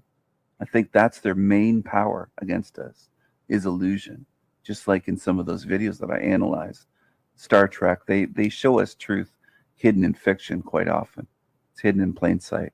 And I think that's what these entities are. They're masters of illusions, but it doesn't mean that they're all powerful.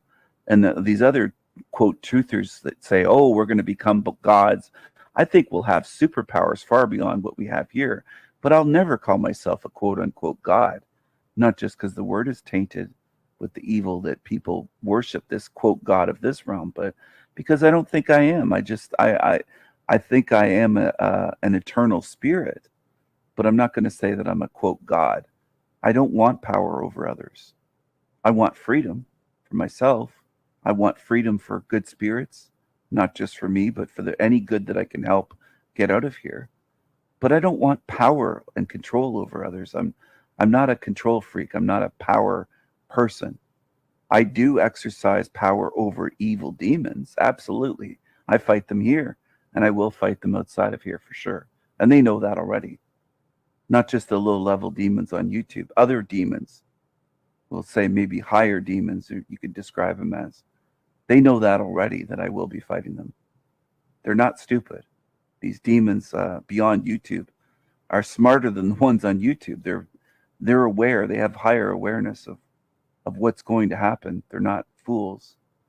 They do understand that I'm not just letting this go when I leave this place, because I can't just let that go. I don't want children growing up in this fucked up place and suffering as much as I did or worse in my lifetime. I don't want that.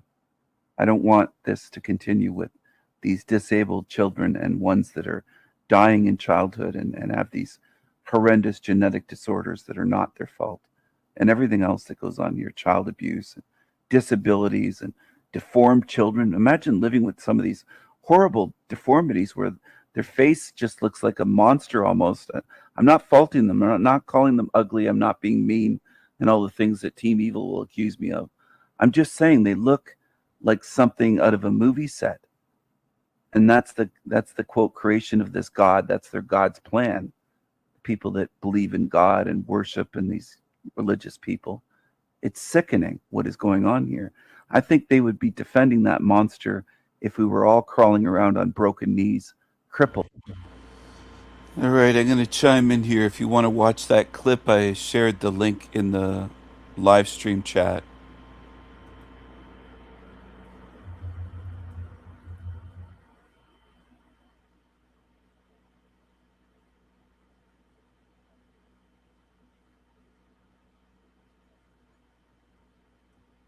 I have a video, perhaps multiple videos, about time. Well, this is Joshua S. John. Let's take a look at this creep that was talking about me over at Jeremiah's channel in the chat room. This creep. Good morning from the depths of hell. What a fine, lovely morning. Slurping and going, and slurping again. This creep over there was bashing me the whole time in that live stream because he's a coward and a weakling. He can't face me live. I went to his live stream the other day and he had to kick me off immediately because he's a weakling. He's a gin cell. He's a creepy weakling loser. Listen to the sounds this creature makes. Doesn't even know how to drink. Here he is. I've shown him before. He's a gin cell loser. And I've exposed him as a real fucking creep. With snake eyes various times in his videos. He's a gin cell freak with snake eyes. Here he is. So he was talking about me for the whole time during that shit stream. Look at this snake-eyed fucking creature. He has the snake eyes right there. Right there in this, he's showing snake eyes. Of course. Good morning from the depths of hell. What a fine, lovely morning. It looks like his fridge is taller than he is. He's another little creature. It is. Don't you just want to sob and cry? We have to go through yet another day of hell. It is. Don't you just want to sob and cry? It is. Don't you just want to sob and cry? Sob and cry because he's a miserable fucking creepy creature. Look how creepy this is. Look how creepy this is. and start learning what's in this realm, because it's not the only one. There's a lot of creeps in this place. Fine, lovely morning it is. Don't you just want to sob and cry? We have to go through yet another day of hell. And I know that some people have their little rituals and whatnot to get them through the day. As you saw, I have this. It's not much. No, it's not much.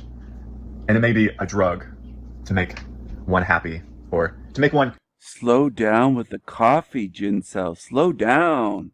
be able to bear the insanity of the day ahead. Whatever gets you through the day, right? That was just my little ritual of the day.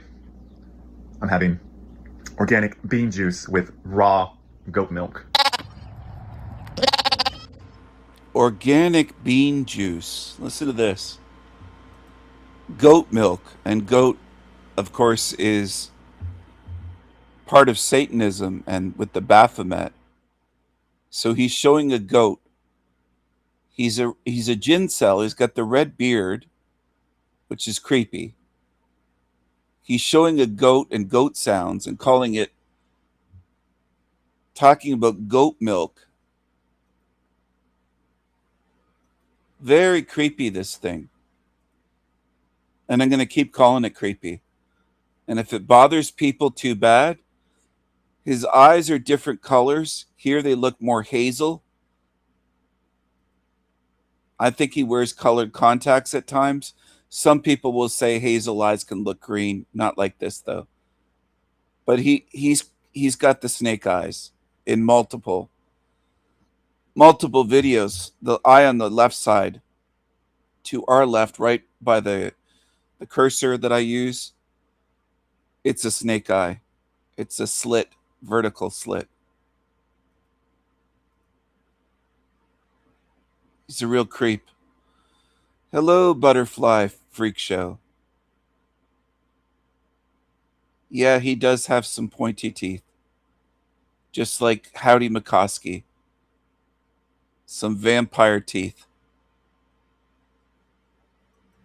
Some canines that look sharpened. Almost like they sharpen them with a file or maybe a dentist tool. Or maybe they're naturally that sharpie. That's sharpened. That's sharp.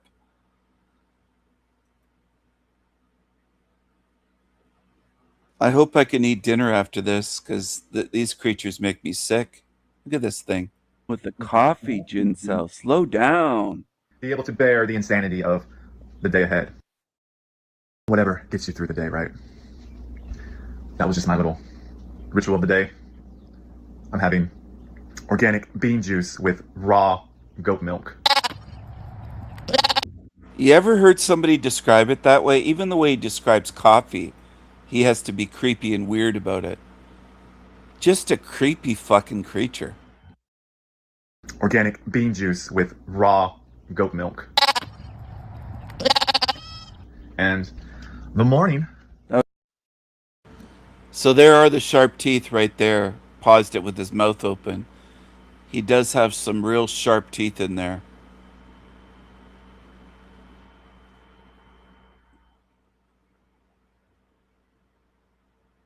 I've seen corpses at funerals in coffins that look far less creepy than this thing. Was his mama?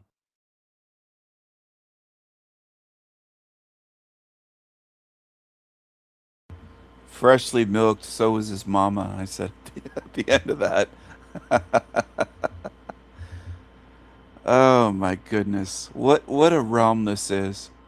To exist in a realm with these freaks, these absolute creepy creatures, these freaks. Absolute freaks.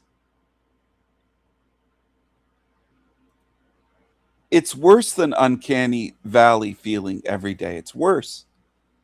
I don't think there are any words to fully describe how creepy these things are that walk the earth around us. Here I am, the loving king. I'm going to try to get on Zatoichi's shit stream. He has every other account blocked on his shit show. He's afraid of me. Here he is. Come on, dude. I can't let you up. You, Who is it? who do you think? King Stephen? Yeah. No. I can't do it anymore, man. I'm done Oh, with you the. can't do it. Oh, Okay. he'll just go in the private chat like he is and start insulting everybody. I've got enough problems with the echo and the Bluetooth not connecting, and all this shit's going on here in my life. My mental state is not so good. Neither is mine with my being sick yesterday. Yeah, well, at least you feel better today. My stomach is better, Yeah. but the rest of me is not. I still feel my equilibrium's off, and I saw your yard bear. Yeah, he came back. He came right up to the deck, and I didn't catch it because I couldn't find my phone. Oh shit! That's a I little think, scary. well, every once in a while, I put my bird out there just so he can enjoy being outside, and good thing I didn't, because the bear would have just picked the cage up and carried it away. Apparently, I looked up about this echoing. It says mic monitoring loop.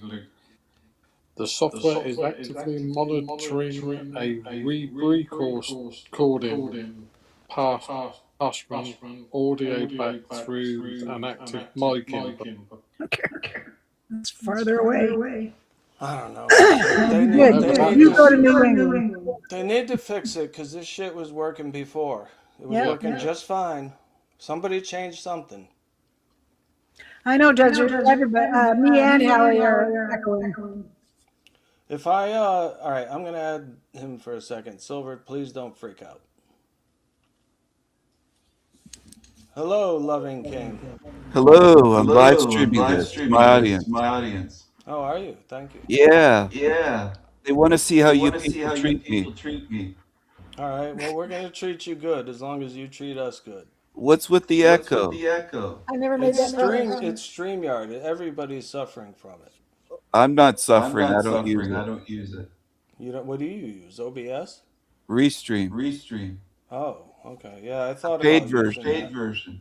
I thought about using Restream. Well, I'm paying for fucking StreamYard right now, and it's not working.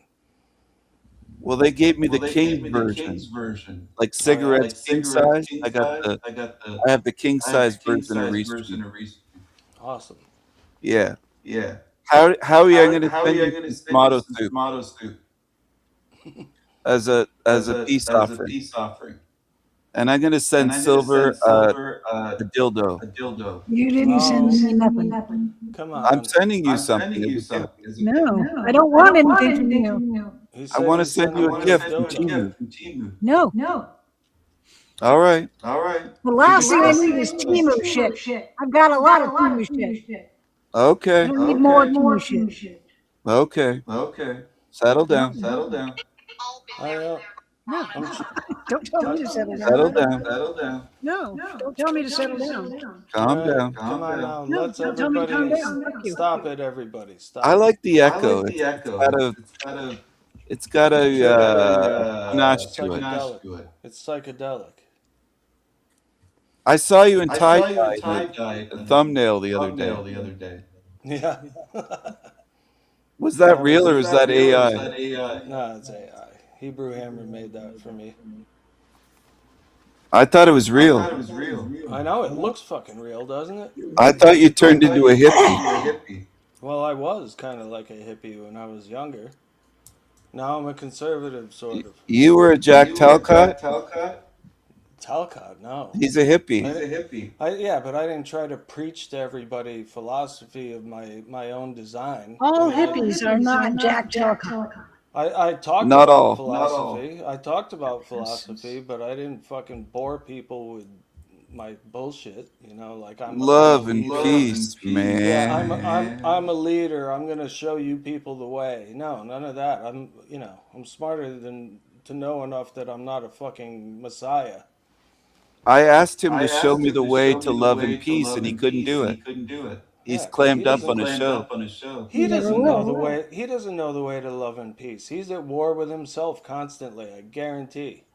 Yeah. I don't know if this is true. It could be a rumor, but I heard that Jack Talcott does his live stream with a butt plug in the whole time. That would help. That's why. He's That's what makes uptight. him more. That's what makes him more peaceful, right? Yeah, he's wearing a butt plug. He's sitting on one. Do you believe that, Howie? He's not talking to you. He doesn't Howie? like you. He doesn't Oh, like you. Howie. I'm hurt. He doesn't like me. Oh, man. He sure doesn't care either. Why doesn't he like me? Everyone else loves me. I don't know why Howie doesn't like me. I don't love you. You insulted him, you fool. What do you think? He What do you insulted think? me. He said I'm a twat and all kinds of stuff. You are. What do you think are the results? You know, actions have consequences. I've Silver, learned you that. don't love me? No, not at all. Oh. You're like I at the thought you bottom of my did. list. Well, at least you're on the list, right? I'm not on your love list? Yeah, he's on the bottom of the list, which is down in the swamp. I thought I was one of your favorite people on YouTube. You're delusional. I can't believe this. This hurts. You'll get over it, I'm pretty sure. My ego's bruised. My feelings are bruised. Yeah, When? mine Well, you too. people love feelings, right? Leftists. You hurt my feelings. She's not a So? leftist. Oh, she's anti-Trump. She's a leftist. She's on the left, but I don't think she's a leftist. Oh, I mean, that she's sounds on like the something left. right up a leftist has a submachine gun at their hip and a beret. No. They're anti-gun, aren't they? They don't like guns, leftists. I don't Yeah, know. I got a gun. You got a Che gun? Guevara- Yep. Wasn't Che Guevara a leftist? Who? Well, he was a Che psycho. Guevara. I don't know who that He is. was In Hispanic. He murdered people. Well, yeah, because they were Yeah. fucking with him. No, they weren't Probably. fucking with him. He was a loser. I don't know his story, to be honest. I really should look it up because I see the T-shirts everywhere with the hippies wearing. Oh, Che those Guevara. idiots. They don't even know who he is. Probably not. They just think it's a cool thing because he's a revolutionary. They wear Nirvana shirts and they don't even know who Nirvana is. They wear all kinds of stuff. Howie, why don't you talk to me? We should. He doesn't have to talk to you if he doesn't want to. I didn't don't say you yes. guys- Why are you speaking for him? You guys could bury the I hatchet. can. Let's bury the hatchet. That's the thing I was trying to think of. Oh, you sent him away. Howie, I didn't send him anywhere. I was trying to make peace. He wants nothing to do with We you, I guess. smoke him peace pipe. Bury the hatchet. Smoke him peace pipe. Yeah, we smoke him peace pipe. All right. Well, Why would she call me an idiot? I never said anything bad. I'm sorry, dude, but Never. I gotta I'm the let loving you know. king, Karen, you nigga. Oh, boy. Come on, Goodbye. nigger. See? Goodbye. Come on. Nope, he can't do it. He can't do it. He can't come in here and just not do anything stupid. Do you see how hard I tried though? Yeah. All I want is for all of us to have a laugh together and be, but why does he have to attack you and Howie? Your guess is as good as mine. I try not to analyze idiots because it just make you go crazy.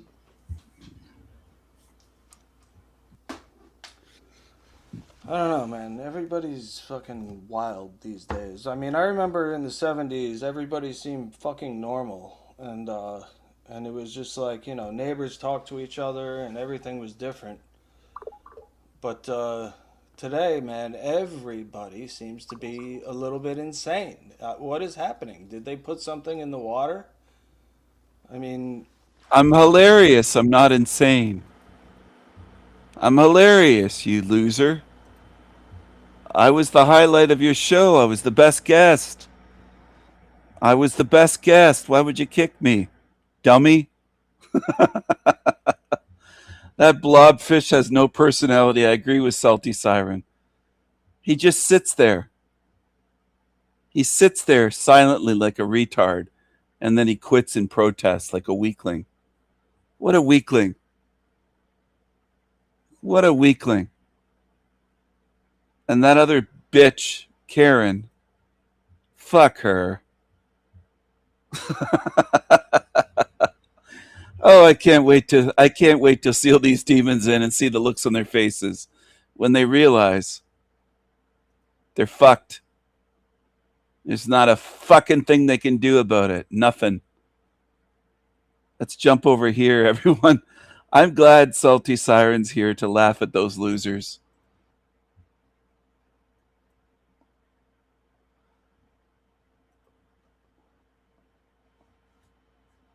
I was very sweet to them. I was the loving king. I went on there as the loving king. And I said, my audience is watching. I'm streaming this. They're going to see how you people treat me. Oh, this is Mel from Love Covered Life podcast. Hi, this is Mel from the Love Covered Life podcast. I have too many big teeth in my mouth. Would you like to start by just sharing your first near-death experience, the situation surrounding that? Sure. Well, I usually always start because, especially if people don't know me at all, I'll give a brief background of. Wait a second. Who's this dog she has on? I like dogs, but this just came into my head. It's a dog. Now that term hasn't been used for a long time for homely, as they used to be known, women, homely women. But there's something odd about this wide-nosed woman here with the creepy eyes. Atheist dies, shocked to wake up in heaven. They're always shocked, these retards. They're shocked that they're not just their body. They're that retarded. I woke up in heaven. I thought I was just a body. I thought it was a meat suit. What a retard. What an absolute retard. You thought your body was all that you are? You're a retard. Where I was kind of before I had the NDE, because it's really important, I think, to give a little bit of context. And as Melissa said, I was an atheist, agnostic. I had been raised in a very Christian household, but kind of sort of in my teens, sort of became a scientist. And in my mind, that the sciences were all about, kind of denying faith. Now, that's not really the case, but that's kind of what I took away from it. And so for a lot of different reasons, I really moved away from my faith in my teens, but definitely through my 20s, and kind of maintained that it was a little bit more than skepticism. A true skeptic is someone who's questioning and open, to explanations. But I was kind of past that. I didn't really believe in anything, and people couldn't really tell me that there was something, and I would not believe them. I really wanted to. There was a part of me that really wanted to believe in something deeper or bigger or more meaningful, but I just never, for myself. So what's feminine about her? She's talking about believing, couldn't believe. They're stuck on beliefs. You're right, it's a Cocker Spaniel, except this one's prettier. This one's cuter. I prefer this one to the one that's being interviewed on Mel's little show. I like this one. This is a cuter one. If I had a choice between this Cocker Spaniel here, this one, or this one, I'd choose this one. I'd take this one for sure. I wouldn't take the other one. I'd give this one a treat. I'd let this one hop up on the couch or have its little dog bed here, or have it on the couch with me, maybe feed it some popcorn if I'm eating some popcorn or something. I don't like this one. This one isn't cute. This one here's cute. I like this one. I don't like this one on her show. I never saw the proof of it. So I kind of I did try to keep an open mind, but really I was. This one talking here just, it seems miserable. She doesn't have any light or energy or lightness about her. It's just misery. That's the vibe I'm getting. Her aura is miserable. It's just, what's wrong with you, lady? What the hell's wrong with you? Very again, kind of against faith and against. You're supposed to be happy and wagging your tail, Cocker Spaniel. You're not supposed to be like this. You're a downer. I mean, even really, really deep beliefs in anything other than physical existence.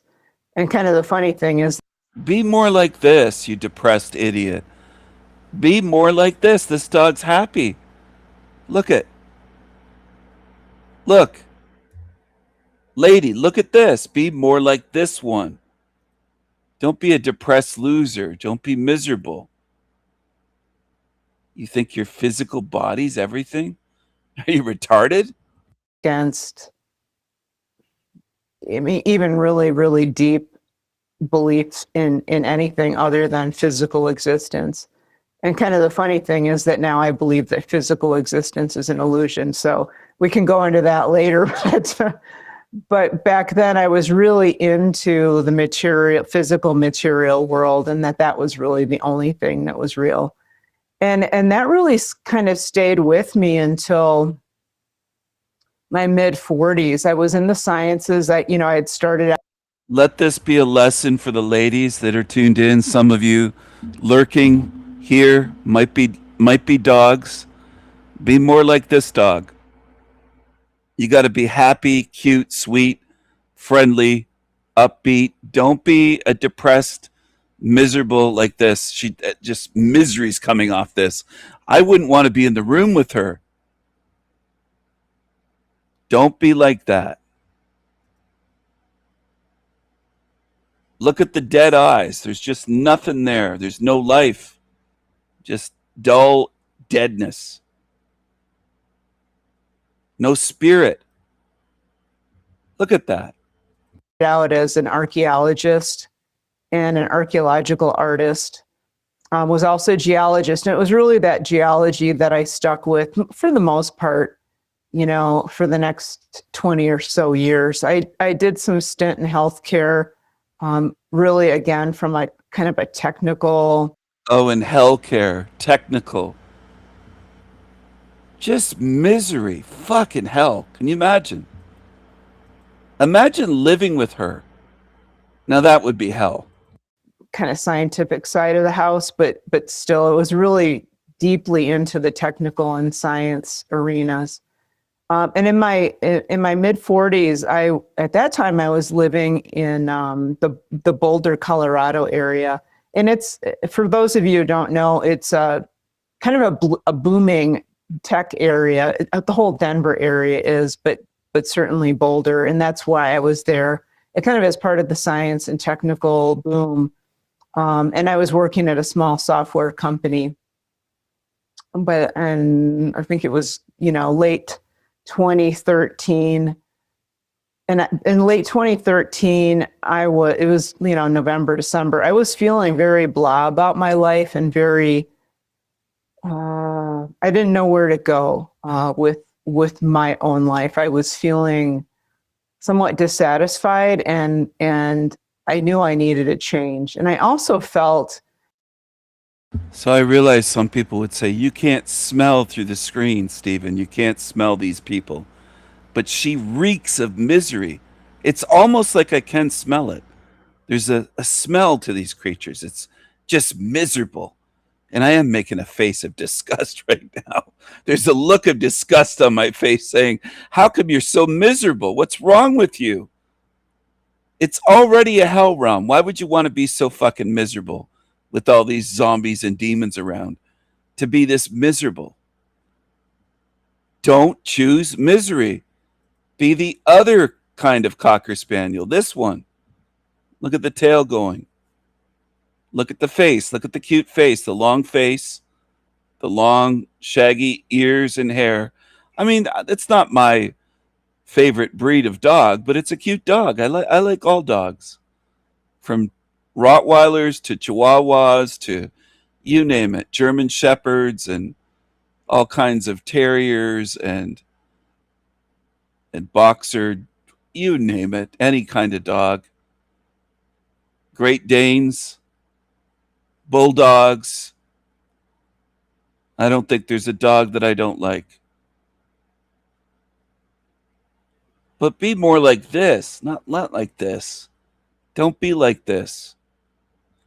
If you're going to be a dog, be like this.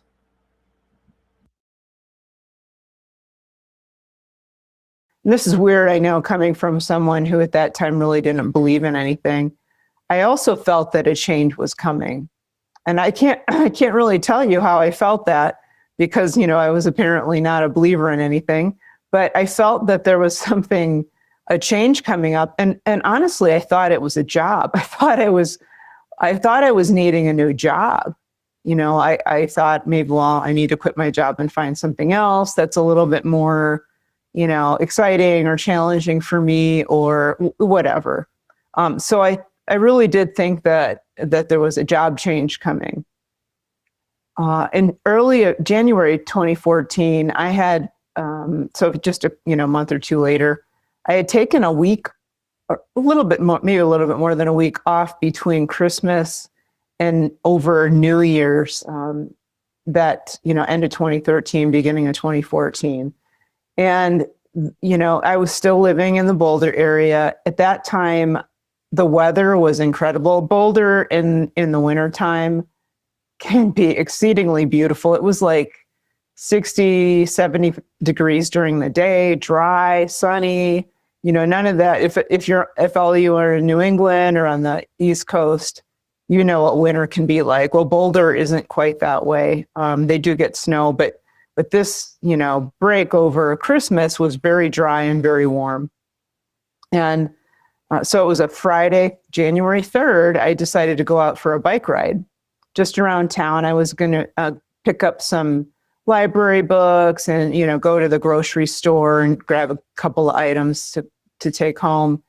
And I had a really bad feeling about this bike ride. Now, up to that point, an exceedingly avid biker. I mean, I was biking at least 150 miles a week, traveling both to work and also just for recreational riding. So for me to have that feeling was pretty strange. Normally I just, I ride and I don't feel anything like that. But this morning I felt like I should put my bike back in the garage and go back in the house and just go about my day. But I didn't. There was something. Someone I know has an American bulldog, and it's a beauty. They had it since a puppy, had her since a pup, and just a little sweetheart that's so friendly and so happy to see me. Just wiggles, her whole body would wiggle. She'd be wiggling around and getting pets from me. Just so happy to see me and get attention. I love dogs. But this one on the screen is she's so miserable. The energy coming through from this is just, I don't know if I'll make it through covering this video because it's so sickening to me. There's nothing there it's just emanating misery. But she started dragging me. I'm observing the accident from outside, being conscious, but somehow I signed right there at that where they would come into the circle. So they were compelled to stop and wait, until traffic cleared. But as I was coming up to the intersection, at first I thought it was okay. And then at the very last second, I realized that first car, which was actually a very large SUV, instead of stopping, she kind of accelerated into the traffic circle. My assumption. Oh, and by the way, the coat of the bulldog it feels like almost like velvet. so soft. I mean, it was just incredibly soft. I have a male on the screen. I wonder if I could find a female American Bulldog just to show you something. Female puppy.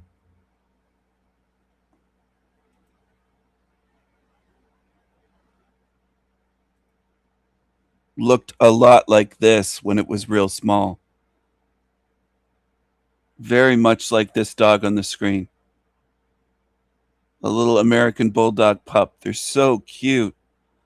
I was never someone that was really into, like, if maybe 20 years ago, if you would have said, do you like bulldogs? I would have said, yeah, I like every kind of dog. But I fell in love with this dog so much, I had to resist going and getting a bulldog because they're just so cute and sweet. And her coat was just so soft. And they were just she's so friendly as a puppy and even after a year old.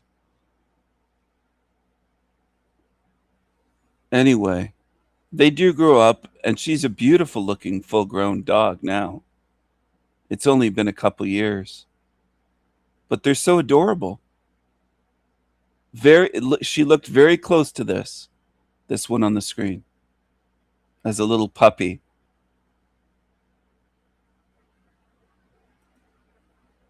And they're just some of the sweetest little pups that you wouldn't even imagine. It's just like, I don't know how to describe it, but that dog just fell in love with me and was all over me the first time I met her. It was like she knew me or something. She was just attached to me right away. The first second of meeting me was just all over me and so happy to see me. So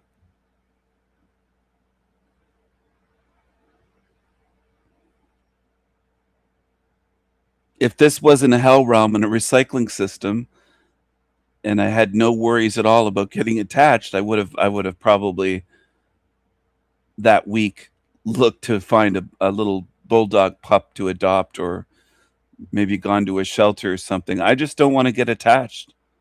I know how that sounds, but I really want to do everything I can not to come back to this realm. And also, it was so devastating for me when I lost my dog that I just said I don't want to go through that ever again. It sucks because I do love animals, and I wish I could adopt 4 or 5 or 6 dogs. And I started to get used to cats as well. I wasn't really a cat person because I never had a cat as a pet growing up. One of my parents was afraid of cats. I just wasn't around cats very much in my life. I was mostly around dogs. And anyway, I'm still more of a dog person.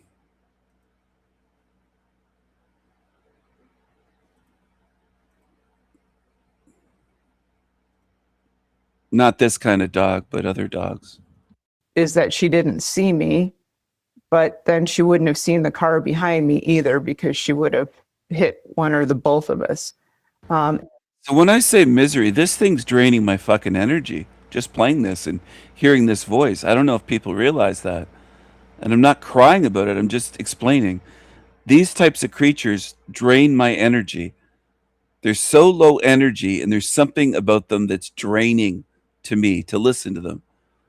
With a voice like hers, a face like hers, the way she is, the eyes, there's just all of it is draining misery.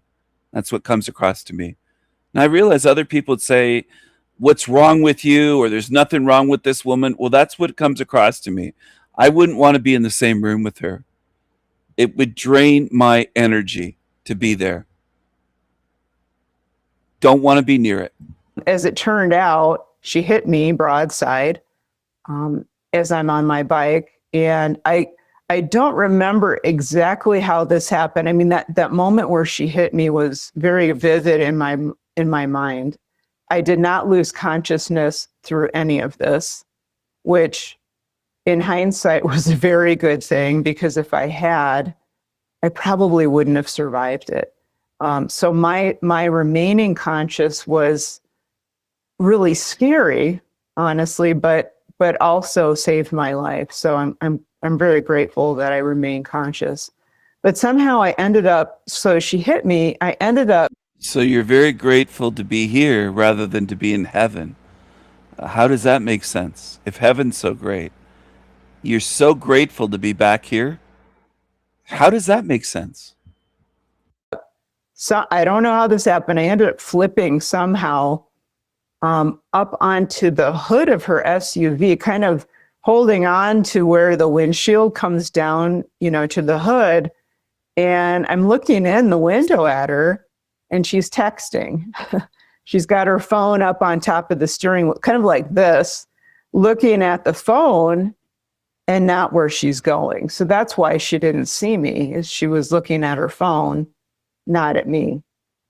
And I could see two little kids in the back of the SUV. Kind of, they saw me, but she didn't, and she just kept driving. And I'm, kind of stuck on the hood, looking in at her, and she keeps driving around, and I'm trying to hang on. I can't. I slide down. I'm trying to make a long story short here, but She's kind of has the energy of droopy dog Ian, the lifeless eyes, the deadness, just no energy, no vitality, no light in them, no spirit. Look at this, not creepy at all. Here's Dolores Cannon with the vacant stare.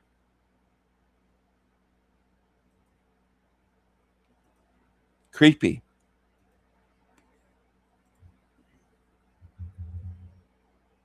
Some people will probably never understand what I mean when I call them miserable. They'll just say it's an insult. They don't realize I'm describing what I see and what kind of intuitive feeling I get from these creatures. Some people will never understand. I'm in a realm of beings that don't understand. I know that. I know that. It's the way this place is. Most beings in this hell realm will never understand anything that I say. And they demonstrate that all the time. It's just a constant. Wait a second. Somebody calling me.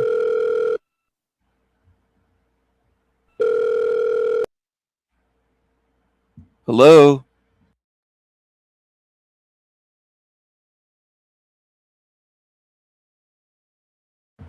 Wait a second. What are you doing here? Saint Dolores, patron saint of archons. She had to learn her karma. That poor lady was just on the Earth School to learn her lessons. She's just here to learn her. Get out of here. Get the fuck. I don't want to listen to you today. Go away, Dolores. Get out of here. Don't try to come back here again. Fuck off. I don't want you around. Go deal with your fake karma somewhere else. I slid down the front of her SUV, hit the pavement, and that's when kind of all of my bodily damage happened. I broke a ton of bones in hitting the pavement. But as I hit the pavement, one really bizarre thing happened right at that point. And I didn't think a lot about it at the time because I was, concerned about surviving. So I hit the pavement, but then I noticed, I'm observing the accident from outside of the accident, while at the same time, there's a part of me still in my body experiencing the accident from inside of me. So to say that it was bizarre was putting it mildly. Like, no one had ever told me anything about this kind of event before. And I'm kind of freaking out because, number one, I'm, in the middle of this accident and she's literally rolling over me. Thank you so much for watching. As a way to show my gratitude. Oh, there should be a jump scare warning for this. Jesus Christ. Is this the Gingy Joker? What is this? What is this? What am I looking at? Can somebody help me out and describe what this is? I don't know what the fuck this is. I don't know if this is a human being. What is this? I am continuing to offer my one-on-one sessions almost 75% off what they were. I personally love offering the lower prices, and you guys do too, because you've been booking up my sessions and supporting me, which I so much appreciate. My spots are limited to 6 sessions per week, and they fill up extremely fast. So don't wait, book your spot today. You can sign up. Book your spot today. Book your spot today. It's all about the shekels. They interrupt their little interviews to sell you shit. Ah, fuck. And people just accept all of this. It's all normal in Hell Realm. Limited time offer. Oh, she canceled the lower memberships. You gotta get the gold. You gotta spend $30 a month. Look at this. Fuck. Fucking hell. It's always about the shekels. So I wasn't being, run over. But what happened is I had a backpack on and there was a chest strap here. And I believe that it was the chest strap that got caught somehow on the axle, her front axle. I really don't know how that happened, but she started dragging me from this chest strap. Well, Dolores Cannon would say that's just your life script. You chose that. You scripted that shit out where you're going to be dragged by an SUV. Now look at this chick here.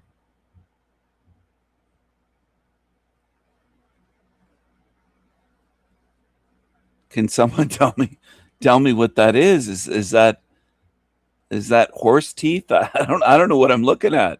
Is that a horse? Is that a red-headed horse? What is that?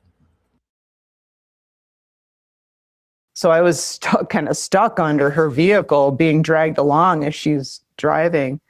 And then I had a reflex to reach up like this and grab the axle, because in that quick moment, I thought, if I let go, because she's in a turn, those back wheels are going to run right over the middle of me. So I grabbed, and I had no idea what I was going to do other than just hang on for dear life. But so I grabbed her axle after I was starting to be dragged. But as this is happening, I have that outside perspective that's so different. And it was the first indication that I had that life wasn't the way that I thought it was. So that part of me that was outside was very calm and peaceful and loving and centered and focused and just very great. I wonder if it was humbling to you, even in the slightest, because a lot of you atheists and leftists, often lefties or atheists, are so smug. You think you know everything about what life is, and it's not the way you think. And you finally realize in that moment, it's not quite what I thought it is. Mrs. Deadeyes. Or Ms. Deadeyes. I don't know if she's married with children. Probably not. Just an energy drain.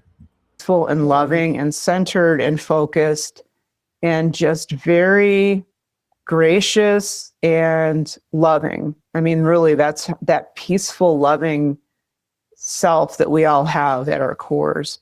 So that was basically my soul had gotten.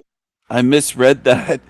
Salty said it's like a horse shark. I almost thought you wrote horse skank. I thought she is skanky too, though, that thing. Mel. Look at those teeth. Look at those chompers. My goodness. Is that part beaver? Is that horse? The lips remind me of the Joker character. With the painted lips and the thin lips. It has one of the thinnest upper lips of a woman I've ever seen. Your upper lip is missing. You don't even, it's just a thin line. What happened to your lips? Look at her lips. This really pisses off the demons when I do these comparisons. Her lips, and look at my lips. There's my lips, and then her lips. Again, her lips, my lips. Her lips. Nope, her lips. I'll go over this one a bit. Get somewhere that isn't blurry, maybe. It's the second.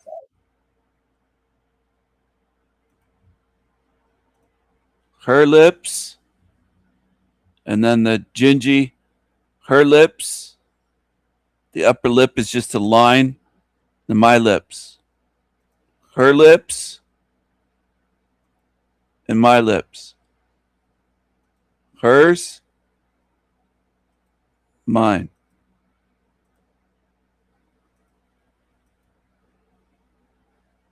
Good night, Maurice. Have a good sleep tonight.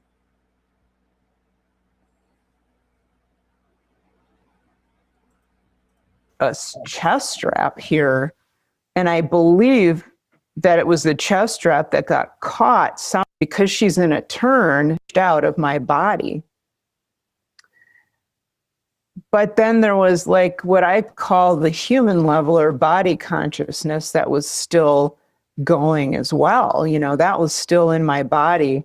And that level of consciousness was so different. It was all about fear and survival. And it was terrified, almost like a wounded animal. That's what that part of me felt like. It felt like a wounded animal. And those two aspects of my consciousness remained separate until the accident stopped, and then the attendants started working on me. And I'll get to that in a moment. But so it seemed like forever. I don't know how long it was specifically, if it was maybe a minute at most that I was kind of separated and watching events unfold. But why is she calling them the attendants? Was she taken to a hospital, or was she taken to a vet? Does anyone know if she was treated like a cocker spaniel, or did they know she's human? I don't know if they knew she's human. Did they take her to a vet when they pulled her out from under the car or under the SUV? Did they immediately know this woman is human, or did they mistake her for a dog? They might have taken to her vet. I don't know. What finally stopped this woman from driving is that the guy that was in a vehicle behind her saw what happened and, bless his heart, drove around the traffic circle the wrong way to cut her off and to keep her from going anywhere. So that's actually what stopped her, were, you know, bystanders that physically got in her way to get her to stop. And so she stopped, and I started to kind of wiggle out from underneath the vehicle. And I was still in that kind of, there's a lot of different terms for it, but that disparate state where I've had my soul consciousness is outside my body, and then I have got that human consciousness. But that human part of me was still terrified. It was in fight or flight mode, and it wanted to get up and run. And it wanted to get up and run after it attacked the woman who hit me, because I was pissed. And then I wanted to run. So I started to wiggle out from underneath the vehicle, and kind of literally out of the blue, a woman who looked to be in her late 20s. I wasn't really sure, because I was, in a lot of pain and terror, came up and put her hands on my shoulders just like this, and, told me not to move, that her name was Anne. I wonder if the woman said, "Don't move, little doggy. We're going to help you. We're going to take you to the vet. Don't move, little doggy. We're going to help you." This woman just seems like a dog. and she was a trauma nurse, and that she was there to help and to stay with me until the paramedics arrived. Now, I don't know where she came from. Just as a side note, nobody could track her down after this. So either she was a master of disappearing as a person, or she wasn't a person. We're not really sure.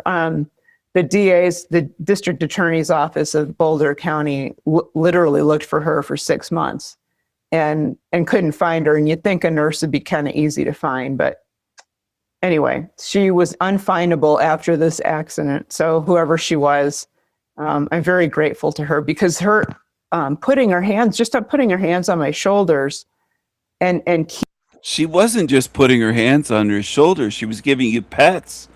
She was trying to pet you and caress you and calm you down. keeping me calm kept me from getting up and running, because that's really what I wanted to do. If she hadn't done that, I know I would have. You wanted to bolt like a dog. You wanted to run like a dog. Exactly. Getting up and running, because that's really what I wanted to do. If she hadn't done that, I know I would on my shoulders, and keeping me calm kept me from getting up and running, because that's really what I wanted to do. If she hadn't done that, I know I would have tried to have gotten up.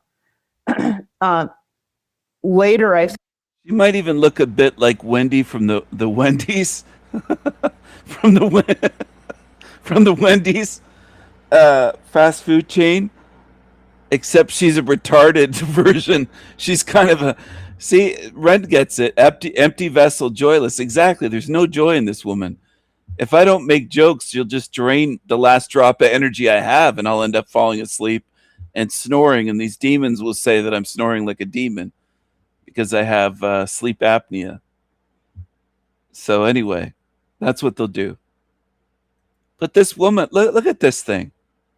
It's like a retarded version of Wendy. Like if the Freemason Dave Thomas were alive today, he'd say, yeah, she's kind of like the Wendy I never had. She's a retarded parallel universe version that's just miserable. There's no joy here. None at all. There's no spirit in those eyes. Just misery. It's just I love dogs. This is the only miserable dog I've seen. Found out that if I had gotten out, I would have at least been a paraplegic, and very likely a quadriplegic, because my back and neck were broken all up and down. When they finally got me to the hospital. I do want to give this sad dog pets. I usually don't like red, and she loves red. She's got the red top. She's the ginger hair, some of the ginger features. But I almost do. I feel sorry for this one. I want to give it some pets and pats.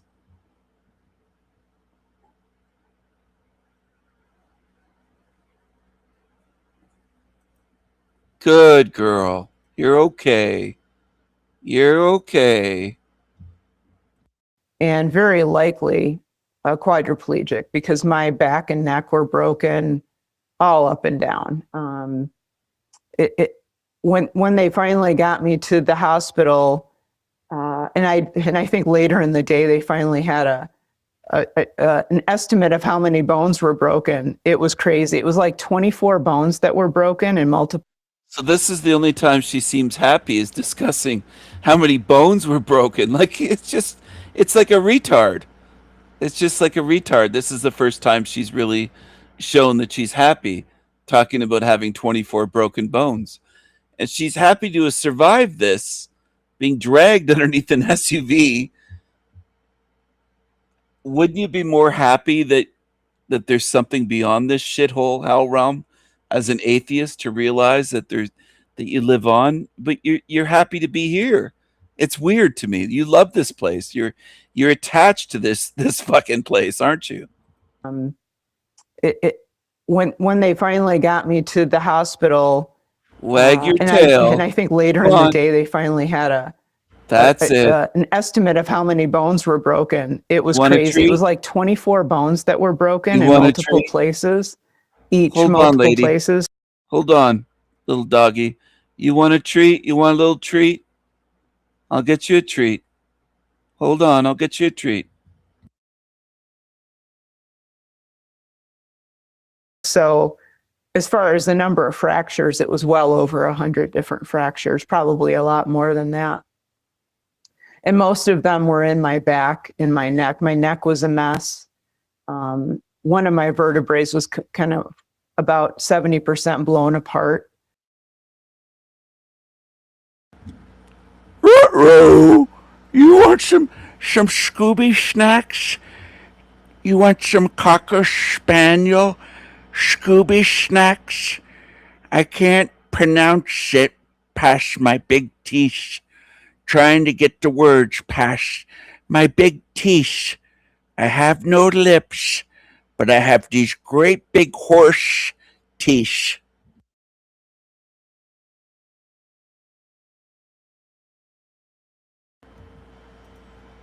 Oh, you do want some Scooby snacks. I'll get you some Scooby snacks. There wasn't really much left of it, and that was in my lower back. So if I would have tried to have stood, my back would have just collapsed in on itself. So she saved I can still walk today because of her and because of what she did. So I'm very grateful. But it was as they were starting to work on me that those two parts of my consciousness came back together. And I remember I was in a lot of pain, but I still thought about like what that was. I didn't have a clue what that was. And I thought, wow, that was really weird, but I just don't have the capacity to deal with that right now. So I put it off to the side of my mind because I knew I needed to really focus in on what had just happened and kind of coming out of it still in one piece. So I alluded to the numbers. They took me to the ER. I had a lot of broken bones. They decided that I needed surgery on my back to stabilize it because otherwise I would be flat on my back in a hospital bed for at least 6 months while everything healed up. And I couldn't imagine that. You're talking about somebody who was just biking 125 to 150 miles a week. Laying on my back in a hospital bed was not going to happen. So they scheduled me for back in a hospital bed was not going to happen. So they scheduled me for surgery for the following Monday. I found out much later, that they didn't expect me to survive the weekend. And that's why they scheduled surgery. You want to go for a car ride? Go for a car ride? You want to go for a car ride? Let's go for a car ride. Come on.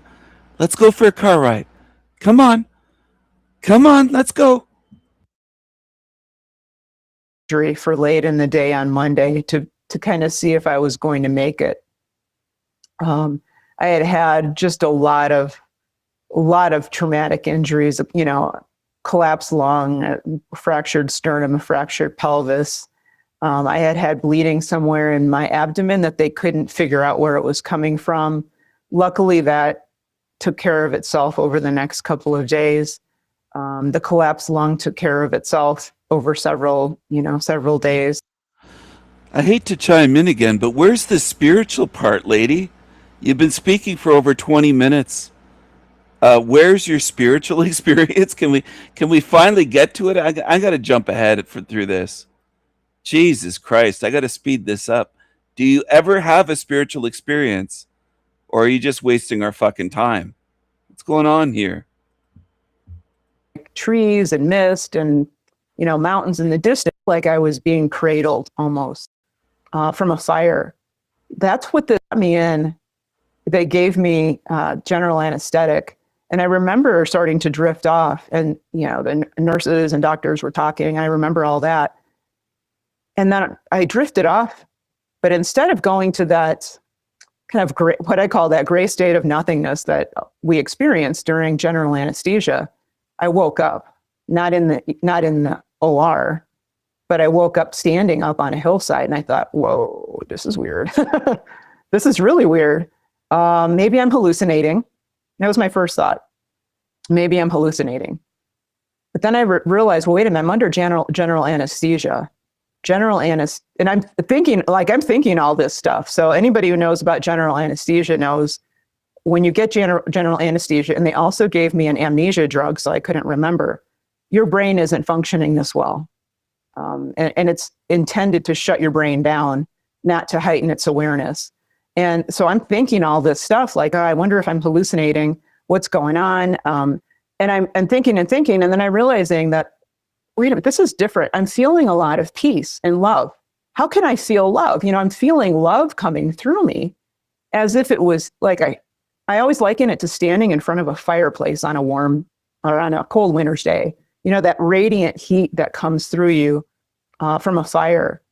That's what this love felt like. And I knew it was love because I had never felt this level of love from anyone before. Like, this was big, really, really big.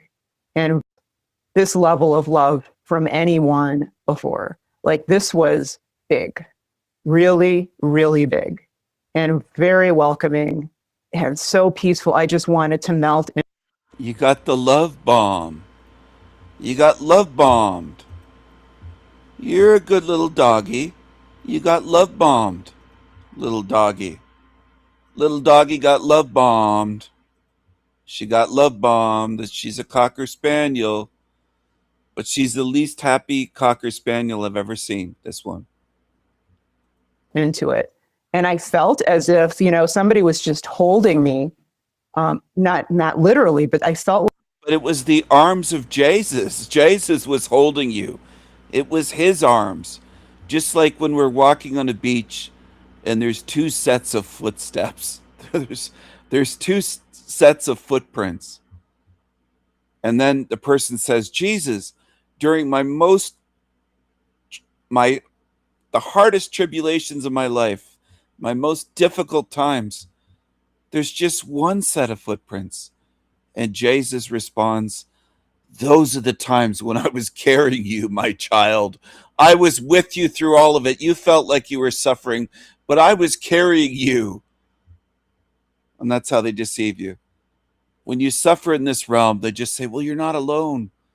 They have these lame explanations for this shit.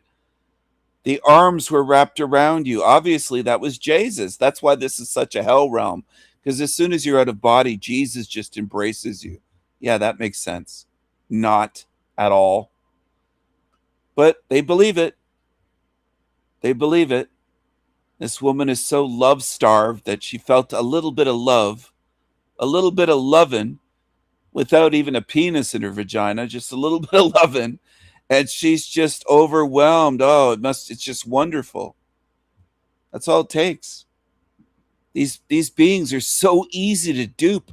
If I was on Team Evil, I think I'd probably laugh my head off and probably laugh myself to death because these people are idiots. They're so stupid. I could dupe them a million ways to just keep them coming back here. It's so easy.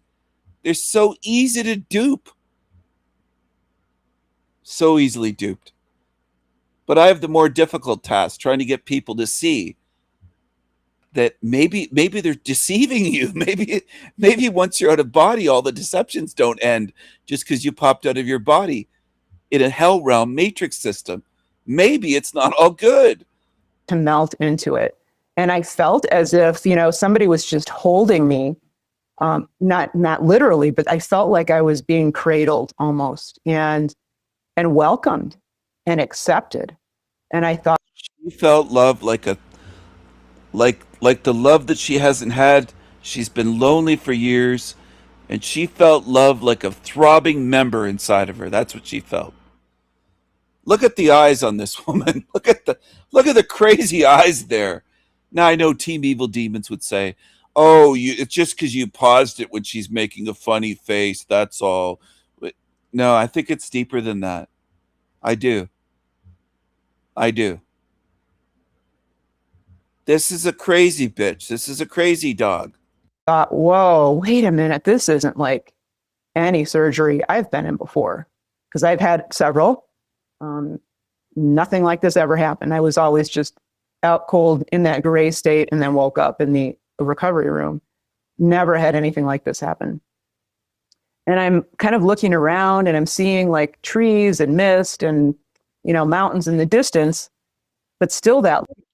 You didn't just see mountains. Tell the whole story, lady. You saw squirrels and chipmunks and you were like, "Roo, roo, woof, woof, woof."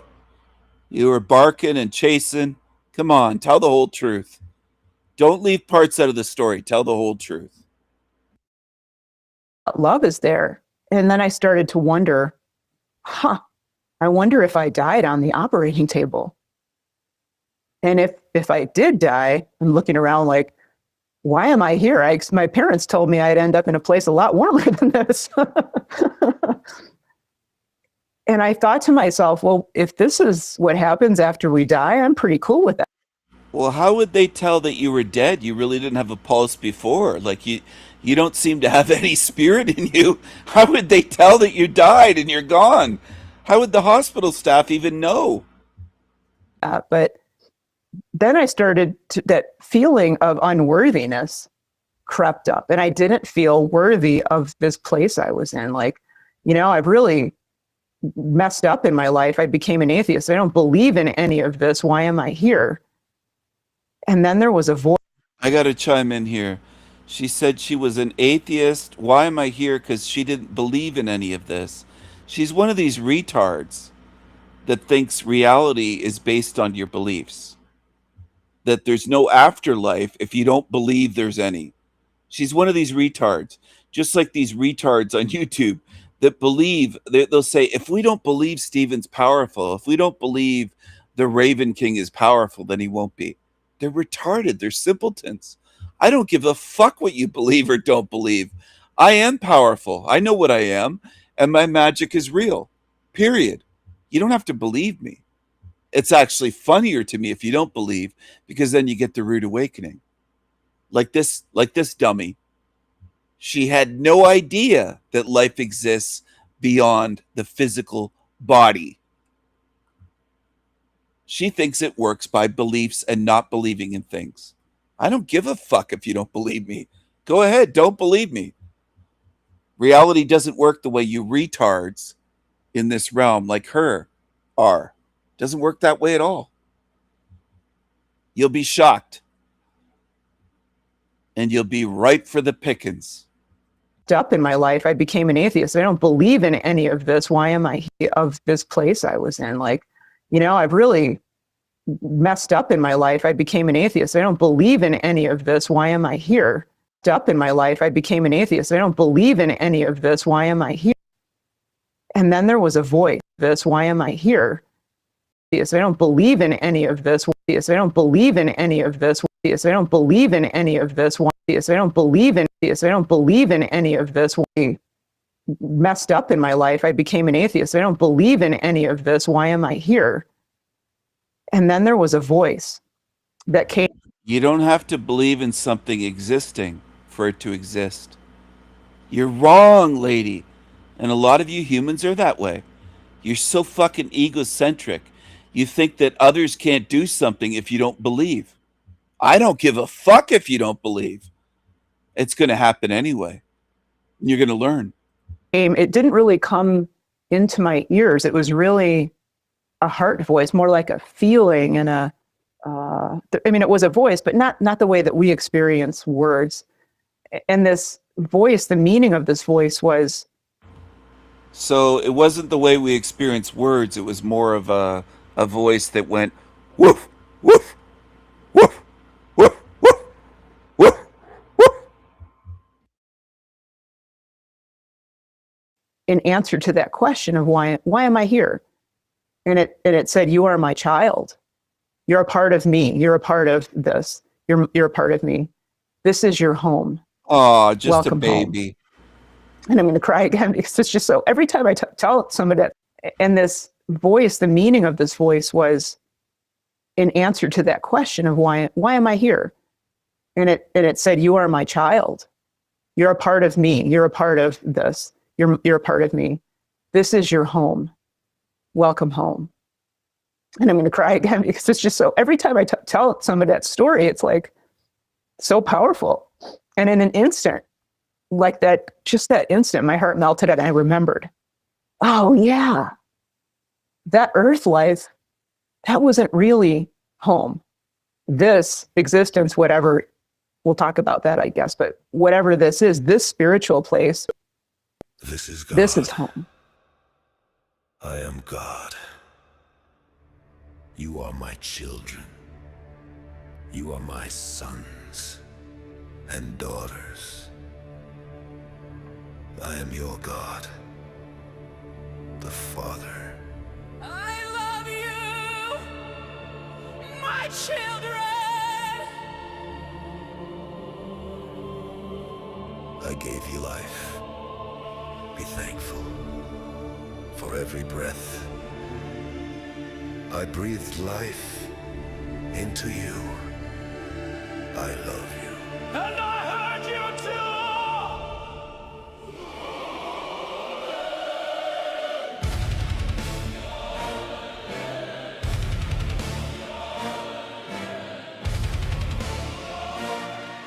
Your father.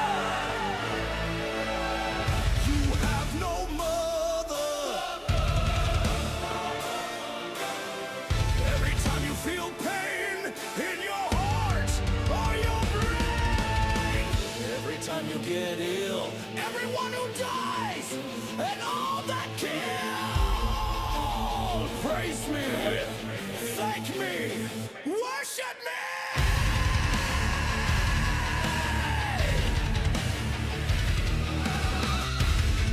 Bow down and kneel. I am God, the real deal. I am your God, the Father.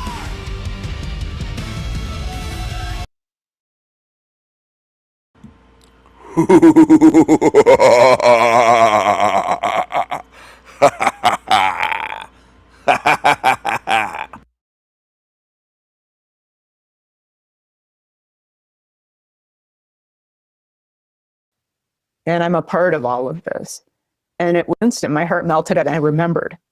And I'm going to cry again because it's just so, every time I tell them, well, why am I here? And it's an answer to that question of why am I here? And it said, you are my child.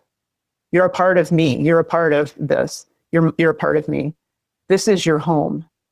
Welcome home. And I'm going to cry again because it's just so, every time I tell some of that story, it's like so powerful.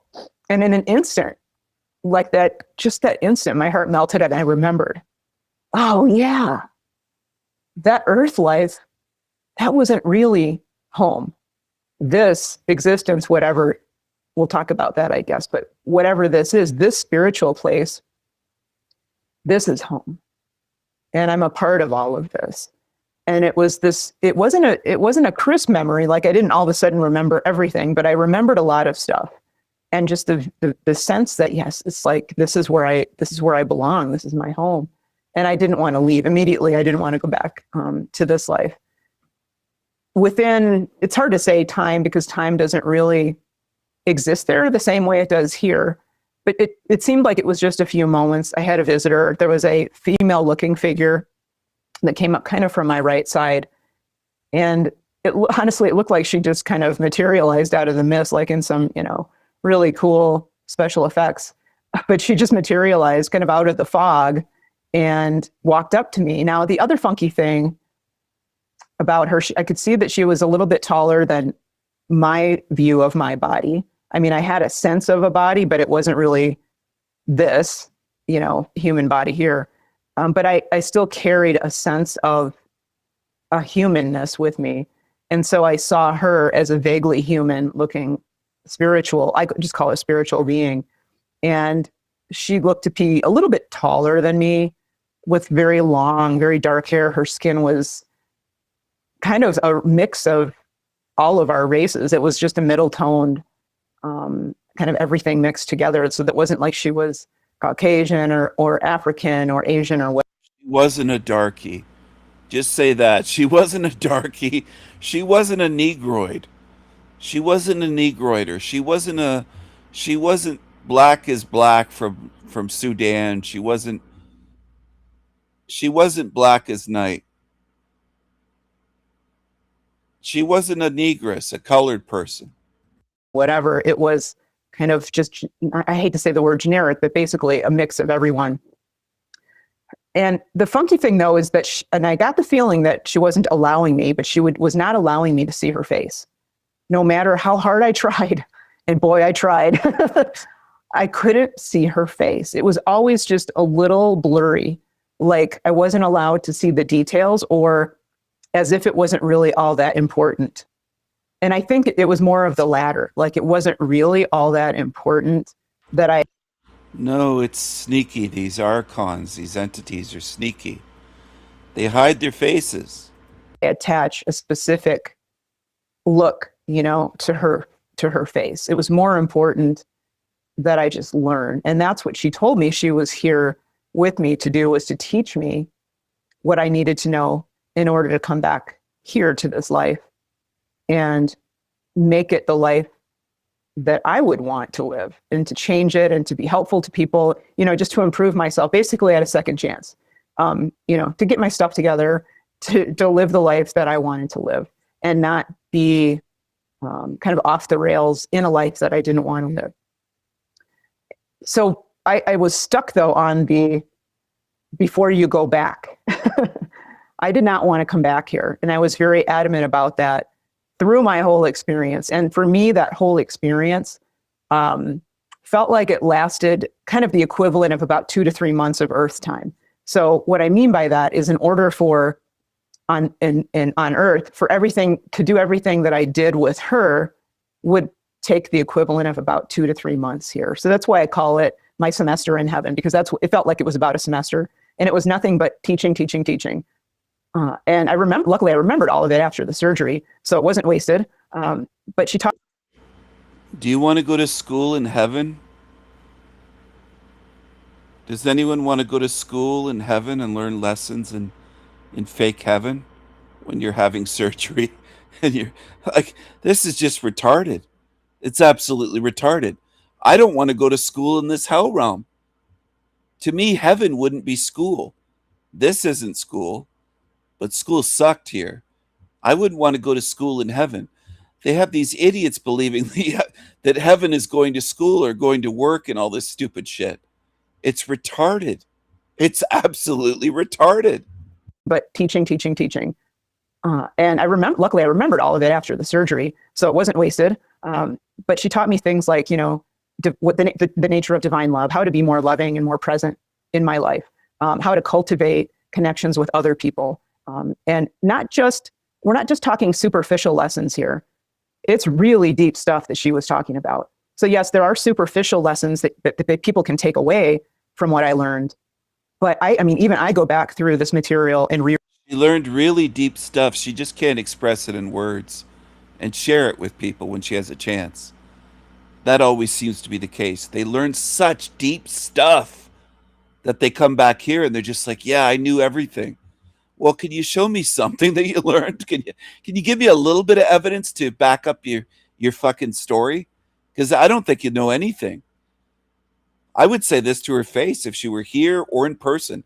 If I had the misfortune of having to spend time in a room with her, I'd say, I don't think you know anything spiritual at all. She'd probably be shocked right out of her shoes, but I don't think you know anything. That's what I would say to her. Very point blank, bluntly. I don't think you know anything, lady. I think you've been completely love bombed and then deceived and programmed. I don't think you know anything. Spiritually, I think you're empty. I don't think you have a pot to piss in. Reread it and get new, deeper stuff for myself each time I read it. And then I'm able to kind of strengthen my own spiritual core. But the most important thing that she wanted to teach me was love. And that love, divine love for each other, love for our planet, love for ourselves, love for the entire universe. So she calls it a planet. She calls this a planet, which shows she doesn't know what this is. She says love for the entire universe. What do you even mean by universe? The fake shit that NASA shows people with the the fake Hubble images that I can make on my laptop without leaving my couch? Is that what you mean? That bullshit that you spend billions of dollars on? What exactly do you mean? I don't think you have a clue about where you are. Your eyes look lost because I think you are lost. You're a lost dog, unfortunately. You need to go to the vet. And that love, divine love, love for each other, love for our planet, love for ourselves, love for the entire universe. That is, if we don't take away anything else, that is the most important thing that we can work on. Oh, wow. Those are such deep lessons. Love for ourselves, okay. But then love for the planet. This isn't a planet. And this is more of a sewer matrix that devours our bodies and devours life and tortures. So what are you talking about, woman? You learn these deep spiritual lessons you claim, and you come back with that bullshit. What are you talking about? In this life is just start expanding love, and that love, divine love, love for each other, love for our planet, love for ourselves, love for the entire universe. That is, if we don't take away anything else, that is the most important thing that we can work on in this life is just start. Get deceived by evil entities that tell you to just love more. Get recycled. That's what they're teaching you. Look at the eyes here. My goodness. I don't know how people could not notice this. It doesn't even seem real. It just seems like something out of an old Twilight Zone episode.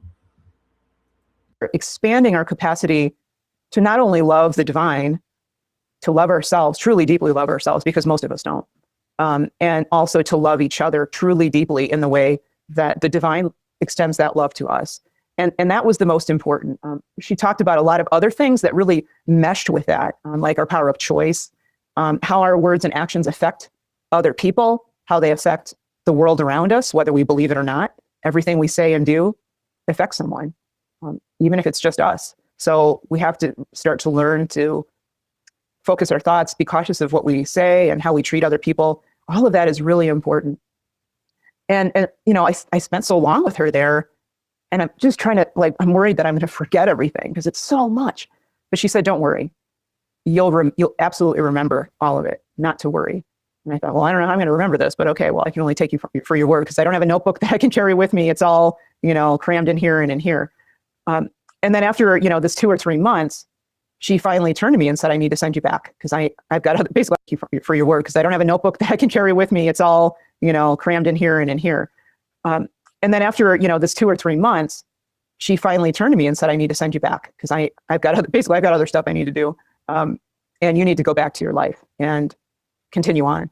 And I threw a temper tantrum to, you know, kind of like a 2-year-old, truly like a 2-year-old, screaming and not wanting to go back. And I was afraid that my body would be paralyzed, that I have to deal with, you know, tons of physical impairments and, you know, wow. You know, I was really feeling sorry for myself in that moment.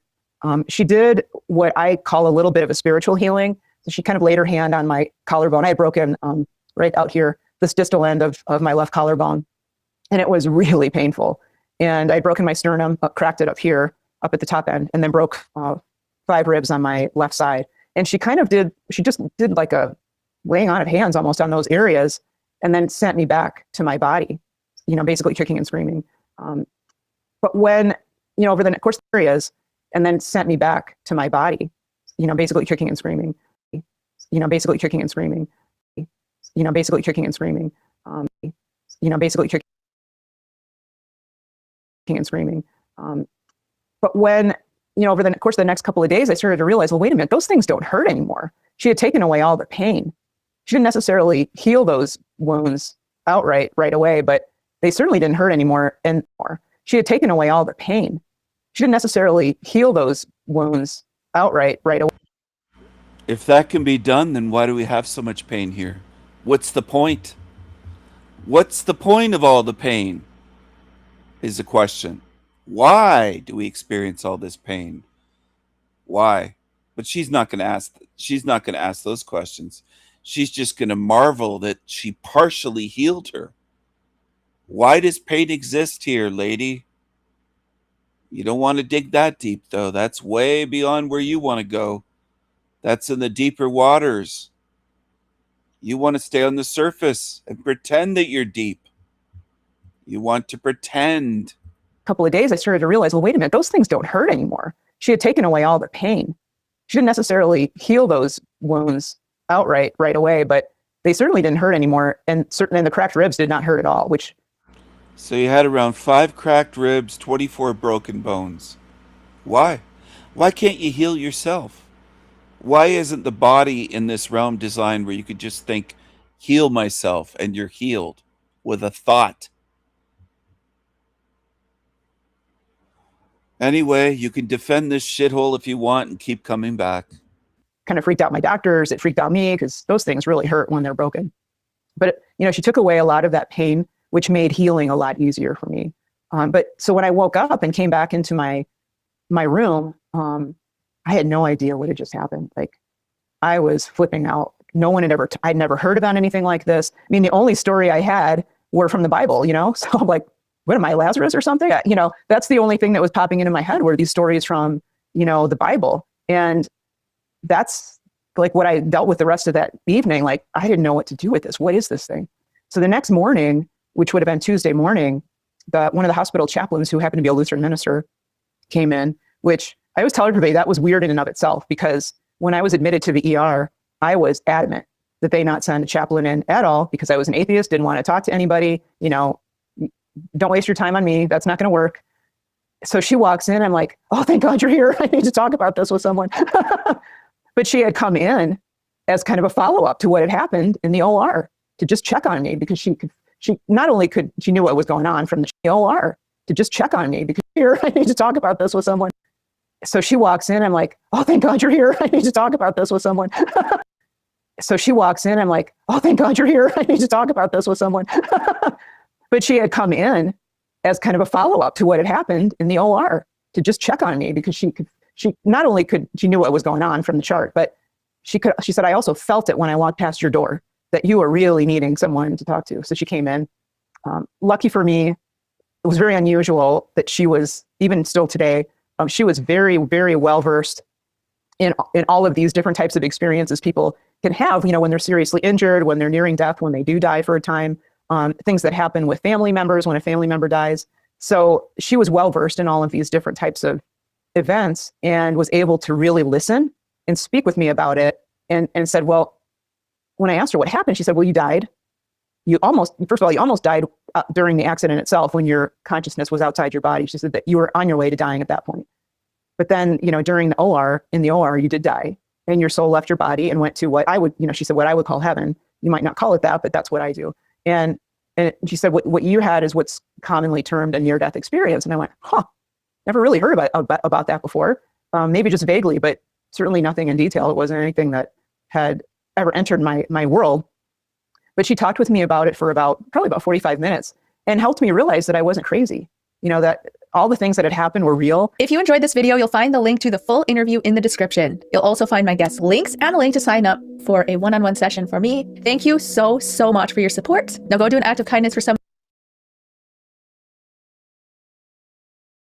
Links and a link. Oh my goodness. I'm sorry, everyone. I have to screenshot this. This is just remarkable. Demons always just try to let on that, oh, he's just making fun of people's looks. They always miss the point. They'll never get it. They'll never change. They'll never understand. They'll always misrepresent what I'm doing. They don't understand humor. They're just losers. They're just depressed, depressing, creepy, creepy creatures. Creepy, creepy creatures. Creepy, creepy creatures. And that's what they are. Creepy, creepy, creepy, creepy, creepy creatures.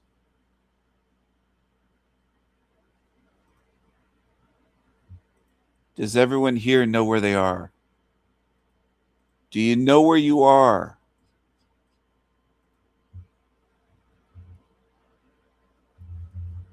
Do you know where you are right now? Here's where you are.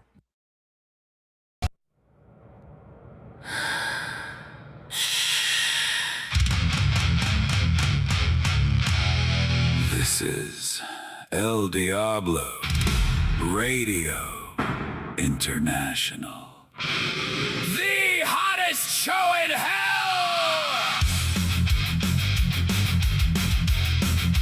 Nobody does it better. Nobody. We bring the madness. Madness. Madness.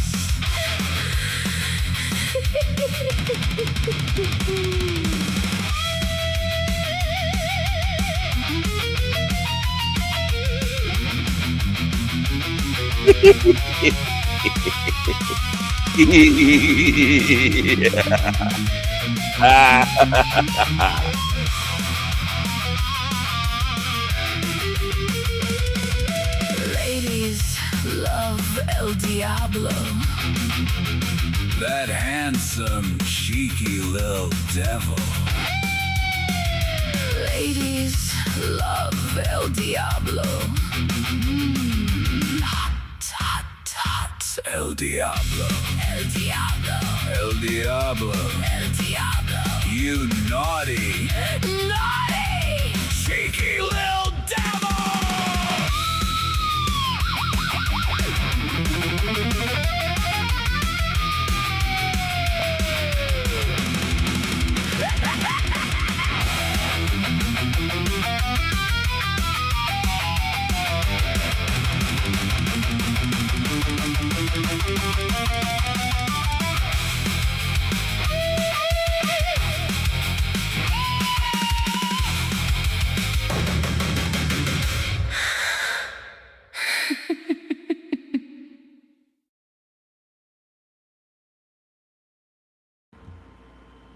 Hello, everyone.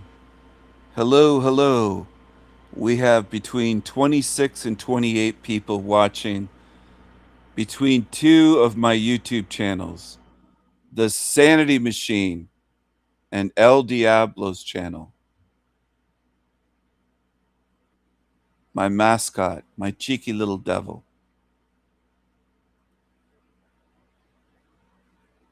Happy Saturn's Day. I hope everyone is having a glorious, glorious, beautiful, glorious, gorgeous, magnificent Saturday. Happy Saturn's Day. Happy Saturn's Day.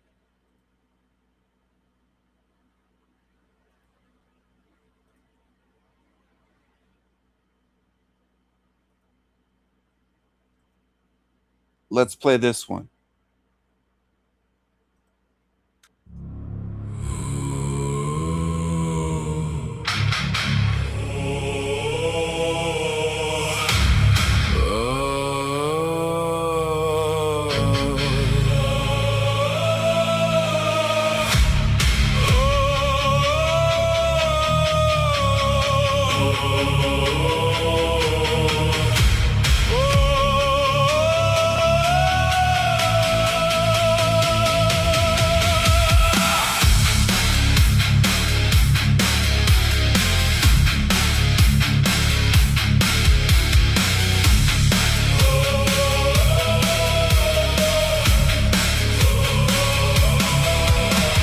Sever the heads, let the blood rain.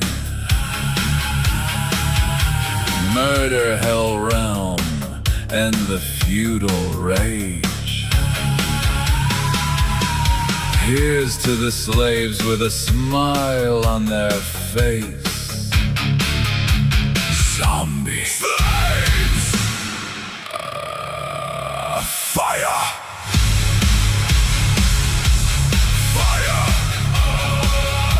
Raining fire. Here's to the slaves with a smile on their face. Here you will stay forever in chains.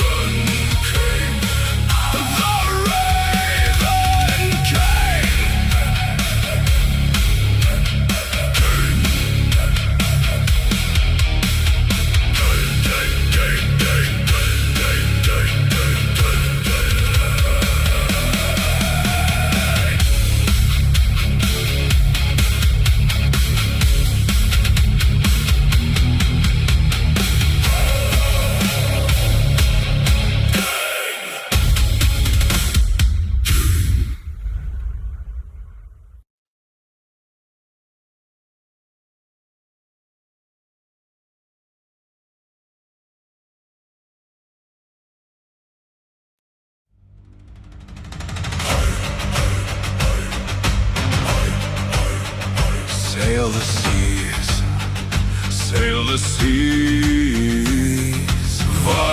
Viking seas. Pound the drums all night long, pound the drums, drink to freedom. Drink to freedom. Explore new lands, build new kingdoms. Blood and soil we explore, fight, discover and toil. We stand tall and free.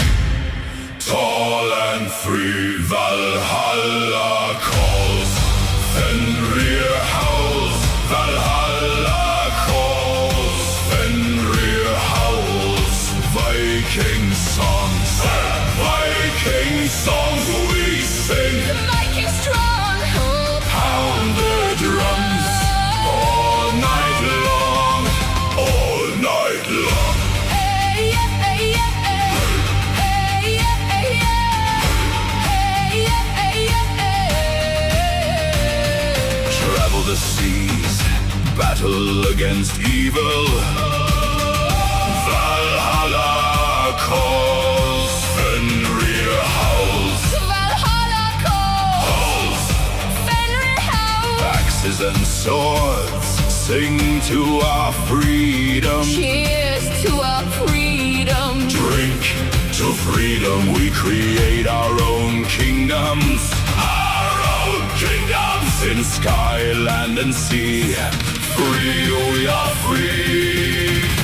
Valhalla calls, Fenrir howls. Valhalla calls, Fenrir howls.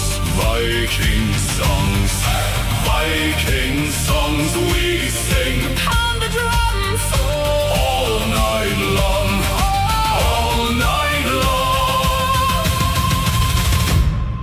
Viking strong. Hey, yeah, hey, yeah, hey. Hey, yeah, hey, yeah. Hey, yeah, hey, yeah, hey. Viking strong. We stand in storm and snow. We take what we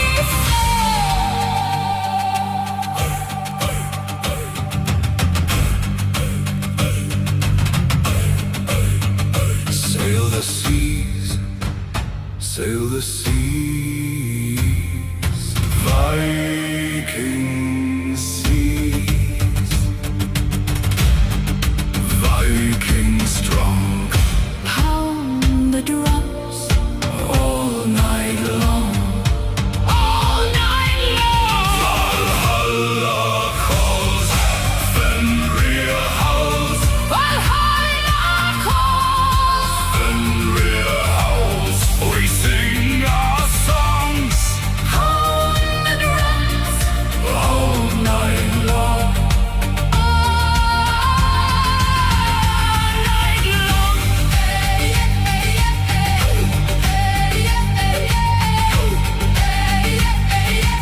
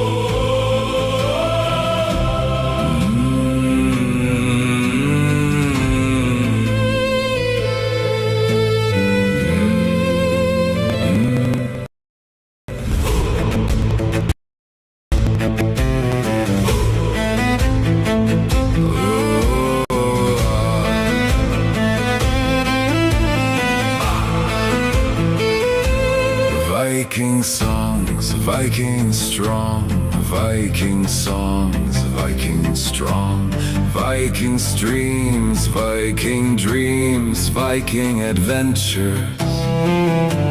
Waters pure, crystal clear for us here. Waters pure, my compass steers us true and sure, true and sure. Valhalla for me and you, swords of truth, honor and beauty. Viking seas, Viking ships, Viking skies, and death to this world's wretched, wicked lies, lies. This world is lies, lies, lies, lies. See with your raven eyes, lies. See with your spiritual eyes. This world is lies, lies, lies. Wave goodbye. Erase this place, we will sail far away.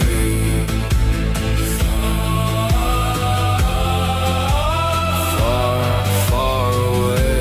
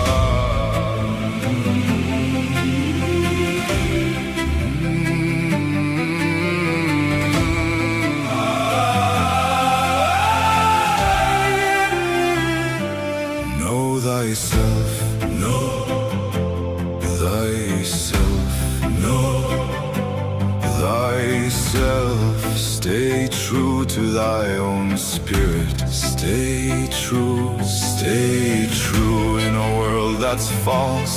Stay true, know thyself, know thyself. Stay true, stay true.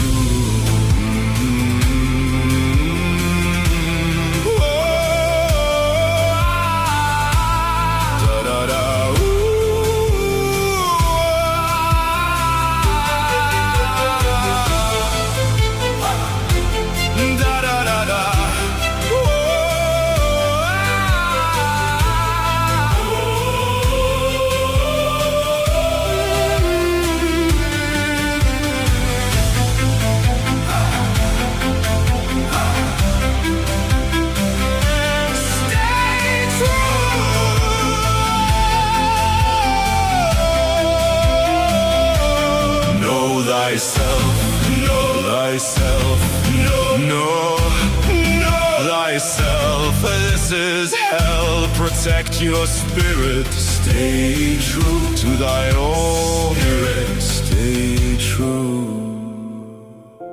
Stay true.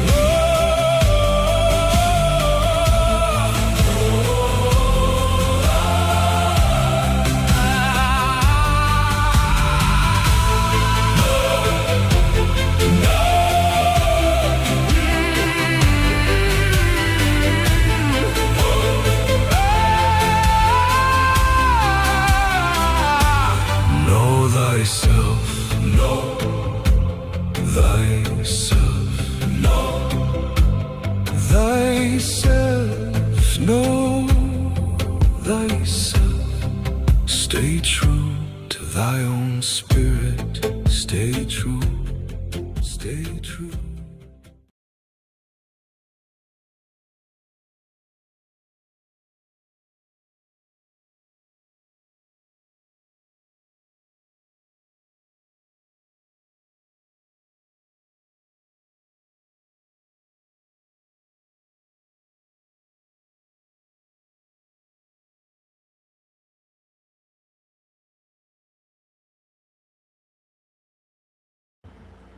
Hello, hello everyone. Hello, hello, hello. Hello, hello. The hottest show in hell. The hottest show in hell. VIPs only.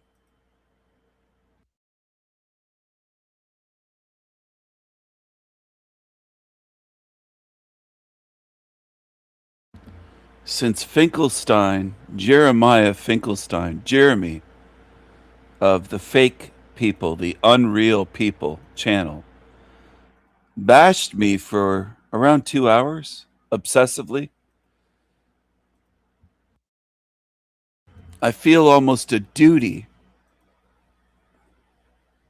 to talk about him at least a little bit and to share a few things that I know about that creature, that creepy creature, Jeremy F. I won't say his last name. I know his last name. And I know more than that about you, Jeremy. I know more than that because you're a psycho.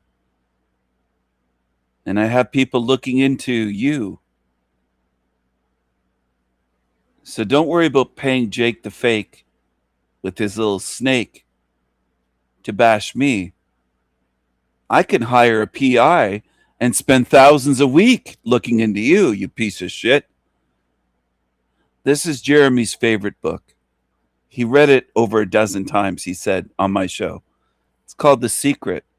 It was promoted by Oprah Winfrey and other witches, part of the New World Order Illuminati witches system in mainstream media, on Oprah's show and other places. That was all over the place. And it was gobbled up by creatures, by creepy creatures that wanted to make more money, mostly by creatures that just wanted to have a Ferrari or a mansion or a Lamborghini. They wanted to be rich. They'd read this book obsessively a dozen or more times. He said he read it at least a dozen times. 12 times, maybe 16 times, that Finkelstein, because he wants shekels. And he looks like he wants shekels. He looks like a creepy creature. He looks like he'd dance for shekels. Oy vey. Shabbat shalom. Mazel tov. Oy vey, oy vey. Oy vey, matzo ball soup. Hello, Anthony. Good to see you, man. This creature, Jeremiah Finkelstein, that I have on the screen, he looks very Jewish because I think he is fucking Jewish, okay? I think he is. I think he's a liar. I don't believe him. I don't believe him. I think he's an agent. I think he's a matzo ball soup, demonic, fucking piece of shit, lying agent. That's what I think he is. I don't trust Oprah Winfrey. I don't trust anyone in mainstream media. But I also don't trust this creature. This fucking thing is creepy. I don't know how anyone would trust this big schnoz. This big schnoz creature that reads books just trying to get shekels, and he looks evil. Maybe he looks evil because he is evil. Maybe that's something you should consider if you're watching my show right now. Maybe he looks evil because he is evil. Maybe it is that simple. Maybe it is that obvious. Maybe he lies about not having Sanpaku eyes. He said during his shit stream that he doesn't have Sanpaku eyes. While he was showing Sanpaku eyes. You can't make this shit up. He said, I don't have Sanpaku eyes. Well, there they are during your stream. They're right there. And they showed up multiple times. Not just once or twice or 3 times. Many times in 3 hours, or sorry, not 3 hours, 2 hours. They showed up about, you ran your stream for about 2 hours, I think 3 minutes. Something like that. A little over 2 hours, I saw multiple times where you clearly have the Sanpaku eyes. And then you lied and said, well, what does it matter even if I do? You don't even know what it means. You're such a lazy tard. A lazy turd of a shekels beggar. Matzo ball super. You're creepy. He looks creepy because he is creepy. And I'm going to find out just how creepy that thing is. You want to talk about me for 2 hours? Go ahead. But I'm going to dig into who you are, fucker. Trust me. I'm not done with you yet, bitch. Fucking loser. I'll just hire people to look into you. I don't have to waste my time and energy and get my hands dirty. As I've said many times, toss dry toast out the fucking window. No butter. Throw it out the window to these bums. These broke-ass peasants. I don't even want to touch a steering wheel covered in germs. I'll have someone else drive me. I'll hire a driver. And this guy's a stinky bum. Sanpaku eyes. Loser. And that's what he is. And if that bothers anyone here, then fuck off. Kiss my crazy ass and then leave. Lick my boots, shine my boots, spit shine my boots, and then leave. That's what you can do. You don't like the truth? Go away. This creature has Sanpaku eyes. It isn't just looking down. His explanation is bullshit. He's a liar. He's a loser. He's got the Sanpaku eyes worse than just about any fucking demon you'll see. He's creepy. And he's a psycho. Don't like hearing it? Deal with it. Fuck off. Truth is truth. Deal with it. Deal with it. Now here we're going to go over to Grace Thorpe. Up close and personal. What's this one about? Where's around? Oh, sorry, I did that again.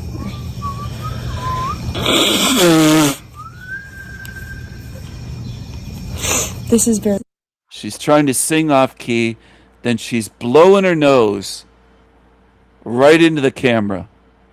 Ugh, gross.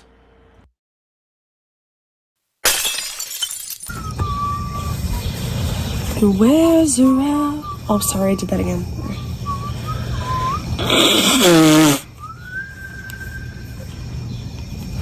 This is very stale. Minnesota is getting really old. But we have to finish the arc, no? And you guys might have missed it, but Steve yesterday, I think it was like on TK's stream, but he wasn't. His birthday's coming up. Maybe it's time to have a. Hear her suck on that cigarette? Did you hear that? Look at this. Ben looks like an old granny sitting in that chair. A little.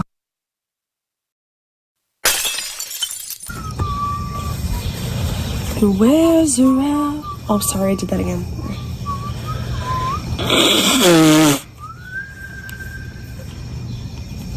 This is very stale. Minnesota is getting really old. Snotty Nose Grace and old Granny Ben. That looks like a grandmother. I think he usually dyes his hair. His hair's got gray in it. He looks like he shaved his beard off. Without a beard, he looks like a granny. He's got the voy look. He's like an old granny. He looks like a granny sitting there. He's looking like an old granny. But we have to finish the arc, no? And you guys might have missed it, but Steve yesterday, I think it was like on TK's stream, but he wasn't. His birthday's coming up. Maybe it's time to have a little. They're just so gross, and I had to share it with you. I have to show you how gross they are. I have to show you how gross they are.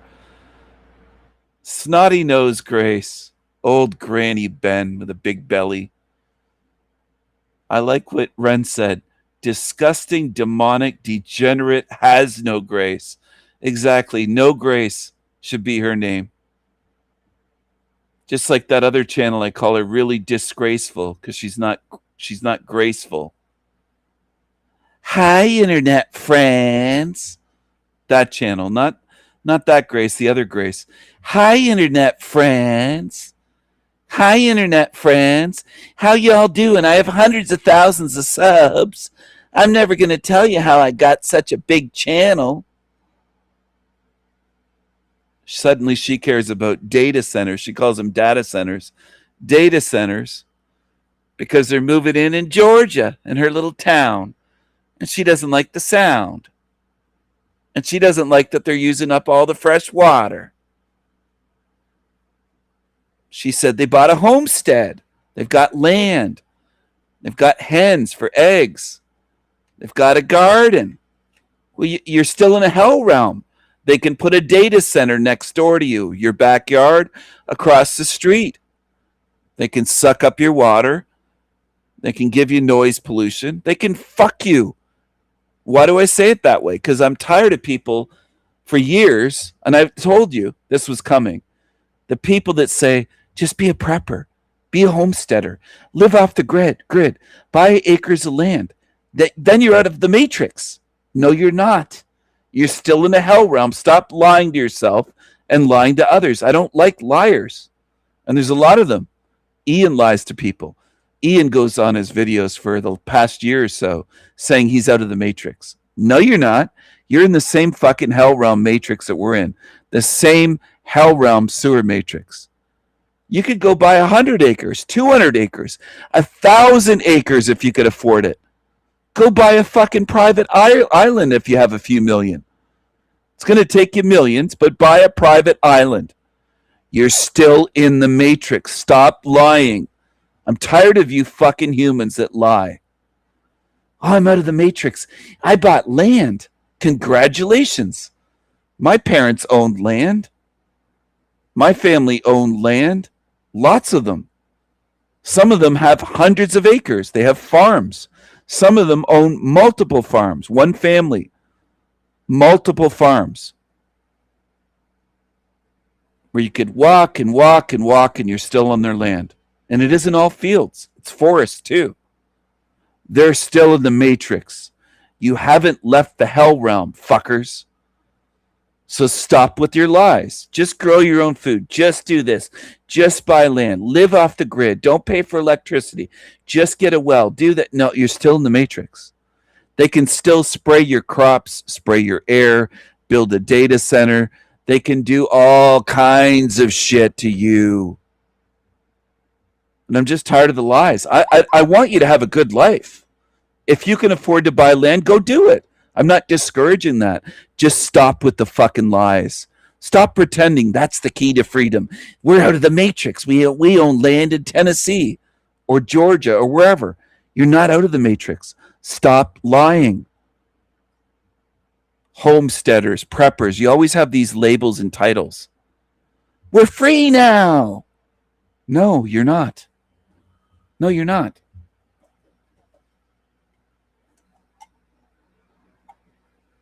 You're not. You can stock up on food. You can prep with guns and ammo, with food, with... Go ahead. It's good to be prepared, but you're not out of the matrix. That's the part I take issue with. The lie part. I don't like the lies that you people tell. Preppers, homesteaders, off-gridders. Almost all of you that I've ever seen on YouTube are liars. You're not free. You're not out of the matrix. So stop lying.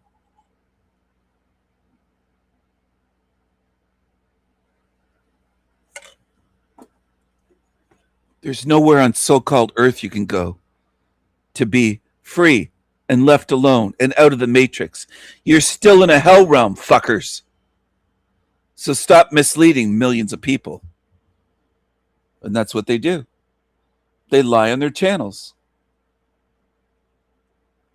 Hi, Internet friends. Do you know the one I'm speaking about? I call her really disgraceful. But her channel's really graceful. The name of it is really graceful.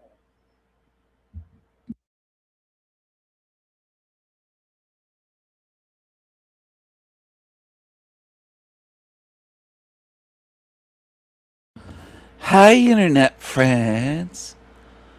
I have 406,000 friends on the Internet, y'all. 406,000 friends, y'all.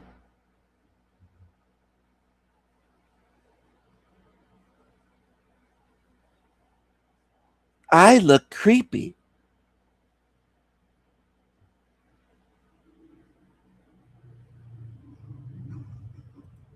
Hey Internet friends, Grace here. I wanted to talk about how my home... Hey Internet friends.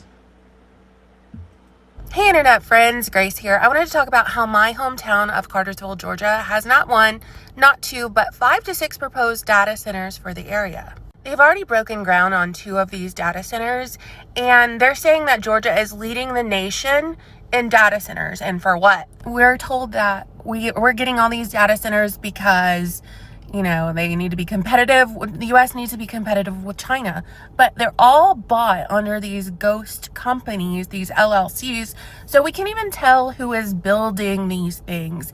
Could be other countries. Did you ever think of that? They're trying to, you know, establish themselves in our small rural towns. And the appeal of Cartersville and Bartow County in particular is its proximity to Plant Bowen and the abundance of farmland, and also its availability of fresh water from the Etowah. Cartersville was originally home to the Cherokee Nation, and it became this little town along the railway before the Civil War, and Sherman came through and burned the surrounding areas, but Cartersville built back up. Cartersville is home to the mysterious Etowah Indian mounds, which everyone on YouTube thinks were built by the Nephilim. And it's just one of those quintessential southern towns where it's football on Friday nights, it's small town gossip, it's, You know, it's not data centers and battery plants. I've not heard not one resident of Bartow County just be like, you know what I want next door to me is actually another data center. You have to convince your community how great these things. You can't fight it. You have to go with it. And you're going to have all that protection, and we're giving you automatic protection, but you're going to make a tremendous amount of money. You're going to reduce taxes, and you're going to have something that if you don't have it, everybody else wants it. The buy-up of farmland must have occurred during our post-COVID haze, because I can't imagine this taking place. I don't, excuse me, my voice cracked there. I don't like the way she speaks. I don't like the bottom teeth just showing, something very fake about her face. It almost seems like a robot or a mannequin. There's something about it. I don't like it. Something unreal about it, uncanny valley, weirdness, strangeness, bizarre. And you could fault me. You can get angry and say, "Oh, Steven, you don't like anybody," or this is what demons usually say is they don't even say don't like, they'll say he hates her. He hates this, he hates that. They try to tell me what I hate. These fucking creatures. Anyway, always felt she's weird. Her avatar's weird. There's always something strange about this thing. You can follow it if you want to. I really don't give a shit. At this point, I think most people are going to follow shit that's going to lead you into the recycling bin, and there's no convincing them to do something other than that. Most people are on a path to just be deceived like fucking idiots. $30 a month, you can join your channel. You can join your channel, $30 a month for level 3. They always have their hand out for money. It's never free, and they always keep you at a baby truther level. And they just cover stuff that's not going to help you spiritually get freedom. That's what they do. And people love it. As usual, people follow this. And what do I mean? What I mean is 406,000 subs. I don't think she bought them all.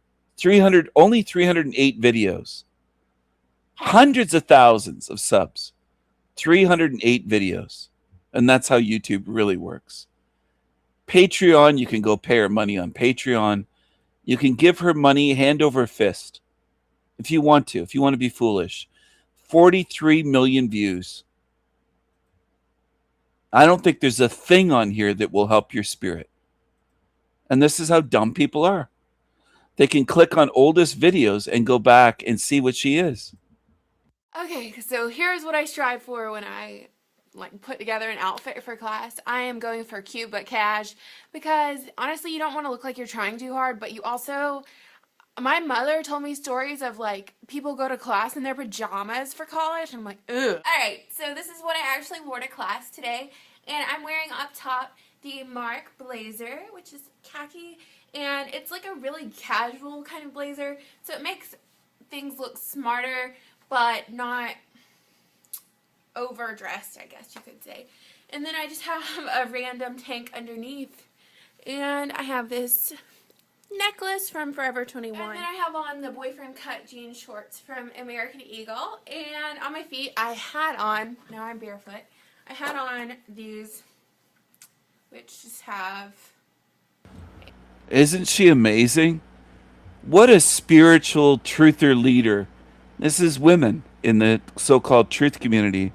These are her early videos. They're fashion videos from college, university. Outfit Ideas is how she began her YouTube channel.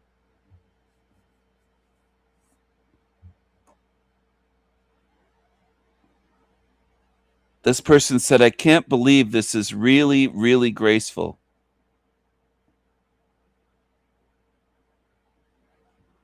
These are her older videos about clothing, because she's so deep. She went to university. I think she studied marketing. I think she studied marketing and advertising, and she used it to market herself on YouTube to make a big channel to make money off of. That's what she learned how to do. Look at this. This is what I would wear on a typical day to school. Nothing special. Actually, this is a bikini cover up from Target, and it's a tribal print, and I really, really like it. It's actually one of my favorite things to wear at the moment, and I've been wearing it nonstop. So, like I said, leggings, well, I didn't say this. I just inferred it. So, So she's a chubby chick that went to college and studied how to market shit. She was really into fashion, not into truth. She's into putting on outfits and doing a little fashion show, spinning around, showing her butt. anyways, this one, Anyway, show that butt. Show your boobs, Jane show your neckline. butt. So, So this is where she began. You can get upset if her fans ever tune into this. Go ahead and get angry, get upset. I'm just showing her older videos. Get as upset as you like. But this is how she began 14 years ago. And then after graduating, she said, I don't want to make Halloween costumes and do little fashion outfit ideas for you.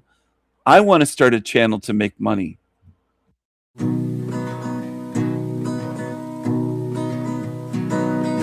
hello, Internet. There's nothing like an afternoon of crafts to make me realize how incompetent I am. You can probably already see with your own eyes, but today I'm going to teach you how to make your own Instagram Halloween costume, do-it-yourself style. So here she's college age, talking like a child. Sounds like a toddler. But she's in college. And she's making an Instagram Halloween costume. This is what she was doing 13 years ago. That other video was 14. This is 13 years ago. When she got into truth, she made it a business right away. It's not interesting. If you need a last-minute costume, I think this is an awesome choice. Thumbs up if you want me to make Winnie into Nyan Cat. You're gonna need a You need a last minute costume? No, I don't need a last minute costume, bitch. I'm sorry. This is the stupidity. Hundreds of thousands of people follow this shit. They're too lazy to even check and go, what is this? Hundreds of thousands of fucking zombies that call themselves truthers follow channels like this. You're zombies. Hello everyone, I'm going to show y'all today how I organize my binder for my lecture classes. I'm taking 3 classes this semester, so this is my last semester. I'm actually taking 3 classes in an internship, to be honest, but I really love my internship, so it doesn't feel like anything stressful. And I start school tomorrow, so I was like killing 2 birds with 1 stone by doing this, like organizing my binder on camera. I was like video and organizing. I really hate that phrase, killing 2 birds with 1 stone. I feel like a man came up with that phrase because it's so mean. I picture like one scenario, like 2 doves flying really gracefully, like talking to each other, and all of a sudden that phrase, killing 2 birds with 1 stone. I feel like a man came up with that phrase because it's so mean. Killing 2 birds with 1 stone. I feel like a man came up with that phrase because it's so mean. I picture like one scenario. You feel like a man came up with it. Well, you were into the man bashing in college. A feminist. I don't know why someone married you. Why would someone marry you and have babies with you? What's appealing about you? Chubby, weird little chick, and is into this stupid shit like organizing a binder, making a video like this. We'll end on a good note. Anyway, so pop this open and put these babies in. Am I recording? Okay, yeah, I am. That would be horrible if I wasn't. Okay, so now I have my 3 binders. This is what I use to take notes in my lecture classes. I find that the amount of paper in here is about the equivalent I go through for each class. I bet you were good at taking notes and regurgitating the shit in college. I bet you were. That I like to keep in my binder because if I keep it in my purse, I'll lose it or use it for something other. So she's one of the biggest female, what would I call her? What would others call her? They'd call her a female YouTuber truther.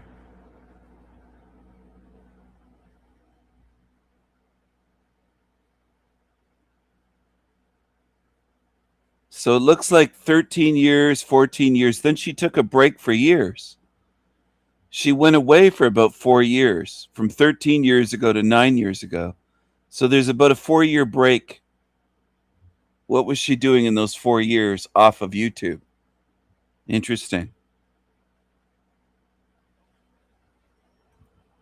Hello everyone, my name is Grace and I have a new concept for a web series on my channel. Web series is a very generous term around these parts. I love Pinterest, okay? Pinterest is like the adults version of Tumblr, but it's more organized in a way, and you can't make really blog posts or talk about your feelings on there. While I feel like Pinterest has a multitude of great DIY information and money-saving tips and crafty ideas and across the board good healthy cooking tips and stuff like that, not so healthy, I also feel like Pinterest was built on a foundation of lies, only set out to make us feel inferior. It's interesting. Back then you could see her top teeth. Now you never can. It's always just the bottom. So that's changed somehow. Building up to this concept, I've had a lot of experience in testing out things on Pinterest that did not work out in my favor. No.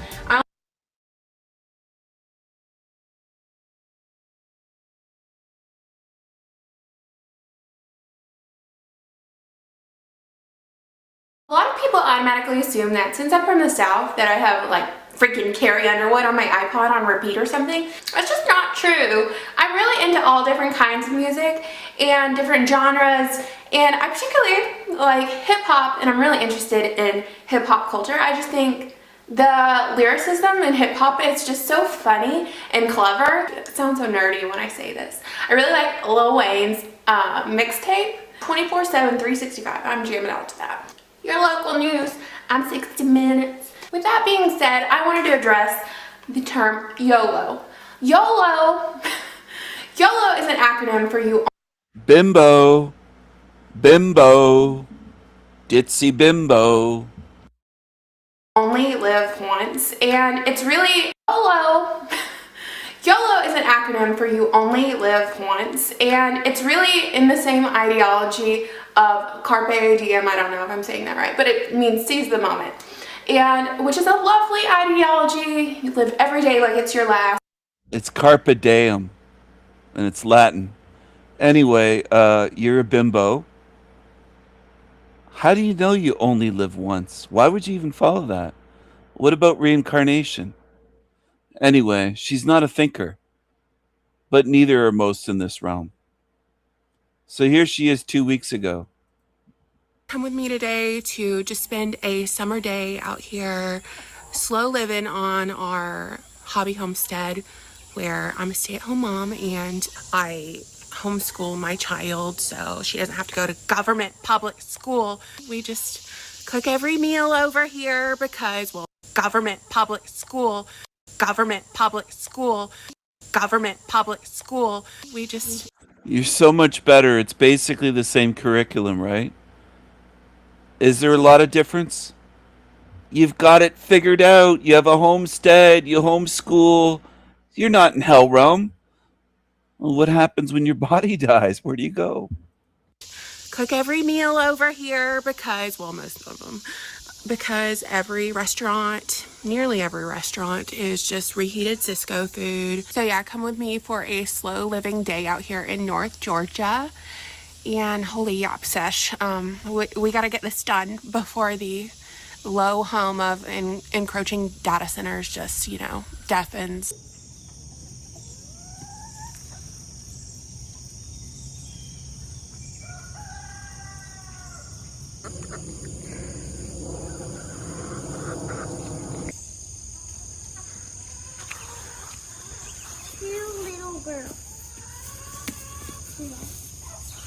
Hobby homestead. Isn't this wonderful? It's not looking good. Why? These bugs, I swear. It's not looking good. Why? I don't like the bugs. I don't like them. But Even her daughter was saying, "Why are you sneezing?" I almost thought her daughter was going to call her a retard or something. I gotta admit, I was kind of hoping she would.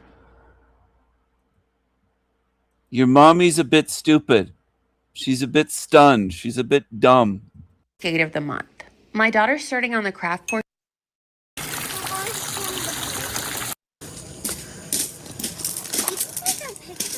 Are we getting in this later? Yeah, I'm thinking so. I'm thinking absolutely. Okay. Hey, little sweetie. It's before 8 a.m. and we're beginning our private schooling. Today we're studying U.S. history, and Pennsylvania is the state of the month.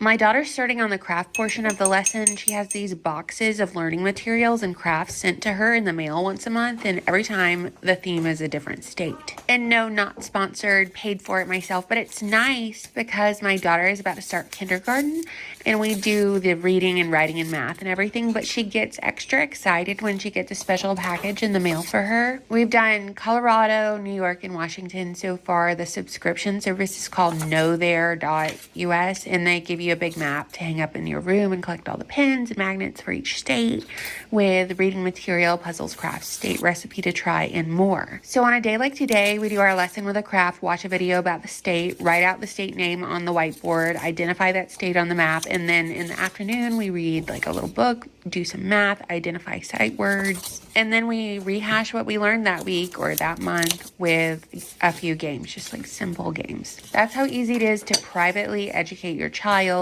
I know my child's young, this is easy, but between sports and summer camps and playdates and being a feral garden child, we're not letting the crooked government decide what she learns or at what rate. And seriously, if I can do it, you can of course do it too if you had any doubts going into this next school year.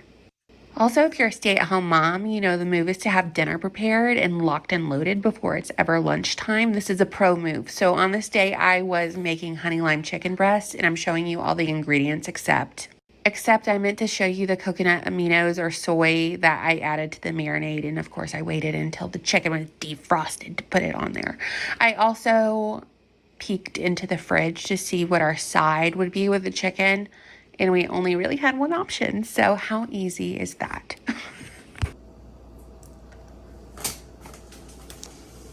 Definitely taking I put a few side. Mommy is awesome. She's a homeschooler. She's a homesteader. She's a stay-at-home mommy. She's cooking some chicken. She's showing you. She wears press-on nails. Her daughter found her press-on nails. How precious. Small town Georgia. She always looks like just vacant stare. Always like this. Somehow this is normal in this realm. I don't know how, but somehow this is normal. The vacant stare has become so common, not just with really disgraceful. It's common in the realm. Never used to be this way, but there's a lot of them walking around like this that just stare at you like this. Vacant look. Normal now. People will say, what's wrong with that? We've already made the beds. We've already cleaned the kitchen. We've already done part of our homeschool work today. And now we're working on a project. And the project is to declutter this room because, let me tell you, I have gotten into estate sailing and thrifting lately. And maybe I bought too much. And I have some artwork I really want to hang up, but we have to get rid of junk first and not take it to Goodwill. Actually, we're not taking this to Goodwill because I don't know about you, but my Goodwill will charge an arm and a leg for everything. It's very greedy. So you can see this is the craft corner. Crafts just end up here. This is the aesthetic we're going for. We can't combine craft corner with this. So we've got to get rid of the Lego Duplo. We got to put that up in. Looks like she has a little robot vacuum cleaner too lazy to sweep the floors or vacuum the floors or steam them, little steam mop. She's very chubby, very chunky. It's gotten chunkier. It's okay. You don't have to cry if anyone's crying here because I'm commenting on what I see. You don't have to cry. It's okay. You can deal with it. You're adults. You can handle it. She's gotten very chunky, very chubby. Say it again in case you missed me saying it. She's very chubby. She's very chunky.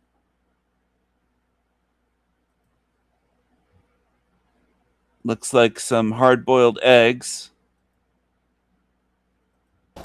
This is mine. I have seaweed salad, 2 quail Seaweed salad? What the fuck?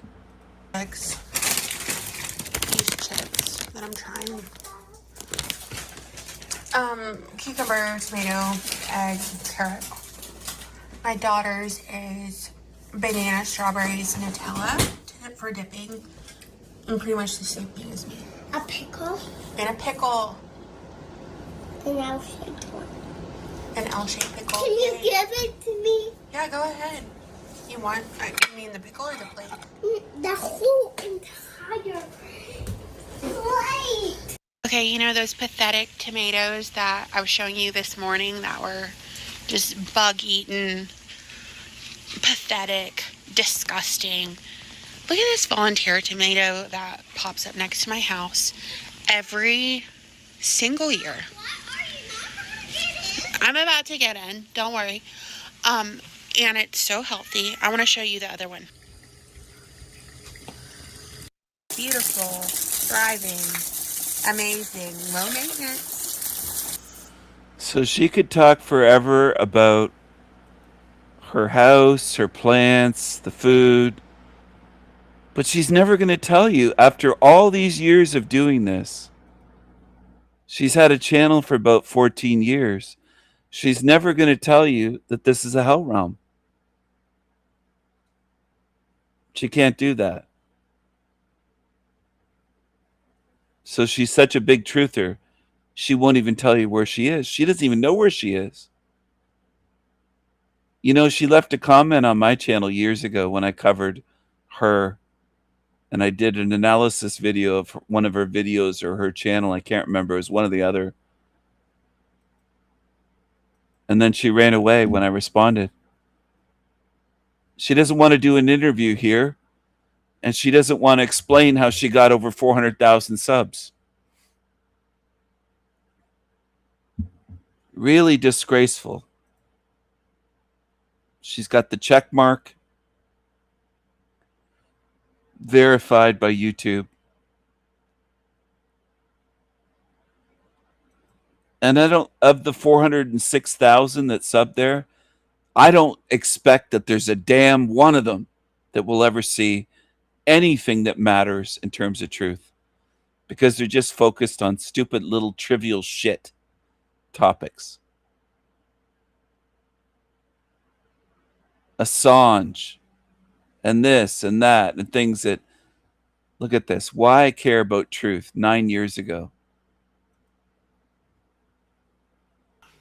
Hey internet friends, how are you? I am good. Obviously we are casual today, like we don't have the DSLR out, we are on the webcam, we're not doing Final Cut Pro because your girl has been doing that for these 5-minute or less videos, and yeah, I need a webcam video in my life. So I wanted to address a frequently asked question, and it's not a question, it's a question about me, and it's not a question from the majority of you. It's rather from prominent figures in the truth movement. And they all want to know, where did I come from and why do I care about truth? Because I guess to them, since I'm not in the circle, I'm not in the clique, y'all, that it seems like I just came out of nowhere. But the truth is that I was over there on the smoky eyeshadow tutorial video on the other side of YouTube. And then I came over here And now I'm watching frame by frame the JFK assassination. So that's where I came from. And why do I care about truth? I would say, or I would question, if your interests never evolve throughout your life, like, I'm still interested on what kind of lipstick is best for my complexion. You know what I mean? But if your interests never evolve throughout your life, if you never obtain any other interests than what you start out with, are you really living, or are you just a bystander in your life? I don't know. But Gosh darn it, she's so smart and wise. We need more women running YouTube truther channels. More like this, please. Please. Tens of thousands of views when her channel was still small, 3,000 likes. People gobble up nonsense. I love humans. Just keep following this shit. they call it getting red pilled. Meh. I feel like if it's getting red pilled, I have overdosed. I would say that I can't go back to making beauty videos. Or, yeah, making beauty videos. Because when I'll put it this way. When I was younger, I didn't wear glasses. Like, I don't think I wore glasses until I was in school, and it was one of those things where you're just like staring at the chalkboard and you're like, what does it say? And, you're like, what does it say? And then you get glasses, and the world is in focus. You see everything so differently. The details are vivid and the colors are bright, and yeah, and now, like, I take off my glasses and I'm like, where did I put them? What does it say? Like, what I can't read a text message, and I can't go back to seeing the world as blurry once I've seen it so in focus. And that's kind of how I feel about truth, about knowledge, and what you do with it. You can't just go back to caring about or putting emphasis on the things you cared about before when you see things so clearly and you have questions and you want answers. You see things so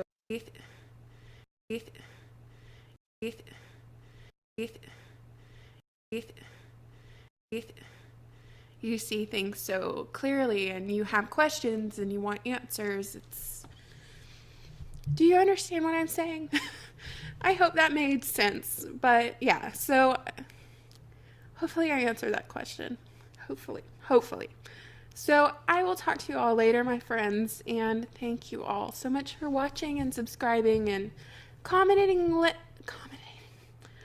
Let me know if you have any suggestions for these 5 minutes or less explanation videos. I really like making them, but they are quite an undertaking. So let me know if you have any ideas, and I will talk to you all later. Bye.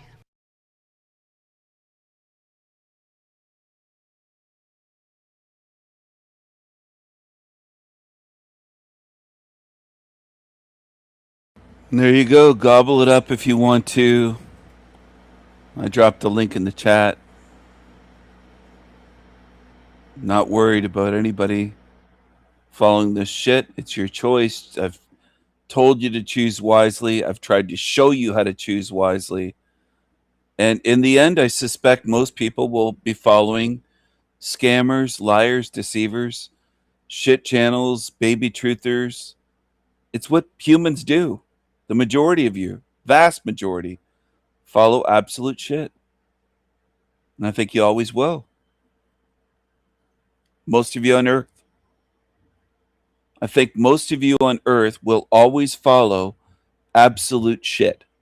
That's what I think. Hey, Internet friends. Do you believe that Americans of any race should be able to purchase land, build homes, and live in their... So she does a lot of editing. Who taught her how to do that? She's a girl, after all. And this has a lot of editing in this. A lot of stock footage, images, edit. It's a lot of editing work. For an 11-minute video, there's a lot of editing in this. And who taught her how to do it? That's what I want to know. I'd love to know that. Does she do it herself? Does she pay someone? Does she run her YouTube channel like a business? You can join right here. $30 a month, American. Or Canadian, sorry. I don't know what it is, American a month, but give her some shekels. Her own racially exclusive community. Why or why not? I've seen this story talked about for the last week because of the viral piece that Sky News did on the group Return to the Land, which has established a whites-only community in Arkansas with plans of expansion. According to their website, Return to the Land is a private membership association for individuals and families with traditional views in European ancestry. And their mission is to, quote, return to the land to separate ourselves from a failing modern society. And we will make positive cultural changes in ourselves and in our ancestral communities, end quote. Once you're a member, you can buy LLC shares tied to private plots rather than directly purchasing real estate, and you can start building your own home. Right now, about 40 people live in the first phase of their development. They're building their own houses and working the land. Now, I want you to take a listen to the framing and word usage and overall tone coming from this news segment. A group of white supremacists has founded a 160-acre settlement in the Ozark Hills for white people only, and it's called Return to the Land. And it explicitly bans Jewish people, LGBTQ individuals, and anyone who isn't a white Christian of European descent. But this is built on a radical modern premise, made possible because of a new political and technological moment. One with strong ties to the most active far-right groups in the US. Instead of taking to the streets, they are building their own, for generations to come. Okay, you got that? Now let's compare the news coverage of Return to the Land to a 2020 news story about Black families who bought 97 acres in Georgia for people of color.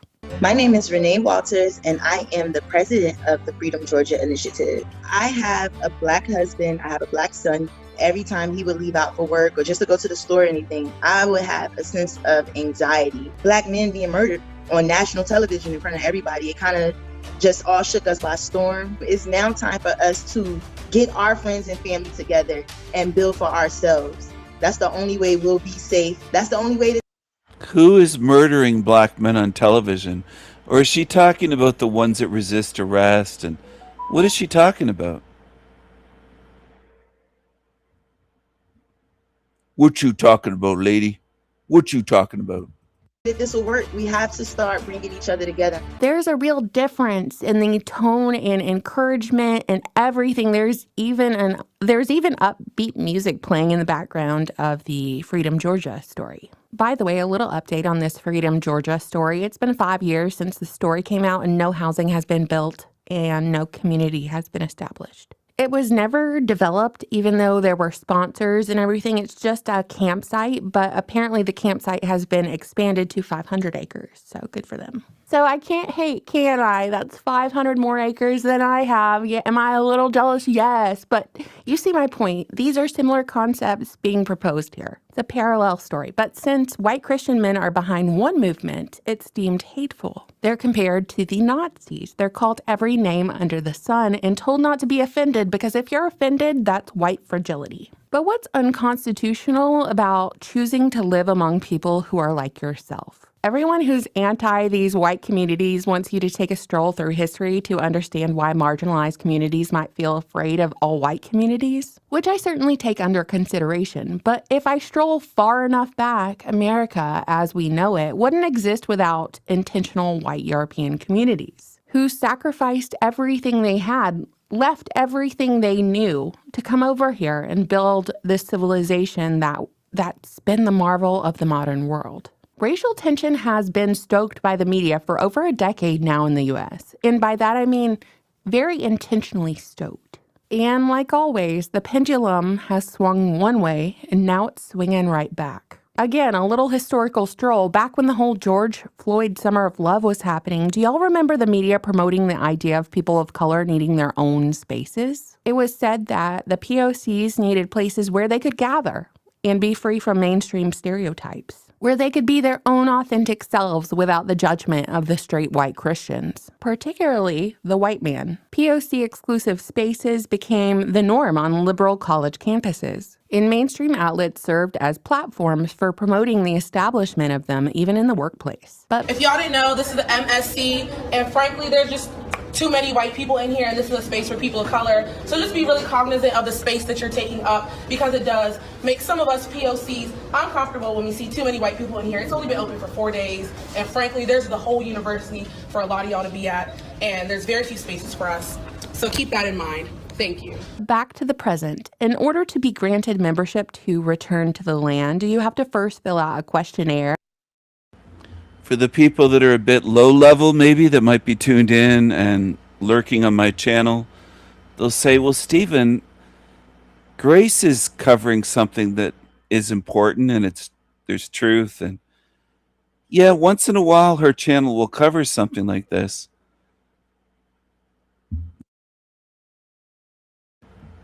Keep in mind, though, she's covering this for the money. She's not making these videos for free. She's making money. I'm pretty sure her channel's monetized, has ads if I turned off YouTube Premium. Plus, there's join her channel right here. So it is about the money.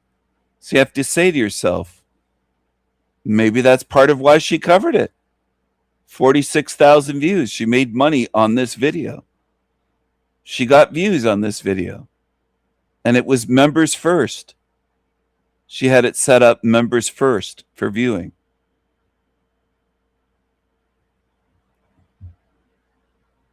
So think about it. If you can. I'll add that. I don't think everyone can think in this realm. A lot of you just watch, parrot, follow. You think every channel on YouTube's legit or real. It just isn't. I bet she's made hundreds of thousands over those years on YouTube, maybe millions. Maybe she's got a couple million socked away just from YouTube money because she studied marketing. And that's what her channel is. It's marketing to you for profit. And then get an interview with them. The questionnaire is what you'd expect. Tell us about yourself, what skills you have, your political and social views, your ancestry, the ancestry of your offspring and your spouse. Tell us if you're rolling with the LGB, work for the government, or if you're a felon. Finally, let's see if you have any conflicting political views. Do you support gay marriage, transgenderism, foreign immigration, the COVID vaccination and mask mandates, abortion, segregation, multiculturalism? Share your religious and philosophical views. And how often do you think about the Roman Empire? There's an interview process after you do the questionnaire, then a small membership fee, then you can start purchasing the plots. Additionally, Return to the Land claims they plan to coordinate homeschool groups, healthcare networks, and legal advocacy groups. So naturally, they're being investigated by the government. And look who it is, the Anti-Defamation League, the propaganda arm of the Jewish secret society B'nai B'rith, which was originally created 100-ish years ago to protect a murderer and pedophile in a pencil factory, Leo Frank. Of course, we're one of the first ones to have a problem with Return to the Land. Lindsay Bach Friedman, the ADL regional director of the South Central region, said that the group's efforts revive discredited and reprehensible forms of segregation and should be illegal under federal and state civil rights laws, as well as under Arkansas's Fair Housing Act and the Fair Housing Act of 1968. Quote, we urge the Arkansas Fair Housing Commission, local elected officials.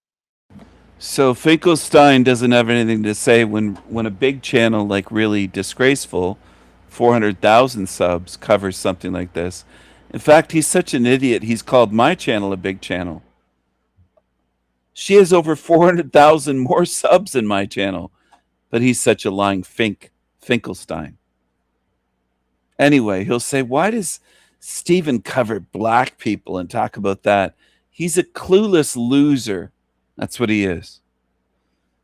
He says that it doesn't matter. He says I cover things that don't matter. He's an absolute fucking moron.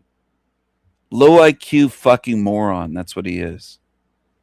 And I don't want to be around low IQ moronic creatures in this realm or for all of eternity. I don't want that. Maybe some of you do. I don't know for sure. There might be some lurking fucking morons tuned in here that want to be around losers like Finkelstein, low IQers forever. Go ahead. Have at it. He doesn't even know why I cover things. He's a fucking moron. He just thinks I should cover how to get out because he doesn't know how to get out of Hell Realm. And all the demons want me to tell them how to get out. That's what they want. They don't care what happens in this realm.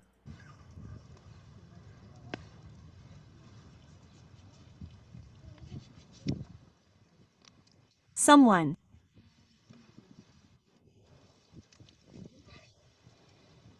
You.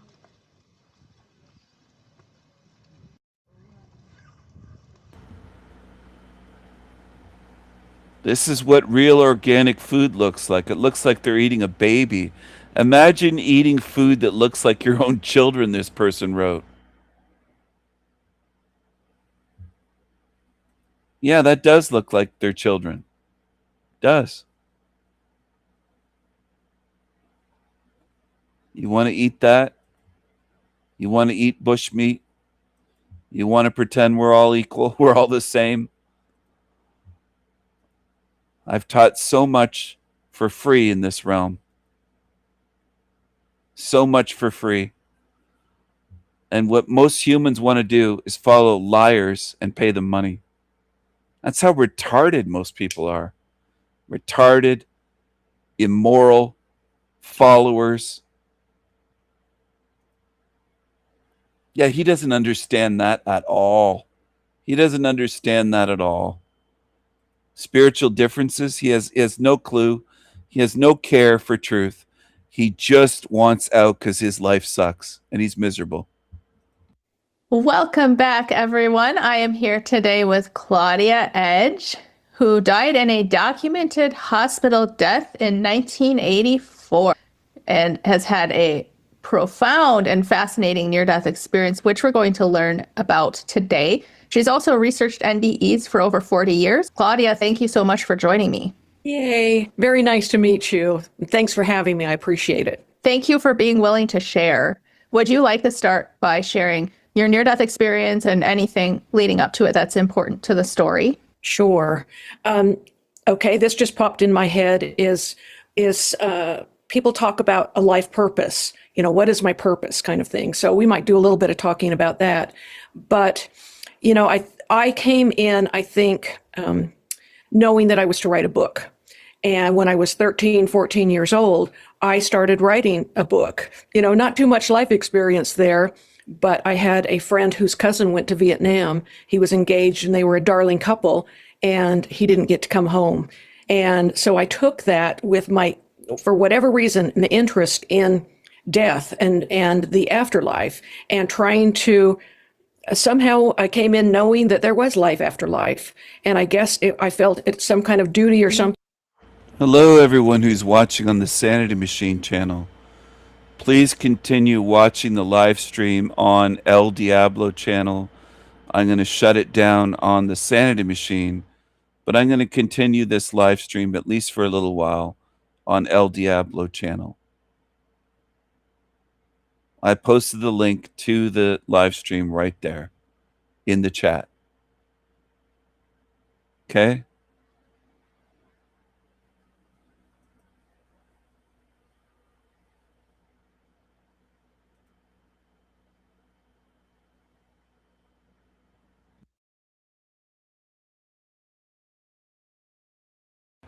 If you're watching on the Sanity Machine channel, please continue watching on El Diablo channel. There's a few of you watching tuned in on the Sanity Machine. I'll see you on El Diablo's channel live. The live stream will continue there.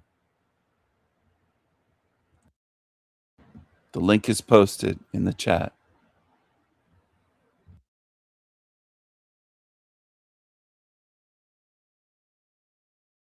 Something to prove that. So I was writing a book about a Vietnam vet who had perished, and his engaged fiance would come to his gravesite and leave candy bars or letters or something. And when she went back, there would be like a bite out of the candy bar, or the letter had been opened, little messages that he was showing her he was not gone. This is a 14-year-old brain, writing these things. I wish I could find it. I don't know, you get rid of, mom gets rid of all the old school journals and everything. So, because I'd be interested in everything that I wrote. But the book that I just wrote, Dying to Go to Spirit School, it came after a major NDE. They're all major when you die. It's so that wasn't exactly the correct word. But in 1984, I was pregnant with my fifth and last baby, and the baby was full term, due in a couple of days. But I had an anxiousness. I kept hearing. Not a physical hearing, but those kind of whispers, you need to go be checked out. And there really wasn't anything wrong. I was a little lightheaded, but I followed that hours and hours later and decided, well, okay, let's go to the hospital. And I wasn't there very long when what happened, because sometimes I get into my story and I forget the clinical, whatever it was that happened. The lightheadedness was caused by blood going into the placenta, that organ between the baby and in the womb that regulates things. And for whatever reason, blood was going in, but not really exiting. And it just kept getting, bigger and bigger full of blood until just as I got to the nurse's station, it exploded. And every bit of blood that had been, it was like a huge bucket that just dropped. And the shock of the hospital, the phone call that had just been made to my doctor that said, she's not even having real contractions or anything yet. She's had 5 children, so there's a pretty good possibility she's going to go tonight, but no rush to come over. So at that point in time, there was not a doctor on the floor. This was around 10:30 in the evening, and a baby had been delivered like an hour before, and so that doctor had left. So here they're doing code and emergency, type things over the loudspeakers. They're looking for someone to come in, and they got an intern entered the room, and I had been taken back to where you changed your gown, the tile floor, and you you take your clothes off and put them in a locker and put on a gown. So it happened in there, and the condition of the room when he walked in said, this woman's got 2 minutes of life left. That's how quickly I was bleeding out from that big initial splash. So, when you hear, I've got 2 minutes left, I mean, they just kind of threw me down on a gurney, and I wasn't in an operating room or anything. They pushed me into an examination room right next door and pulled a light over me and basically called for a scalpel. And because I had said, please save my baby. That was my major concern. I'd heard that I was dying. So my concern was, please don't let my baby die.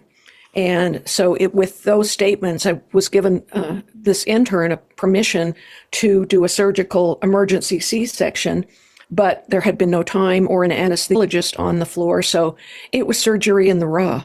I had nothing during the surgery. They held down my arms and legs and cut the baby out. Before that, I had felt no pain because it was a disconnected organ. So other than the lightheadedness was the only thing that I felt. But now they're moving organs and that, trying to get to the baby. And every cell in my body was screaming to jump off the table and run. But there was also the motherly instinct of, I need to hold still. I need to be calm. This will keep my heart from racing. I thought, if I can get my heart to just beat regularly while they're doing this. So I was in this juxtaposition of mind and body and motherliness. And I'm going to pause it here just to jump in and say, where would this happen other than a hell realm? See, they view this as so spiritual. But why is she going through this pain and hell and worry? Why? Why is this even possible? Well, it's only possible in a hell realm. That's what I want people to understand. Now, if I were a forever con man, I'd go, Oh, this is horrible. Can you send me some shekels? Send me some shekels. Oh, this is awful. this would only be possible in a hell realm for a woman, any mother, to go through this. It's quite simple. It should be easy to understand, but I know what realm I'm in. That's the difference. I know that hardly any being in this realm understands anything that matters. Hardly any. They won't look at this and go, wait, you're right. This proves that it's a hell realm. Even on its own, just this one case shouldn't happen. It wouldn't happen in a good realm. Only in a hell realm is this possible, which she endured. Only in a hell realm.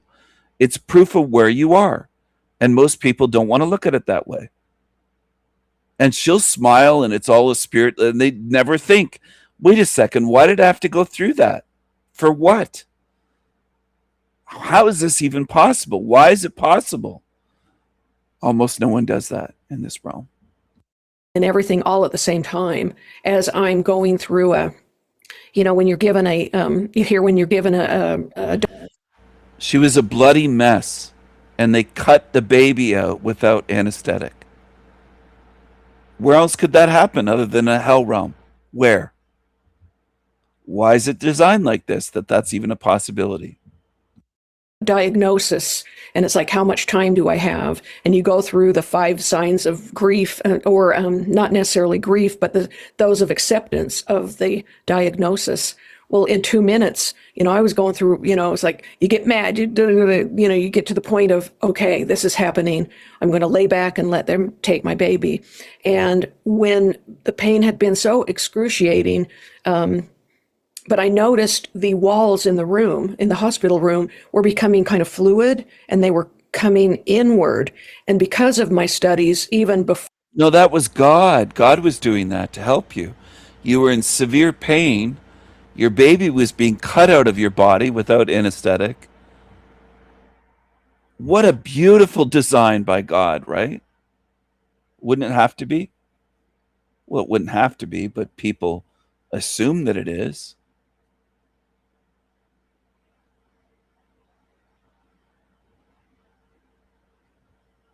For this, because I lost my dad when I was 16, and I searched there was very little NDE material out there.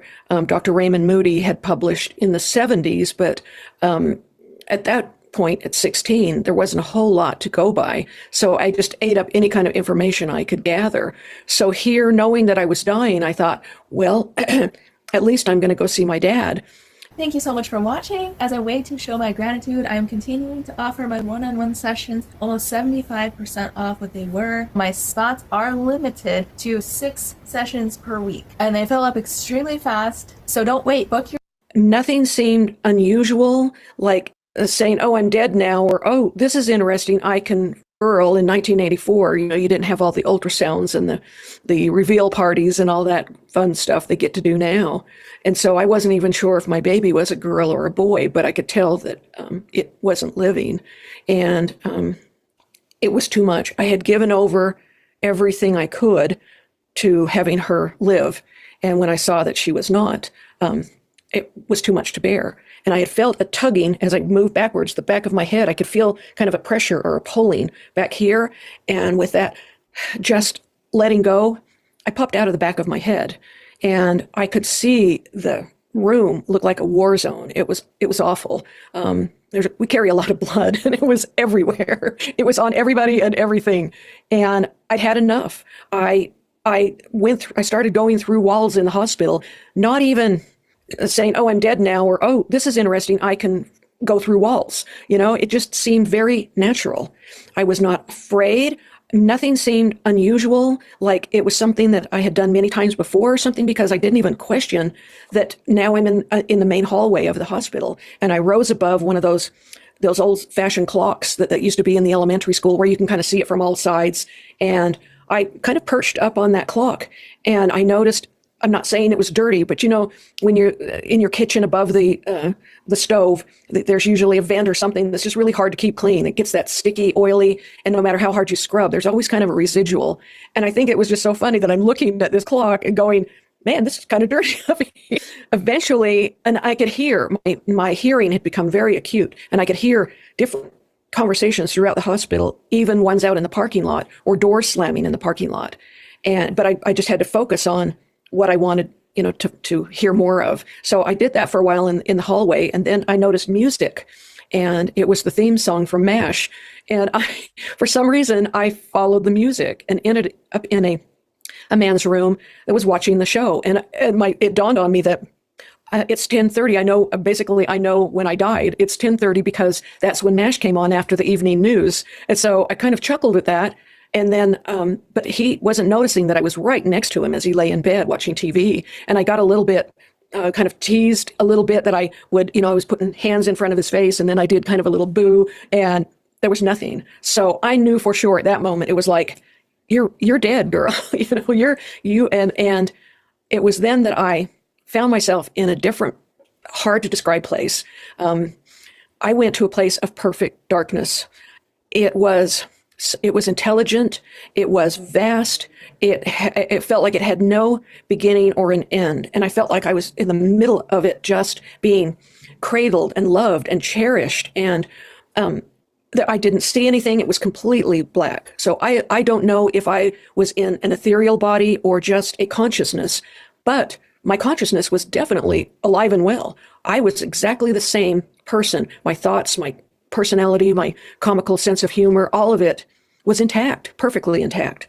But what I got was not hearing or seeing, but feeling, so that any transformation of information, word glitch there, it was through thought and feeling. And I just knew that I was in the perfect place for the time that I was to be there. I was happy. I was contented. It was like being swaddled as a baby, being fed and diapered and clean and rolled up in a wonderful little blanket like a burrito, and then held and rocked and loved. It was that is the best way I can describe the contentment that I felt in this place.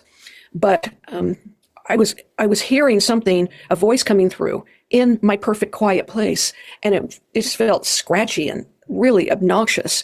It was one of the nurses back here on Earth that was calling me back, and she was telling me that I had a baby girl and that she was going to be all right. And I was arguing in my mind with it that, no, I saw that my baby wasn't all right, and they're trying to trick me to go back. And I'm so happy where I am. It was like I just felt like I just took more darkness around myself to just to get away from the noise. And it just kept coming. Claudia, come back.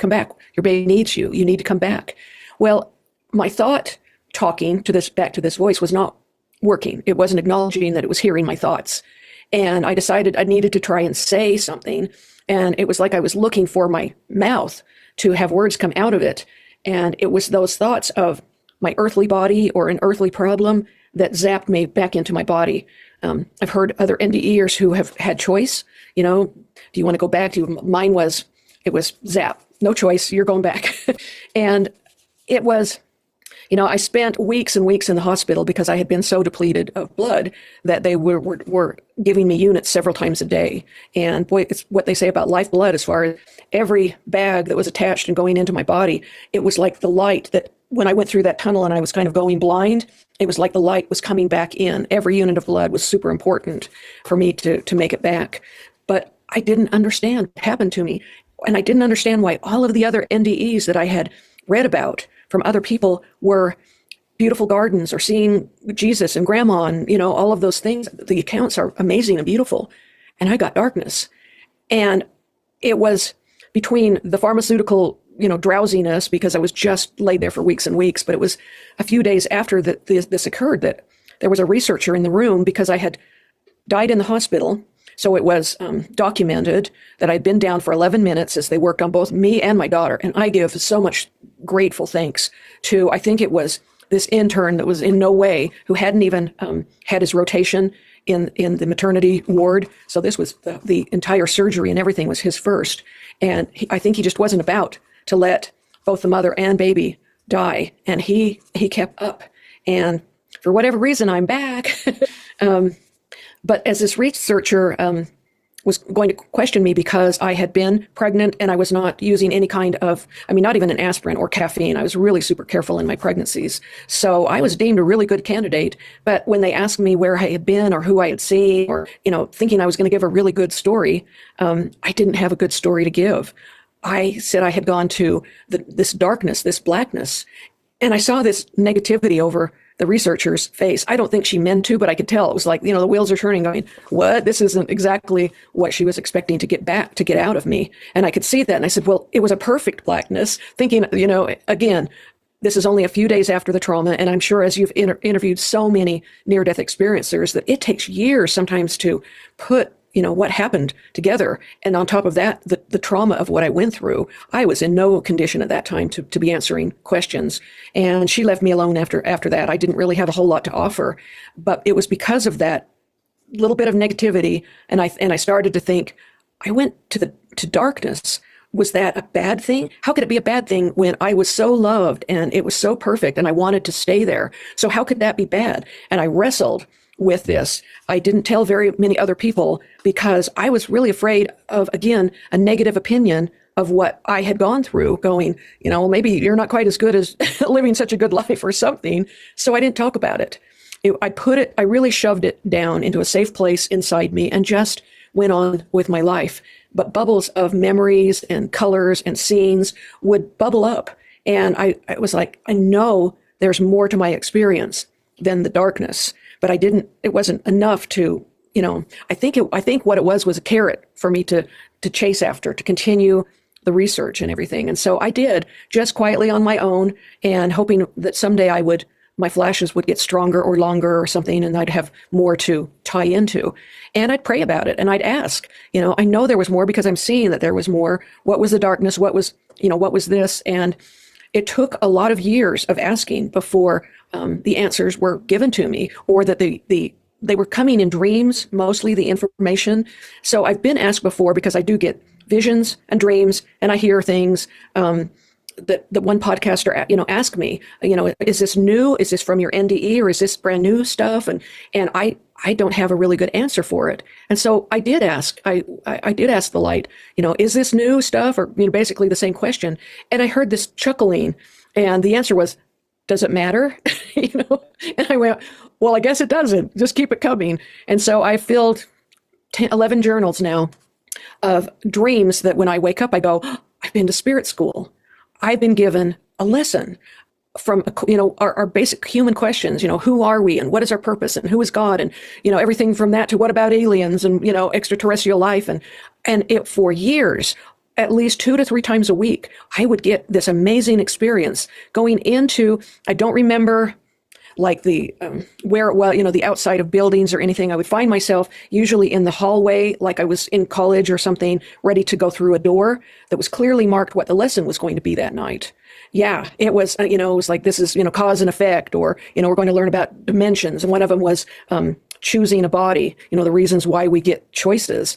And so I would go through this dream experience, hard to just call it a dream. So a dream experience that I would wake up, and it was so vivid.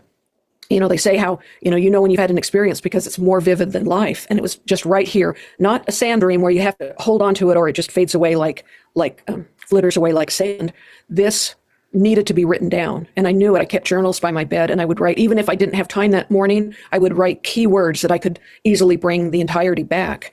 And so I filled journals with it. I didn't know what to do with those journals of answers to so many questions.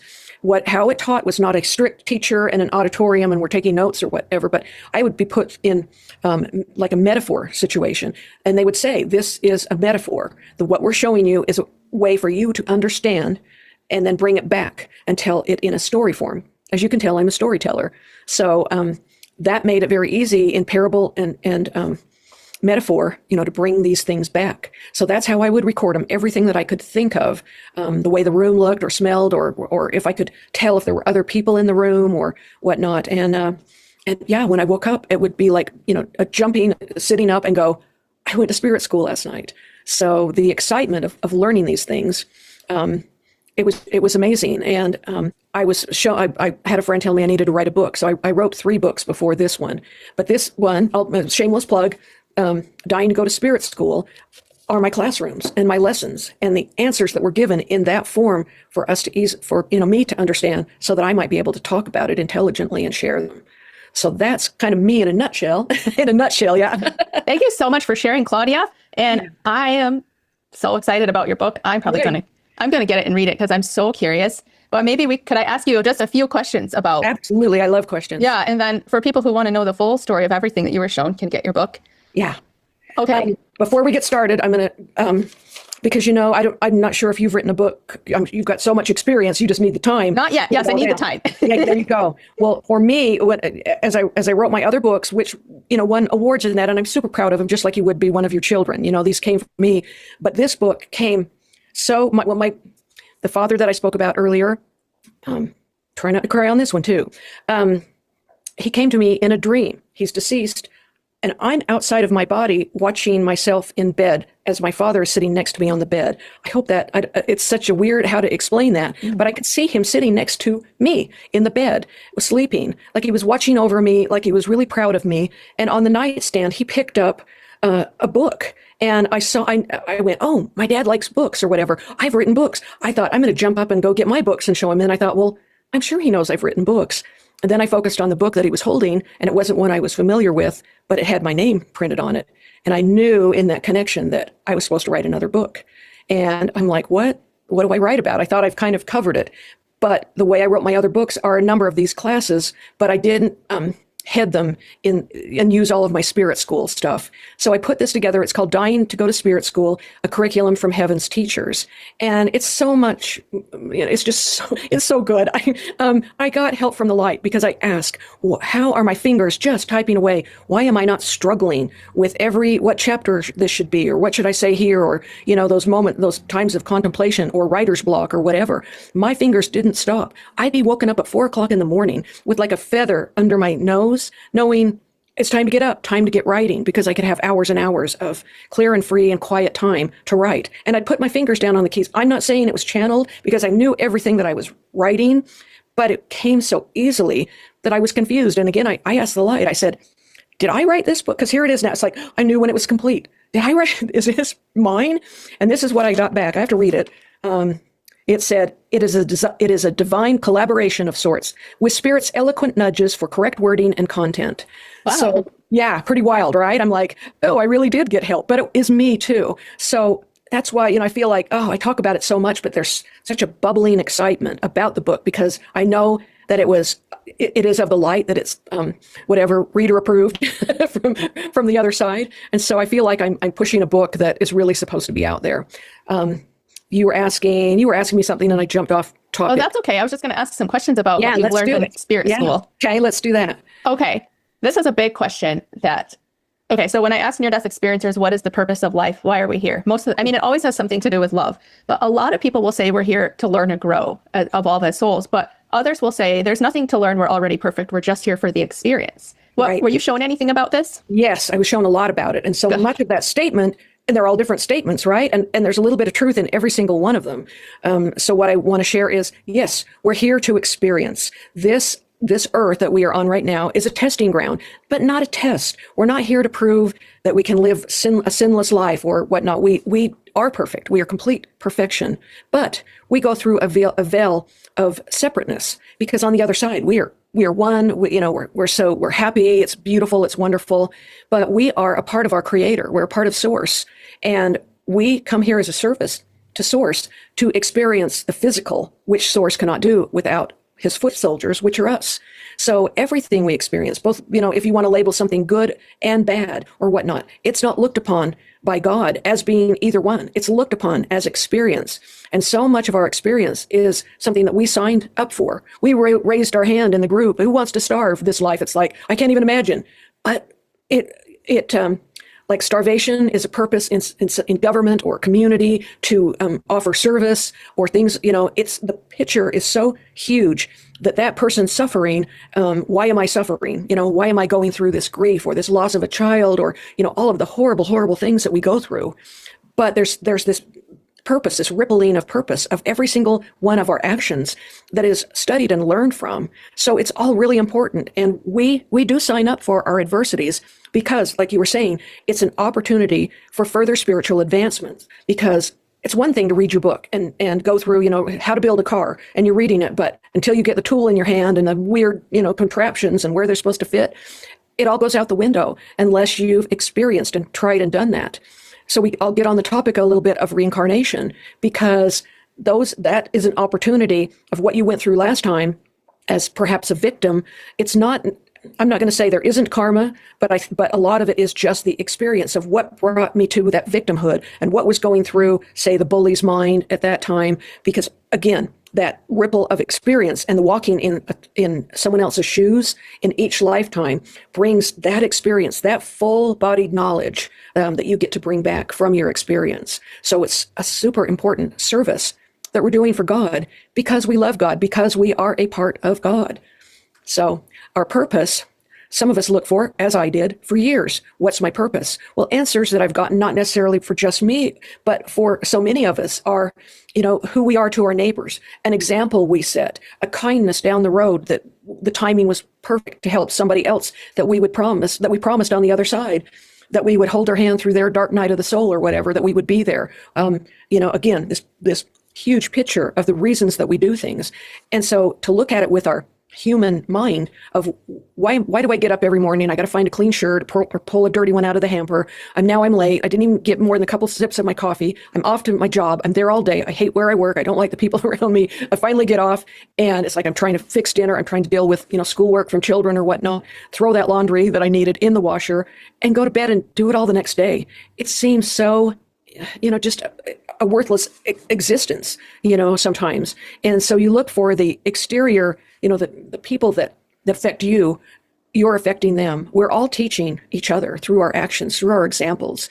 And every single bit of it is important, as even as it looks like it's just nothingness, it seriously is something that is honored and brought back. And you'll be so proud of the experience that you got to share when you go back.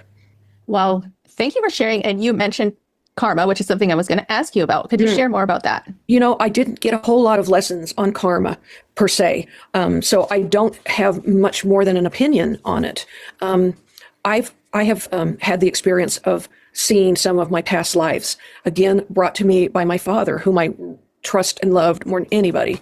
And reincarnation was not a subject that it wasn't something that was taught as I was young. I totally believed as a young child in the afterlife, but I had been taught, you get this one chance, and, if you blow it, oh, well, you're going to, you're going to be sorry that you blew it. And one of the experiences that I had was I was murdered. I was actually murdered several times and went through those. But I also got to experience myself, I'll say the word murder, but I was a beaten wife long, long ago in Ireland. And my husband would come home drunk, and we just had this kind of a shack type house, but he would come and just tumble furniture and whatnot. And I was just sick of it. I was hiding under a kitchen table, and I had 2 little children, and I felt that fear. I was that woman hiding under the table. I knew that I was going to get another beating. And he grabbed my little 2-year-old son out of my arms and threw him across the room. And that was it. I stood up and I shoved him against the fireplace hearth in our little shack, not much money. And he hit his head on one of the stones and died. And so was I a murderer? Because I defended myself and I pushed him. And I told the townspeople who were investigating that, he had stumbled and fallen and hit his head on the rock. I didn't mention that I had pushed him to do so. And I remember feeling absolutely no regret for having done this action. I was free of him, and the townspeople had seen him stumbling drunk and knew that he beat me. And so nobody even questioned that he stumbled. He'd stumble to the home. And so when I said he stumbled and fell against the hearth, case closed. So we go through all kinds of those things. So was karma involved that I ended up getting rid of him for actions that he caused? Or, I can't say that I totally understand karma in the word that we are associating with on earth. But I believe, I know through my classes that we have chances to now sometimes switch places, victim, bully type thing, but it's as a learning thing, not a revenge thing. We both want to feel what it was like, what went through the mind. And that's something that God is super interested in. because you can take two young men raised in the same financial type situation, right? Family, everything, but they're abused or whatnot. They go through a trauma, and one young man grows up to organize charity centers and homeless, places for the homeless and that. He took his adversity and he created something with it, where this young man was traumatized in that so much in the same way, but he ends up, doing all kinds of activities that land him in prison. And it's like, what goes on in the mind in those circumstances? And God is really interested in what drives similar circumstances to different things. So that's my understanding of karma. So far, I'm hoping to have another class.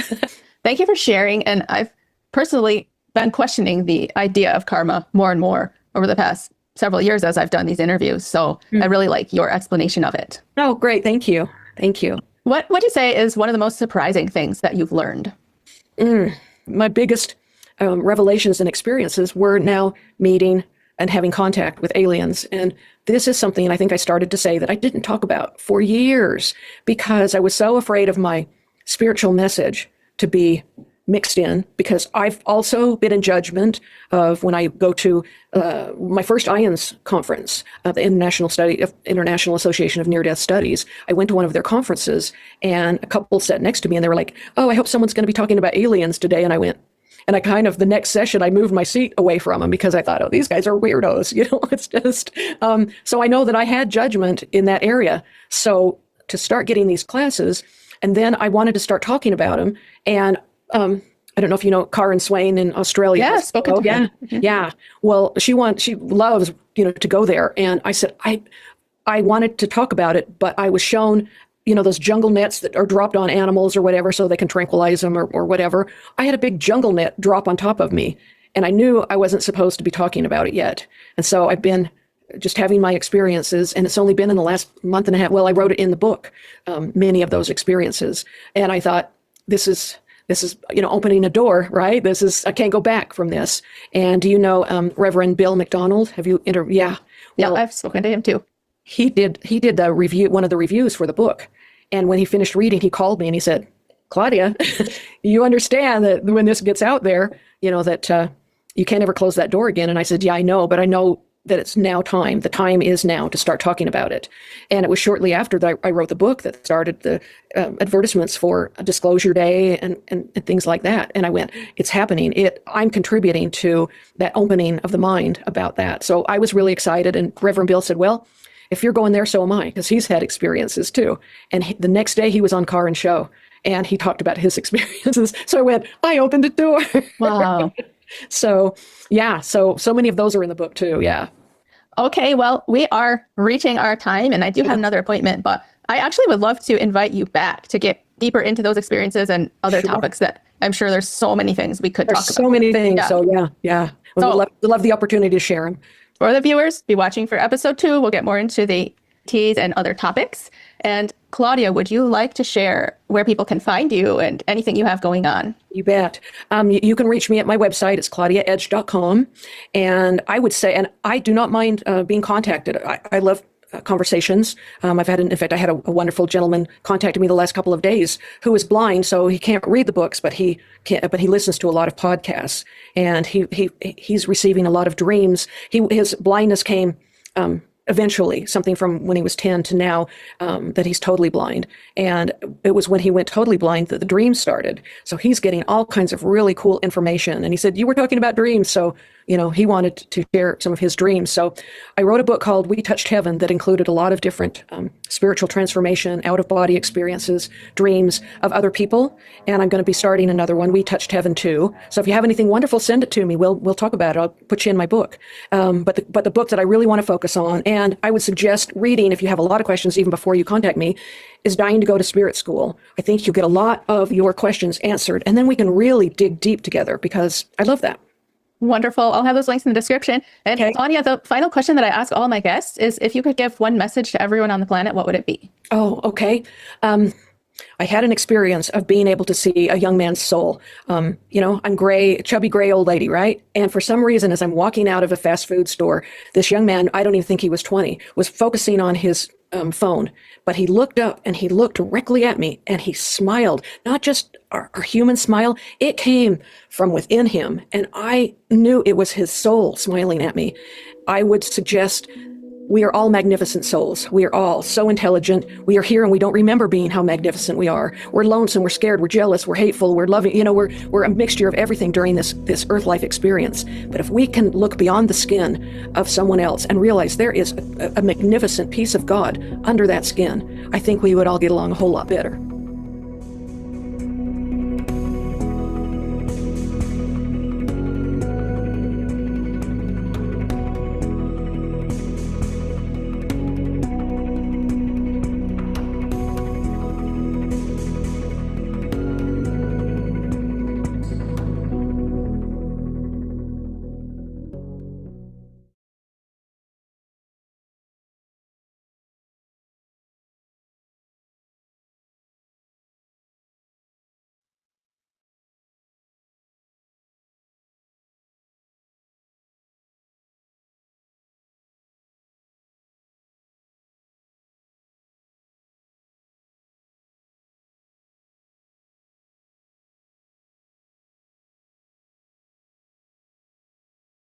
Are strange, but what's even stranger, a book written in near-death experiences are strange, but what's even stranger, a book written in 1857 that describes the same kinds of experiences, almost word for word. Here are 10 times the Spirits book got near-death experiences right.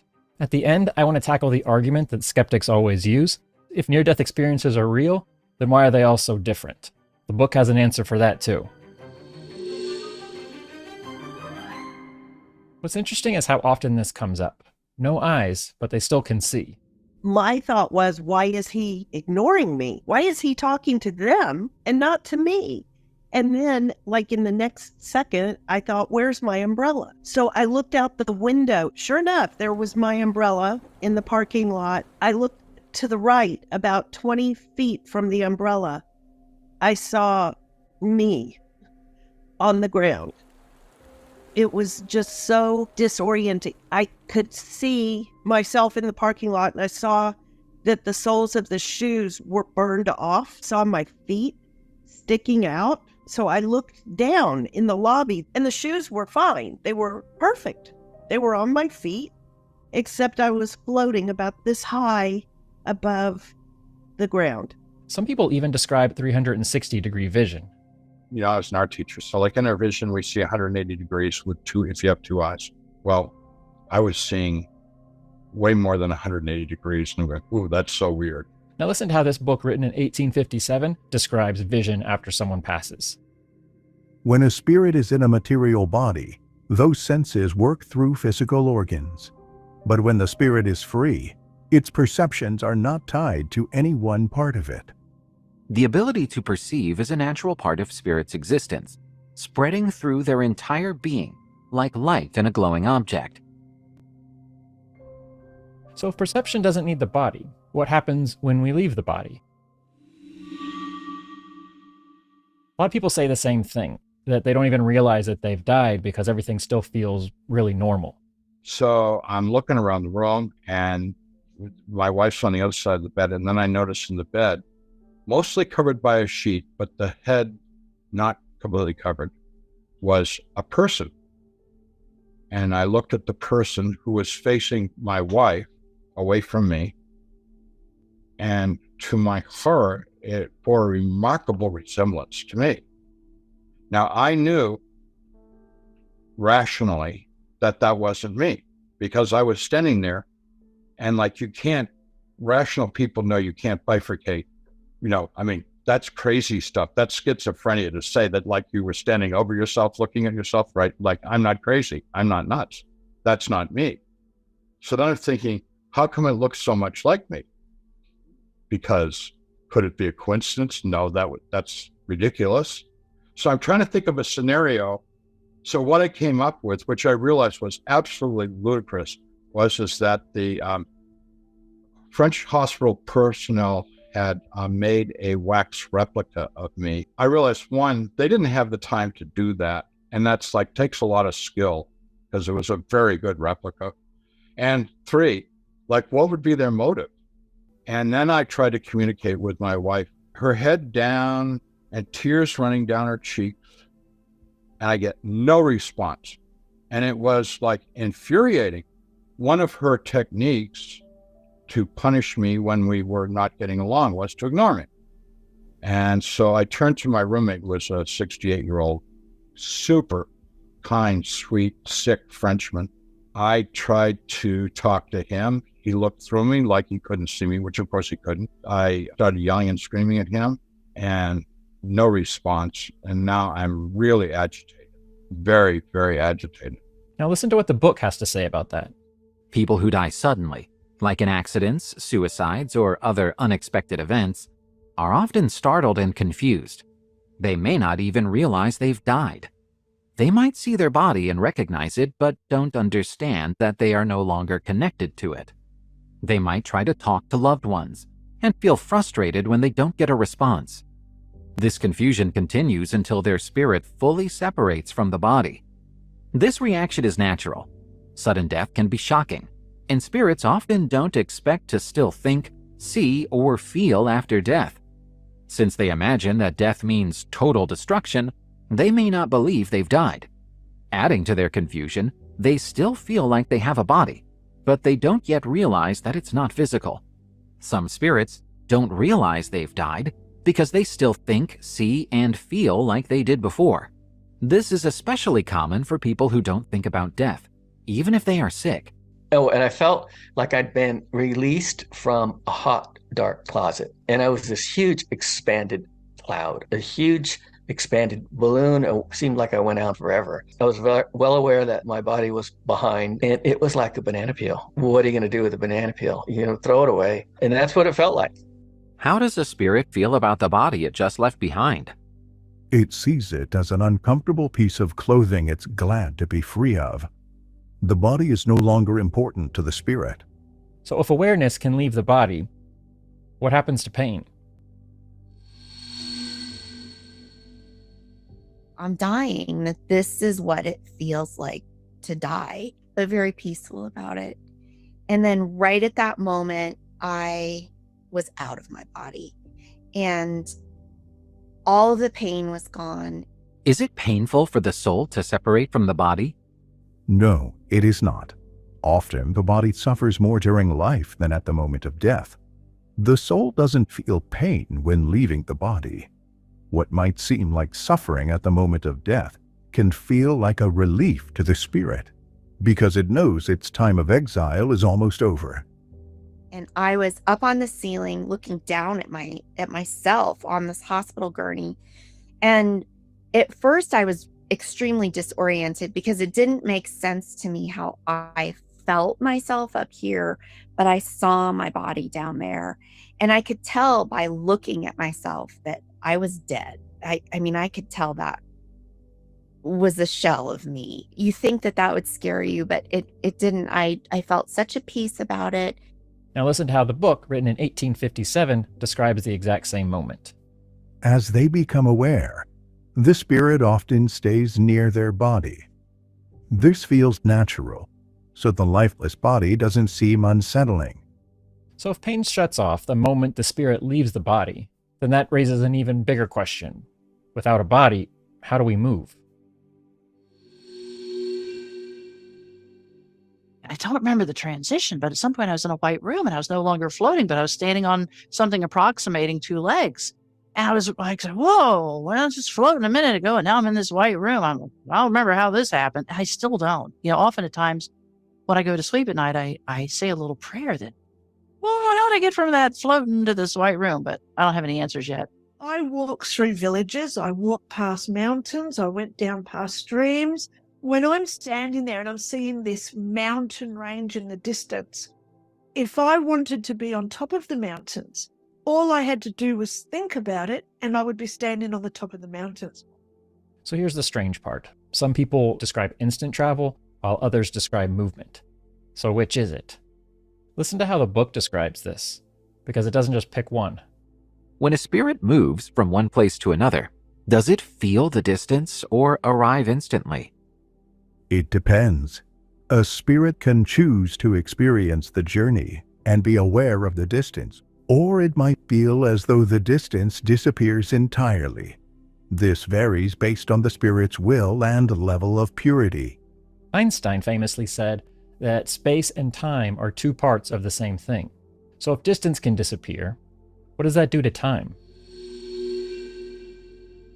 And I tell this like in a sequence, but this is a place of timelessness, which means all time and no time, all time in one space and no time whatsoever. So it's really hard to describe it. I choose to describe it sequentially, if only for my own sanity. The next thing I know, I'm walking around and everything feels different. I mean, it is like being in time and outside of time. And I open my eyes and I'm lying in the rain in the parking lot. And I realized it had probably been, 2 minutes, maybe. Yet I knew I had been somewhere for 2 weeks.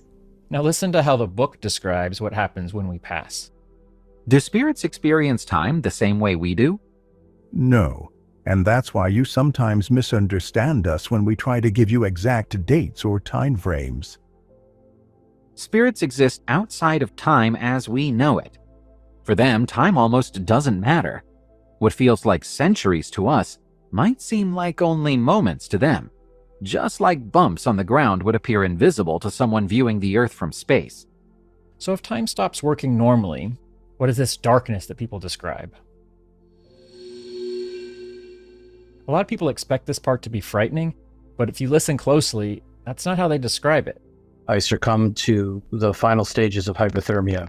Peripheral vision began to fill in with black and a circle and faded to black very rapidly to out. And I was in darkness, but unlike falling asleep, I maintained my consciousness. I knew that I was awake.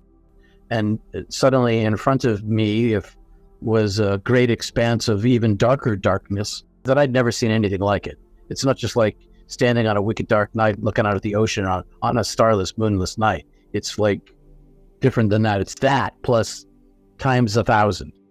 I felt the presence of spiritual beings with me, and I was in blackness. Several people have said, "Did you see your body?" I did not. I've heard people describe this blackness as velvety soft, and it was, but this blackness in which I was ensconced was actively comforting me. And then all of a sudden, this darkness came very slowly from the back, like this, came over me, slower and slower and slower. And it was a black like you'd never seen. It was pitch black.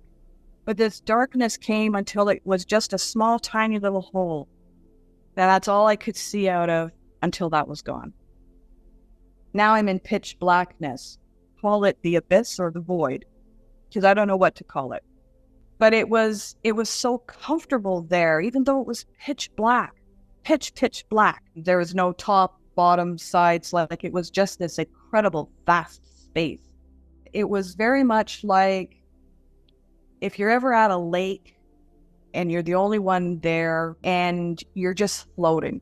I didn't hear anything. There was no sounds, just that sensation of floating, of being completely supported and very, very comfortable. There was no fear. I had absolutely zero fear. There was no stress. I was more or less intrigued, to be honest with you. I was intrigued about what is this? What is this place? So maybe the key word isn't darkness. Maybe it's confusion. The book doesn't describe this as a place either. When the soul leaves the body, does it immediately know it's happening? Not right away. It usually feels confused for a little while. Do all spirits feel the same level of confusion after leaving the body? No. It's different for each spirit. Pure and advanced spirits become aware almost right away because they didn't focus too much on material things during life. But those who lived selfishly or made bad choices stay confused for a much longer time.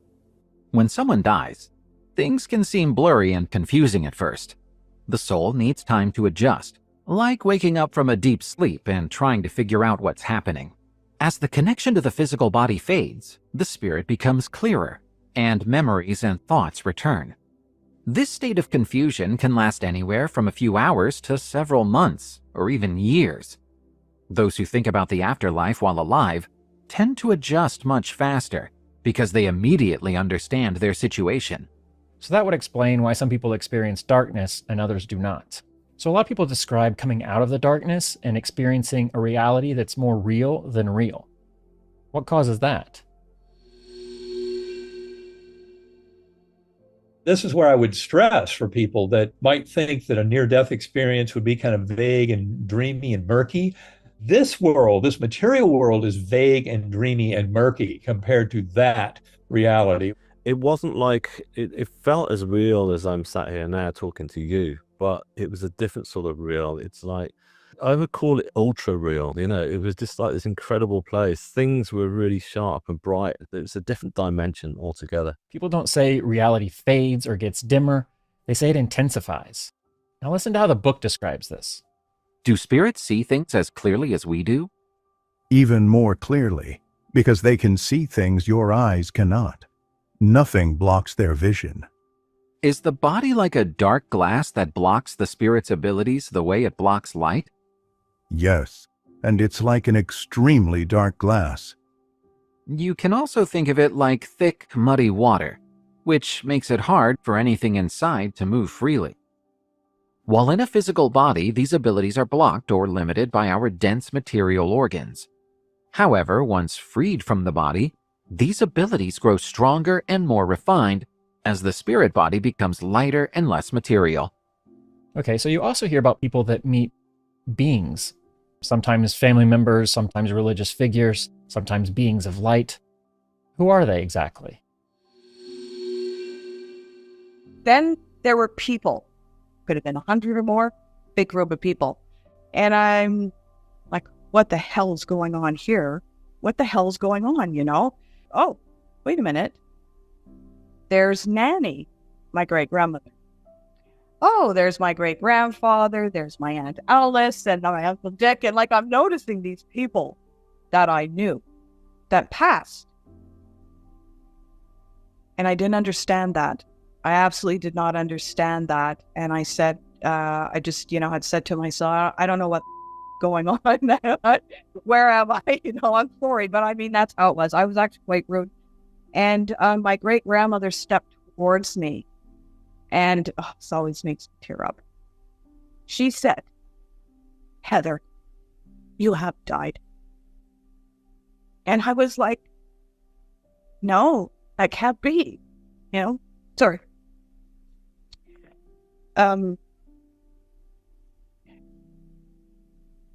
She was the one who told me. Because I didn't know. So is this just the brain comforting itself, or is there a pattern? Listen to how the book describes this. Again, this is from a book written in 1857, over 100 years before people started studying near-death experiences. Does a spirit meet loved ones who died before it? Yes, if they cared about each other. Loved ones often come to welcome the spirit as it returns to the spirit world, and may even help it separate from the body. The spirit might also see people it lost contact with while it was alive, and can visit those who are still living or in the spirit world. Do our family and friends come to meet us when we die? Yes, they come to welcome the soul they love. If the soul has survived life's challenges, they celebrate it, like welcoming someone home after a long trip, and help it let go of its physical body. For good spirits, this reunion is a gift. But those who have done wrong, they may find themselves alone, or only surrounded by others like them, which feels like a punishment. When a soul leaves its physical body, does it immediately reunite with relatives and friends who passed before it? Not always right away. As we've mentioned before, the soul needs some time to understand its new situation and to let go of its connection to the material world. So what usually happens after this welcome? So, what's next? A review of my life? Would you guys like to get started with that? And he just loved that. He just cracked up like I was a little toddler trying to take over. And he said, sure, let's do that. How do you want to start? The life review, it's as if you're so submersed in it. It's not like watching a film, or it wasn't like that for me. It wasn't like watching a movie. above me, the sides, below me. I was immersed in my life in all sense of it, but be well beyond the five senses, well beyond that. But what's interesting about it is you really feel, see, sense, know exactly how the other person felt. But mine, which is different than others, mine was I suffered all the pain I gave away in my entire life from the point of view of the people I gave it to. I intended to give it to, and I didn't intend to give it to. And I felt that. I felt their pain, and it turns out that all the pain that I gave them was about 10,000. I keep using 10,000 because it's like some huge unimaginable number. And I suffered all of that, their pain plus times 10,000. They suffered a little bit. I suffered mostly. And the voice was saying inside me without sound, I love you. I've always known you. I've always known these things about you. I've known you since you were created. I've known the long tail of your soul. I know what you were like to be a human being in this life. I love you as you are. I made you. I've always known you. I've always loved you. And I was going through this suffering of all the suffering I gave away, but I was also being and I call it my own hell. I created my own hell. Also judged myself as shameful, not because of what I had done, because it was also shown simultaneously that it wasn't my fault that I caused pain. That's a natural outgrowth of being a human being in this world. It's just the way it is. And every human being causes pain to other human beings and to themselves. And that's just the way it is. And that's a known thing by the divine. Now listen to how the book describes this. When spirits return to the spirit world, their entire past life becomes clear to them. They can see their mistakes and understand how they caused their current struggles. They also see what they could have done differently. This helps them understand that their challenges are fair, and they want another chance to make things right. How does a spirit recall its past life? Is it through imagination, or is it like seeing a picture? Both. The events it wants to remember feel as if they're happening right now. There's no judge, no punishment, but they feel the impact of their choices from the inside. After the life review, most people experience the same next moment. They're sent back and they're not happy about it. Right at that moment, I heard an audible voice tell me, you have to go back. And it was like a blast. That was the last thing I wanted to hear. I protested, and I don't think I had a body, but I felt like I was shaking my head no and resisting. I protested. I said, no, I don't want to go back. Please don't send me back. And then again, the voice, you need to go back. And I protested again. And right at that moment, I felt like almost like a crowd was gathering around me. But I didn't have enough time to figure out what that was, because then I was immediately back in the tunnel. And it felt like a little bit of a nudge back into the tunnel. And I went backwards. And then just like that, I was back in my body. The pain returned. And I wasn't staying. It wasn't the end of my life. And I was the only one in the room that didn't know that. And at one point he said, okay, that's enough. He stepped forward like a father and said, time to go back. And that just floored me. I was like, what? Go back? I'm not going back there. There's no way. He says, yeah, you got to go back. You got things to do, and they're important. And as he stepped forward, I felt myself slipping back. The place just started to break up. It started to dematerialize. It's like I was being beamed out of there, and I was going to another channel. I was going to another frequency, and it was a descending feeling, and I dropped away into darkness. Then I was back in my body, and I woke up, and a nurse came by, and she says, you're awake. And I'm like, yeah, I need to talk to you. What am I doing back here? You know, I was pissed, and I said I was home. I'd made it out of here. I was home with my best bros. How is it that I ended up back here? I had bought the farm. I was convinced of it. She said, honey, you've been in escrow, but you fell out of escrow, and now you're back with us, and you're going to have to get your head around that. And I thought that was, looking back, that was really good advice. That's a strange thing to hear. If it was a dream or an hallucination, you'd expect people to wake up and feel relieved that they're awake back in their body. But that's usually not what you hear. It's the opposite of what you hear. Listen to how the book describes this. Does a spirit enjoy being in a physical body? That's like asking if a prisoner enjoys being locked up. A spirit in a body always longs to be free, and the heavier or more limiting the body feels, the more it wants to escape. Does the soul in an out-of-body experience really visit higher realms? Yes, it can see them and understand the happiness of those who live there. That is why it often wishes to stay. So, that leads us to our final question. If near-death experiences are real, why are they all so different? The experience might be real, but the way people describe it isn't. Do out-of-body experiencers see what's real, or are their descriptions shaped by imagination or earthly beliefs? What they see feels real to them, but their spirit is still influenced by their beliefs or the ideas of others. This helps them explain what they experience, but it can also lead to mistakes in describing it. And the book even admits something uncomfortable. People can be sincere, but still get the details wrong. How reliable are the things people report during out-of-body experiences? What they say isn't always reliable, especially when they try to understand things beyond what humans can grasp, or what is meant to remain a mystery. So what they experienced and how they explain it aren't always the same thing.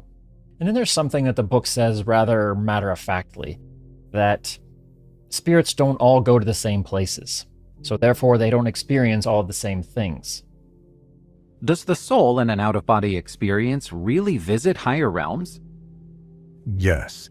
However, some realms are off limits to spirits that aren't pure enough to enter. So the strange part isn't that near-death experiences are different, it's actually how much they don't differ. They all follow the same basic outline. The only thing that's different is how an individual spirit experiences that outline. Since all spirits are different and all humans are different, they're all going to be filtering that experience through different aspects of their spirit in terms of spiritual advancement. Some spirits can go places other spirits can't. And then they're also going to come back and filter it through their human beliefs, in human language, human memory. Can trance states and out-of-body experiences fit with the idea that only the physical world exists? If someone studies them honestly and with an open mind, they'd realize it's impossible to remain an atheist or believe the physical world is all there is. Isn't it strange how often this book gets very specific details about the near-death experience right? And it makes you wonder, I wonder what else the book is right about. It talks about, why do bad things happen to good people? Why is life full of so many challenges? Can we communicate with spirits? Do angels and demons exist? What is the purpose of prayer? Do I have free will? Are heaven and hell real places? Is there life on other planets? So if you want to learn more about the Spirits book, I'll link to the version that I've been using. It's a modern, easy-to-read version of the book that I personally modernized myself. And then there's also a free PDF of an older version that you can download for free. So links are in the description. So here's what I want to do next. So if you've been studying near-death experiences for a while, you will realize that some people experience a heavenly place, while some people experience a hellish place. And then there's even some people that experience just nothingness. They just experience a void. So next I want to tackle why exactly that is, according to the book, what the book has to say about that. And the answer might surprise you. So let me know in the comments where you are on the near-death experience journey. Are you a believer? Are you skeptic? Do you need more evidence? Let me know, and I will see you again next time.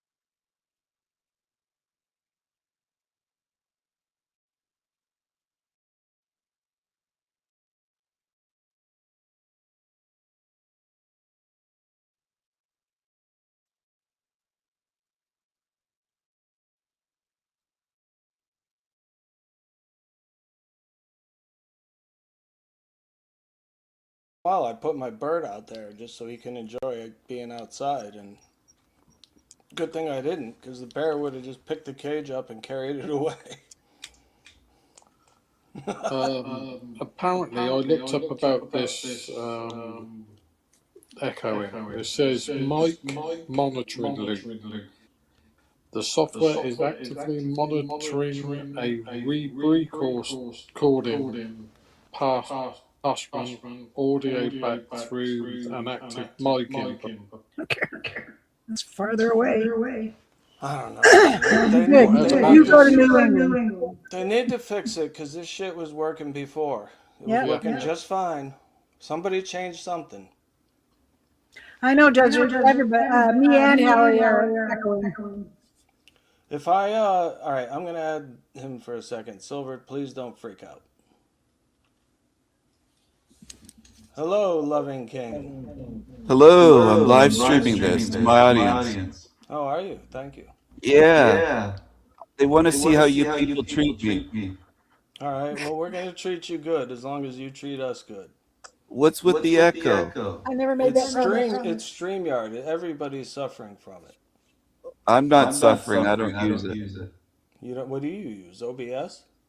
Restream. Oh, okay. Yeah, I thought about Paid using version. I thought about using Restream. Well, I'm paying for fucking StreamYard right now, and it's not working. Well, they gave me the King's version, like yeah? cigarette king size. I have the king size version of Restream. Awesome. Yeah. How are you going to send you some tomato soup as a peace offering? And I'm going to send Silver a dildo. You didn't send me nothing. Come on. I'm sending you something as a gift. No, I don't want anything from you. He said he's. I want to send you a gift from Timu. No. All right. The last thing I need is Timu shit. I've got a lot of Timu shit. Okay. More Timu shit. Okay. Settle down. No, don't tell me to settle down. Settle down. No, don't tell me to settle down. All right. Calm down. Come on now. No, Let's don't tell me to calm everybody down. Fuck you. stop it. Everybody, stop it. I like the echo. It's got a panache to it. It's psychedelic. I saw you in tie-dye in the thumbnail the other day. Yeah. Was that real or is that AI? No, it's AI. Hebrew Hammer made that for me. I thought it was real. I know, it looks fucking real, doesn't it? I thought you turned into a hippie. Well, I was kind of like a hippie when I was younger. Now I'm a conservative, sort of. You were a Jack Talcott?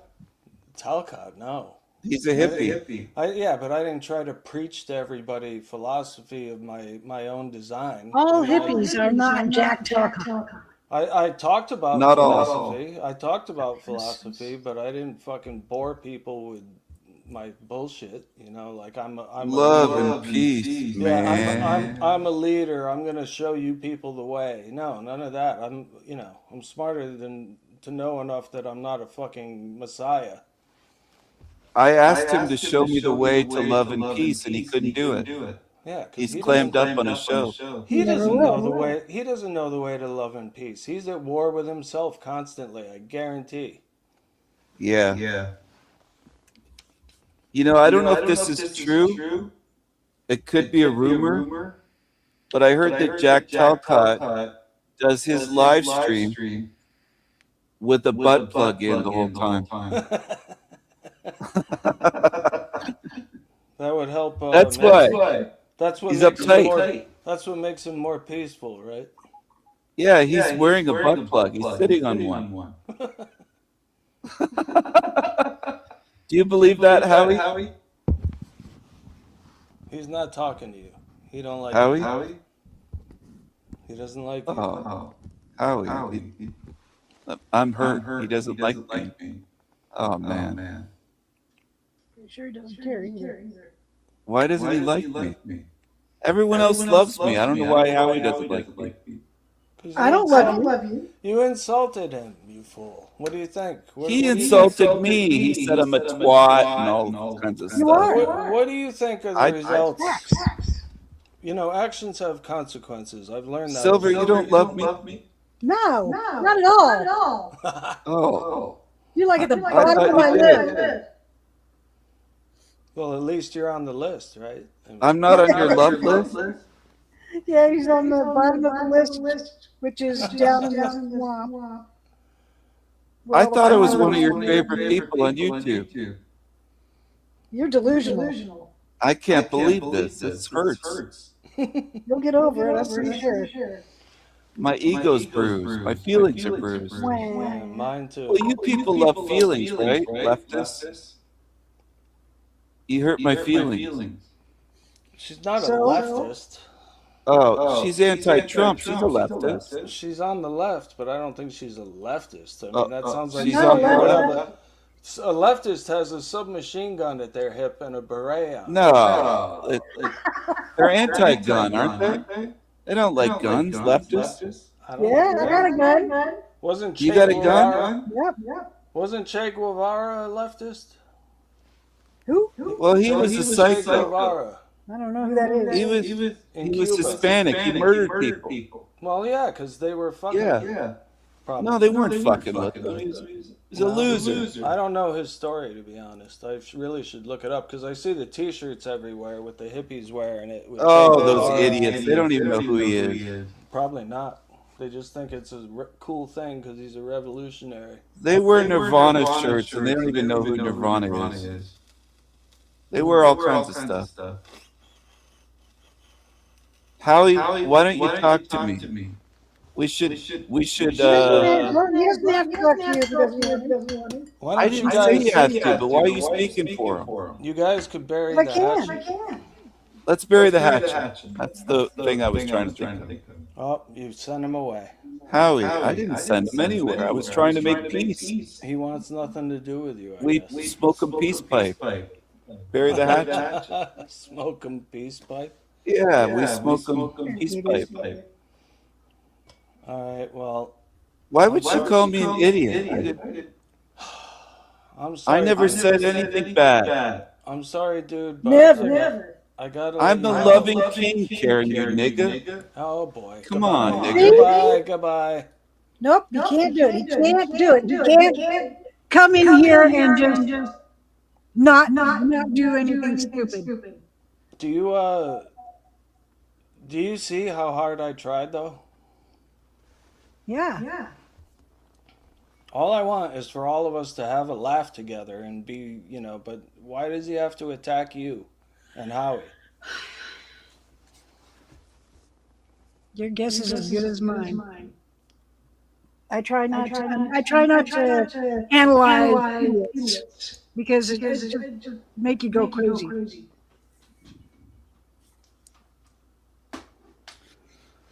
I don't know, man. Everybody's fucking wild these days. I mean, I remember in the 70s, everybody seemed fucking normal. And it was just like, neighbors talked to each other and everything was different.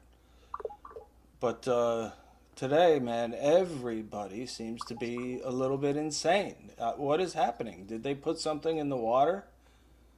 I mean, I don't know. In the 70s, if somebody got murdered, it was a big fucking deal. And now it's like, oh, really? Another shooting? Like, who cares? Well, consider who is president right now. You can't blame Trump for that. This shit's been escalating for years. Decades. Oops. What's going on here? My phone is vibrating, but... I think we've all been there before, on a conference call, or in a Zoom meeting, or on a live stream, and you hear your voice echoed back every time you speak. Hey, it's so great to meet you. So it's weird to understand. It's not saying Can you hear that? So that's definitely on your side. It's an absolute nightmare if you don't know how to fix it. Today I'm going to give you a super easy solution. Otherwise, if we haven't before, my name's Joey. Well, then fucking give the solution. Audio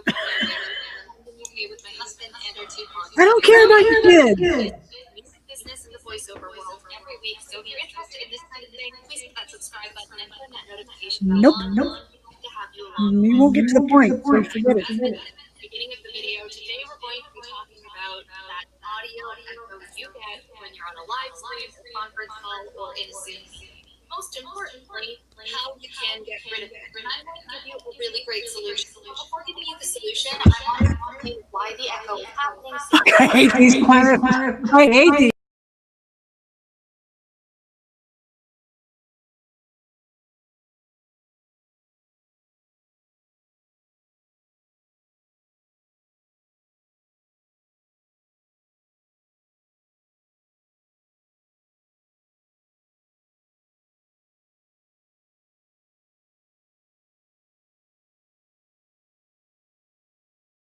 I wasn't raised Christian. And so, by my perspective now, that man in the field was Jesus. And then I meet Shiva. How did that happen? East Coast white girl in Africa. It wasn't in India. I was in Africa. And so when I was 8 years old, I was living in the US on the East Coast, and I was with parents who were neglectful. That exposed me to a lot of unsafe adults.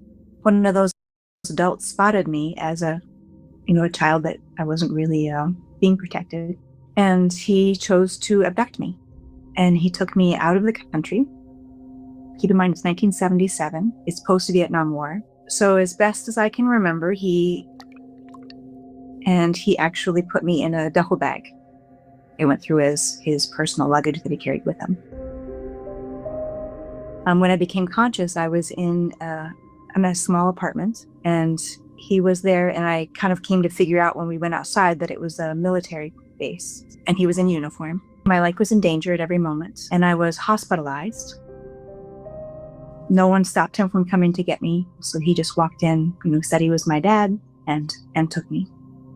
So he took me to a place where it was a market, and it was the first place I actually realized we were in Africa, because before, on the military base, I didn't actually see that many people of color.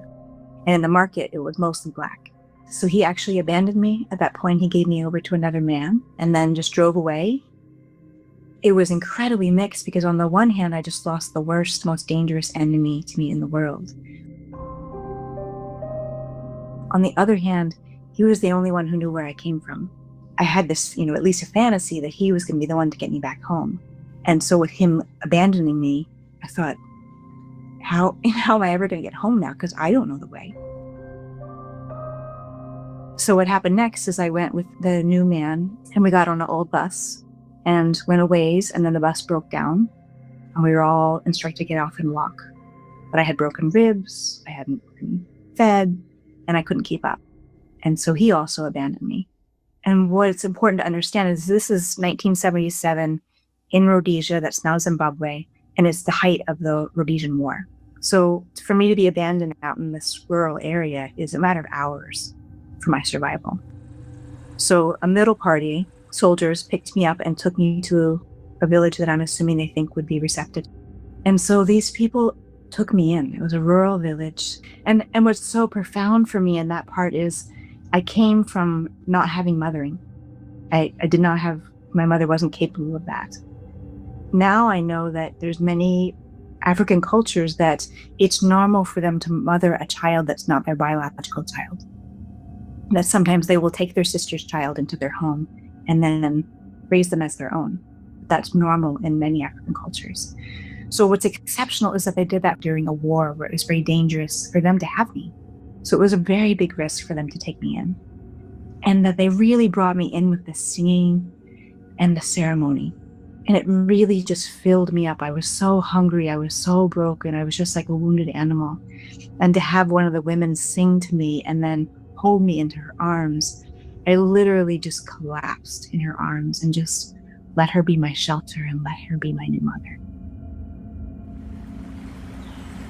So I went to the creek and was playing by myself, and I looked up and there was a soldier, and he pulled out his rifle, and when the rifle became just a circle, then I knew I was done for.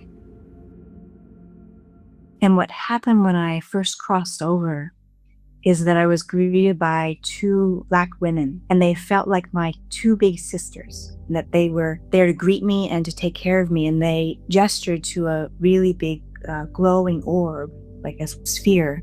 And I knew I could go into that and I would be fully restored. But I was so attached to that. I had just finally found family. And so I really wanted to stay with them. And that confusion sent me backwards and away from these two sisters. And then I went through a dark cave where I really had to purify my self-blame, the part of me that thought something was wrong with me. And my guide really helped me see that there was nothing wrong with me. And we made it through that dark cave, and I went to a field, and there I met a being. He was had a beard and a robe with kind of long sleeves that was kind of felted material, and he had a sheep herder staff. And in his presence, I felt no disturbance because I was still longing to get back to my African family. When I was looking at trying to figure out who he was, his face changed to a lion. But I want to show this to Atto, who was one of the men in the village. And then his face changed to Atto. And so he was showing me it's not the form that matters, it's the connection. And then he leaned his forehead to mine, and I could see as he sees, which is that we're all connected by these living minds, like golden spider webs, and that in each of us there's a gem, sparkling gem. So I saw this huge matrix of all these gems, and these living lines of connection, and that we can strengthen those living lines with our focus and our love. And then he brought his forehead back from mine, and my faith in him, my trust in him was so absolute that I just leaned my whole being into his. And we traveled and we came out above the scene where I had died. And so the African woman was like a mother to me. She had found my body and she was wailing. And I wanted her to know I'm okay. I'm loved, I'm taken care of, I'm totally guided, I'm not in pain, and I'm just fine.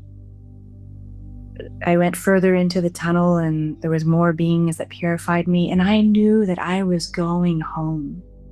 And home felt to me like my words for it are the great heart. And that was the original place where I was sung into being, that I started as a sound sung by the great heart. And so I was going home to that place of origination, but I heard the song of my African mother.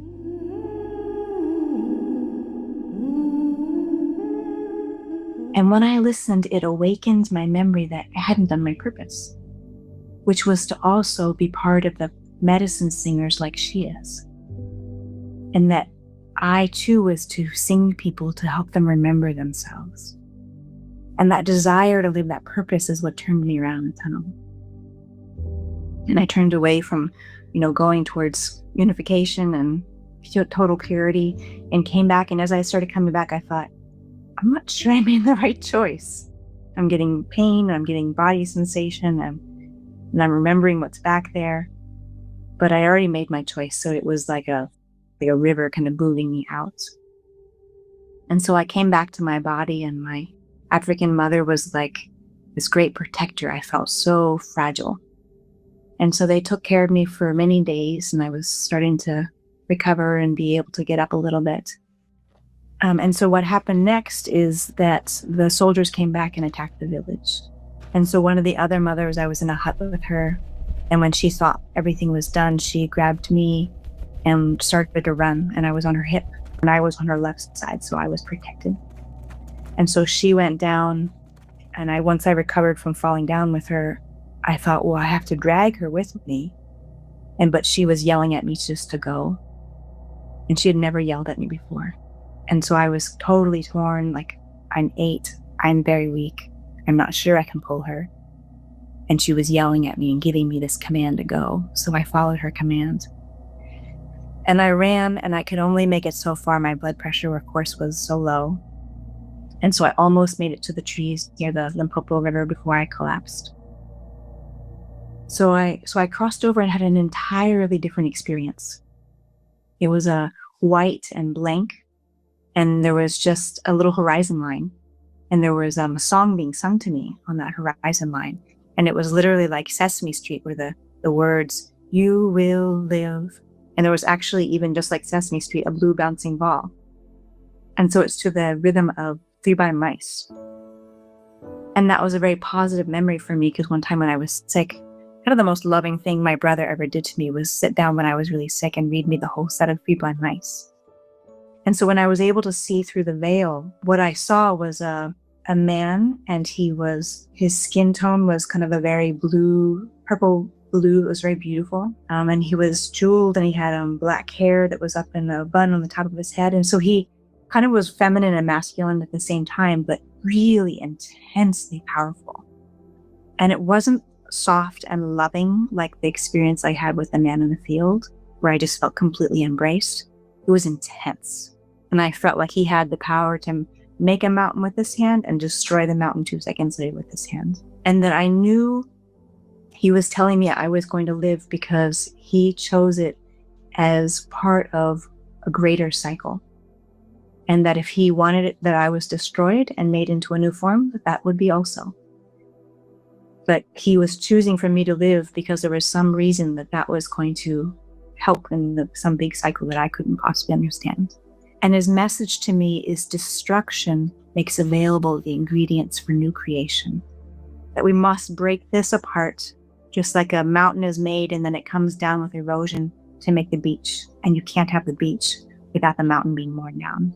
When I came back out of that experience, he was still with me, and he commanded me to move forward because I just wanted to give up. I had just lost everyone I loved. I felt absolutely horrible. I saw no way I was going to make it because I lost the people who took care of me. And he commanded me to move forward to the nearest well. Literally, I crawled for the whole rest of the evening until it was dark towards this well because he commanded me to move every inch forward. And the next day I was found by a woman from another village. And she washed me off and muddled me up and took me back to her homestead. And when people saw, they said, "Don't bother with her. It's too dangerous." And she said, "She's a living human being. I'm not going to throw her away." In hindsight, in the perspective I have now and the research I've done now, I wonder, was that Shiva?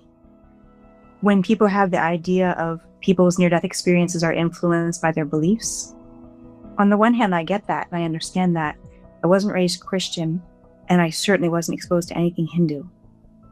And so, by my perspective now, that man in the field was Jesus, and then I meet Shiva. How did that happen? East Coast white girl in Africa. It wasn't in India, I was in Africa.